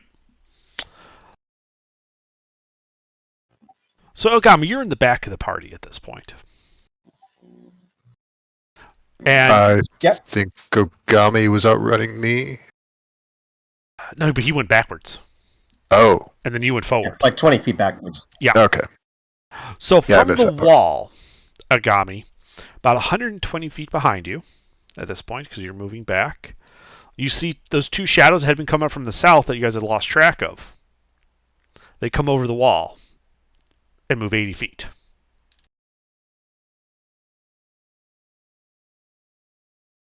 They are currently only 40 feet from you. Okay. And it's your turn. Right. Where's the party from me? 40 feet? They are spread out in a line from you to the enemy. It's currently like 160 feet, no, 180 feet away from you. And they're just spread out at various distances. You're in the back. There's no group. You guys have formed a line. Could I catch him within like a 30-foot radius of myself if I moved up to 80 feet? Yeah, they're 40 feet away from you. You could move 10 feet closer to them and then get them within 30 feet. You mean the enemy or the party? Sorry, let me clarify. Oh, the party. The party. The party. I want to cast Bless. Okay. You could get Beta. You could get everybody but Goulash in that. If you move forward like 40 feet. Mm. The problem is Goulash is so far ahead of everybody else. Like you wouldn't be able to get him even if you dashed full forward, I think. I gotcha. Okay, in that case, I'll just go 40 feet closer to the party. Does that get me 40 feet away from the enemies chasing us? Yes, that is directly away from them. Okay. Which would mean that ourselves, you are now in the back. All right. Those enemies are 60 one feet that I away shot from you. last round. Okay. That's the bloodied one over by Goulash. Roll to hit.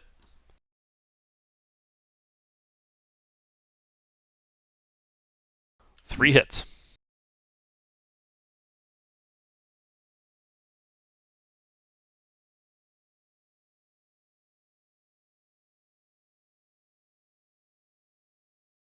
All right, that shadow is destroyed. Anything else? That's it for me. All right, Beta. The shadows in front of you have been destroyed. However, the other two came over the wall behind you and are 80 feet away. 80 feet? 80. I'm going to blast. Okay, left or right? Both. Okay. Roll to hit.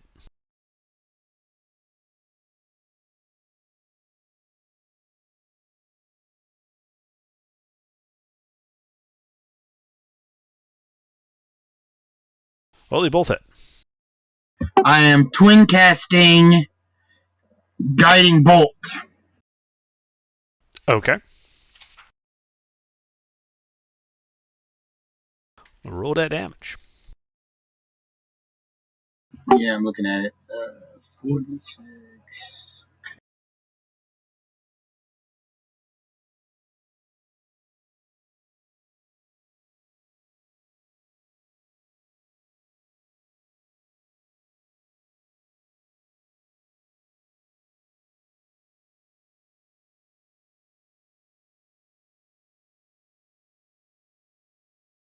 That's radiant damage. Yeah, that appears to be especially effective against them. And their next turn, they are at disadvantage. Or people have disadvantage, have advantage to hit. The next them. attack against them has advantage. Yeah, that's it. All right, anything else?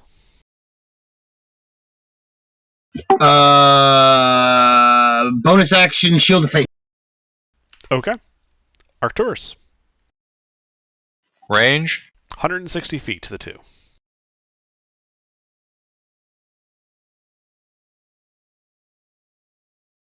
Son of a bitch. Yeah, they got greater mobility than most of you guys. Alright. I run forward 30 feet. Forward, so away from them or towards them? Wait, what? They came from behind, so are you turning around and going to them or running away from them? Whoa, what happened to the guy we were chasing? He got killed. God fucking damn these guys! I shot them down. Is that the guy I was fighting? Yes. So what do you do, Arcturus? How far are these new sons of bitches again? 160. Okay. I hold my position. Also, Okay. I ready in action to shoot a firebolt. Okay. Doesn't matter which one, whichever one looks the most fucked up. All right, that's at range 120. Yep. All right, Goulash. Well, the one that I was fighting died. Yep. Where's the next one? Back the way I came? all the way back the way you came, like 300 feet away. All right, guess we're doing suicides today, Coach. He's gonna turn around and run back to the other end of the football field.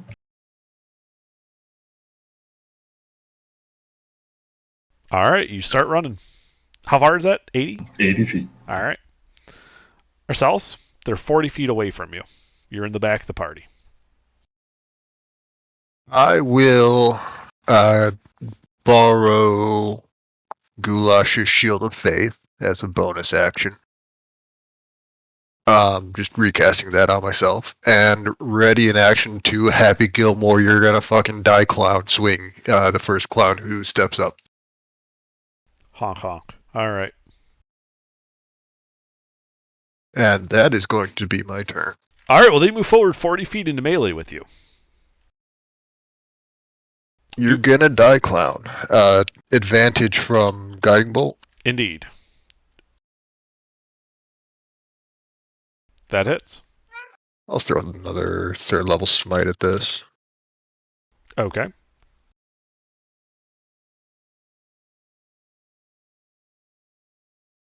They have vulnerability, right? Or is this a different stat block? No, they have vulnerability. Same stat block. There are 4 of these shades on the grounds. I did that right.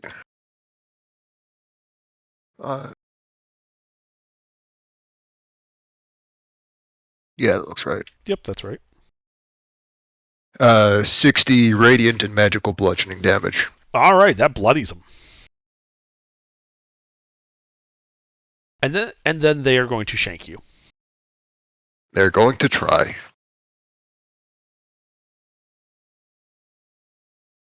Does a 22 hit you? With Shield of Faith, my armor class is 23. Nice. So they all miss. And it is now Ogami's turn. Okay. I'm going to circle strafe them and shoot them from the side. Okay. Are you shooting the glowing one or not glowing one? The one that's not glowing. Okay. The one that's not glowing but bloodied. Roll to hit.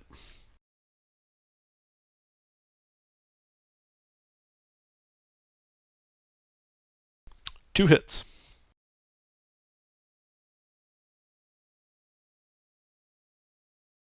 .38 magical piercing.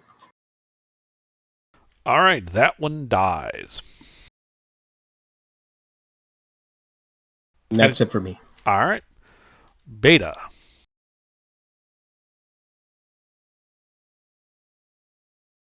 Range? 160. Okay, he's 160 feet. I'm going to move.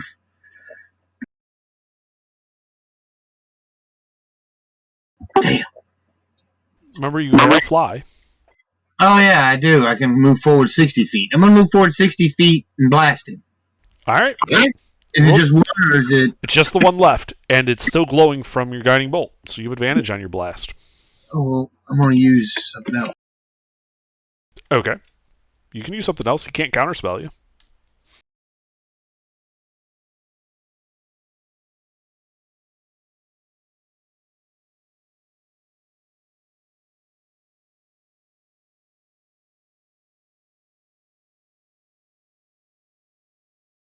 Eldritch Blast.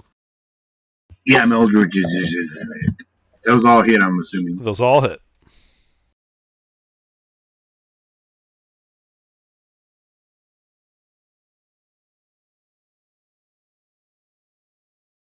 Add 5 more to and roll, but I didn't roll enough dice. Okay.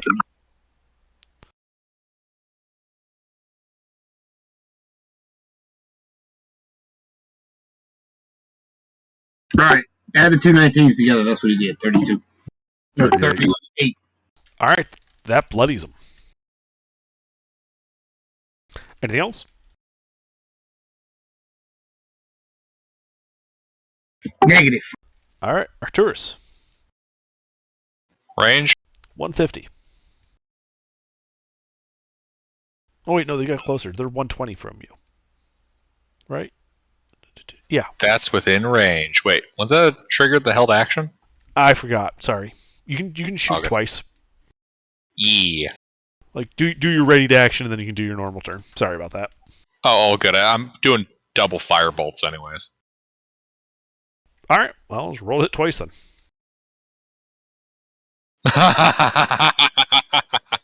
Roll damage separately for both of them.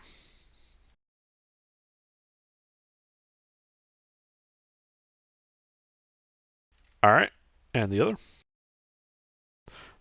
Alright, so Arcellus, you get shot in the back with a firebolt for 16 fire damage.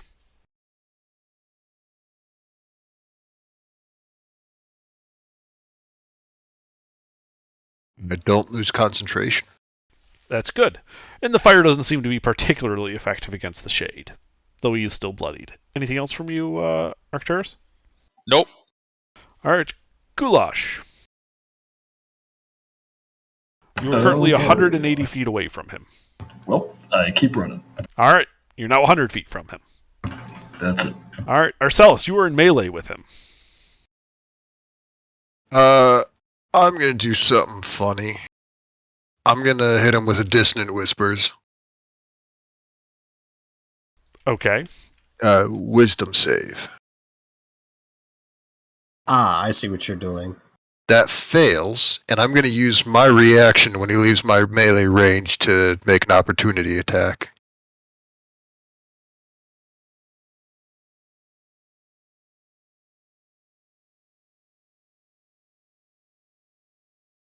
Let's throw a first level smite at this.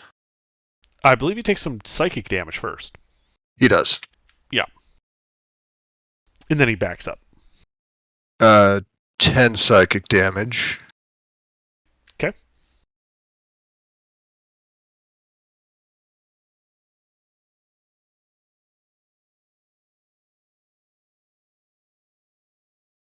Uh, 49 magical bludgeoning and radiant, and if he's still alive because of Sentinel, his move speed is 0.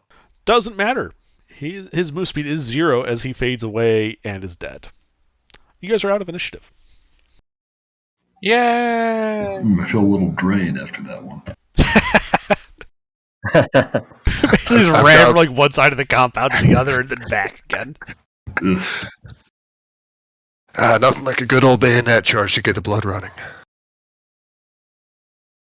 Alright, coach, I'm ready for practice. I'm done with my warm-up. Is that something a lesser restoration will cover?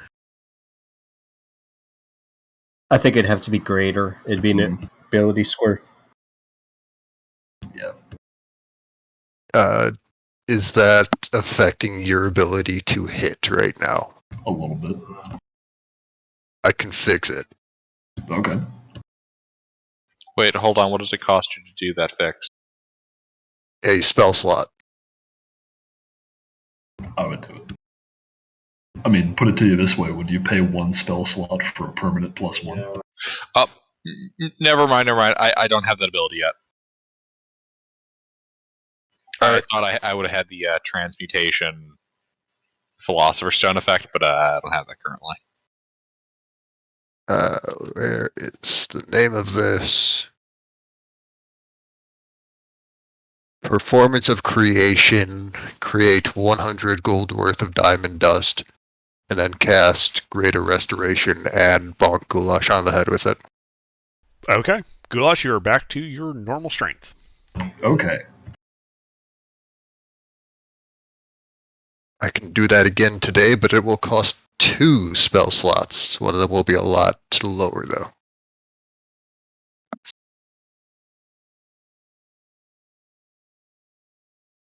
Alright, so yeah, you guys are standing amongst these trees, this orchard. Pale blue usk fruit is growing on them, though they appear to be small and somewhat misshapen.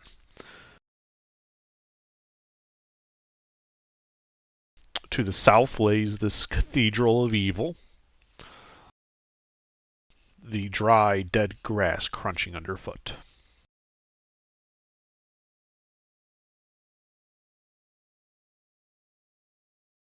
Are there any stones we can throw through their windows just to piss them off? There are little stones, yes. Any objections? Honestly, I kind of want to animate objects to do that, but that would be a waste of a spell. Great. I'm going to pick up a fist-sized rock if I can find one, cast the light cantrip on it, and then throw it through one of their windows. The biggest, most tacky-looking window. Yeah, like that big, that curved wall with the stained glass.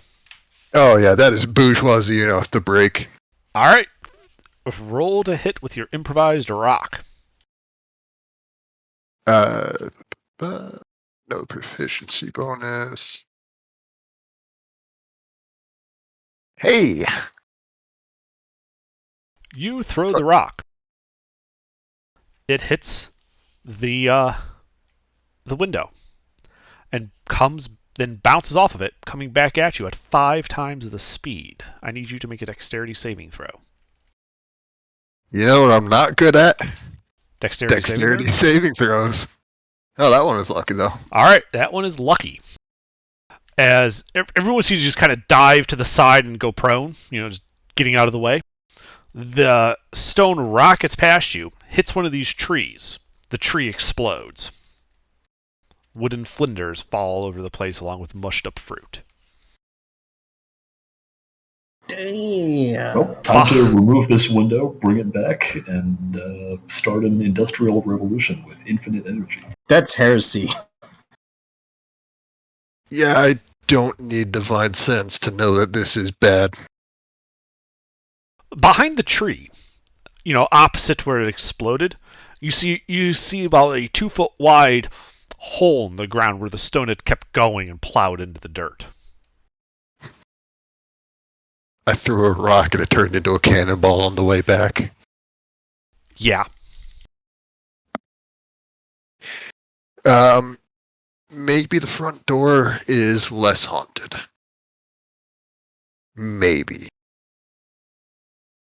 I'm gonna go check. Alright. I'm just gonna walk up to it, see if there's anything fucky going on. So you're walking all the way down to the south to the 3 front doors? It's not that far of a walk. I just did it It's like 300 feet. Yeah, I just did a 300 feet sprint. It'll take me a minute, but I'm walking. Alright, is the rest of the party going with you? It's up to them. Alright, yeah, so you guys walk, south, go to that, carved out dirt roads, kind of follow that down to the entrance. And here's you're looking at it ourselves. The bronze doors are 23 feet high, 20 feet across, and held fast by huge iron chains. Graven images upon these massive valves are runes. You notice that the writing is glowing and seems to burn with a silvery radiance, making your eyes water as you look at them. The vile stained glass windows of the place are intact, though most of them you notice are barred and are far too high and narrow for even the smallest person to reasonably use as an entry point. And as you're looking at these doors, I need you to make a wisdom saving throw at disadvantage. Have we done this before? I feel like we've done this before. No, I don't think we've done this before. Oh, we didn't do it at disadvantage before. Ooh. I don't think we did. Alright, yeah, you approach the door. Despite your eyes watering and a magical feeling, like an oppressive feel to it, you are able to approach. Are you doing anything up there? I've got a battering ram. I'm gonna use it. Okay. Make an athletics check. You have advantage from the battering ram.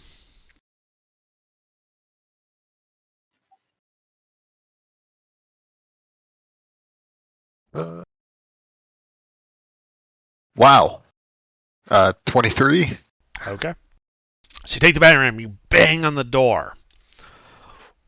Once, twice, thrice. On the third hit, the chains shatter.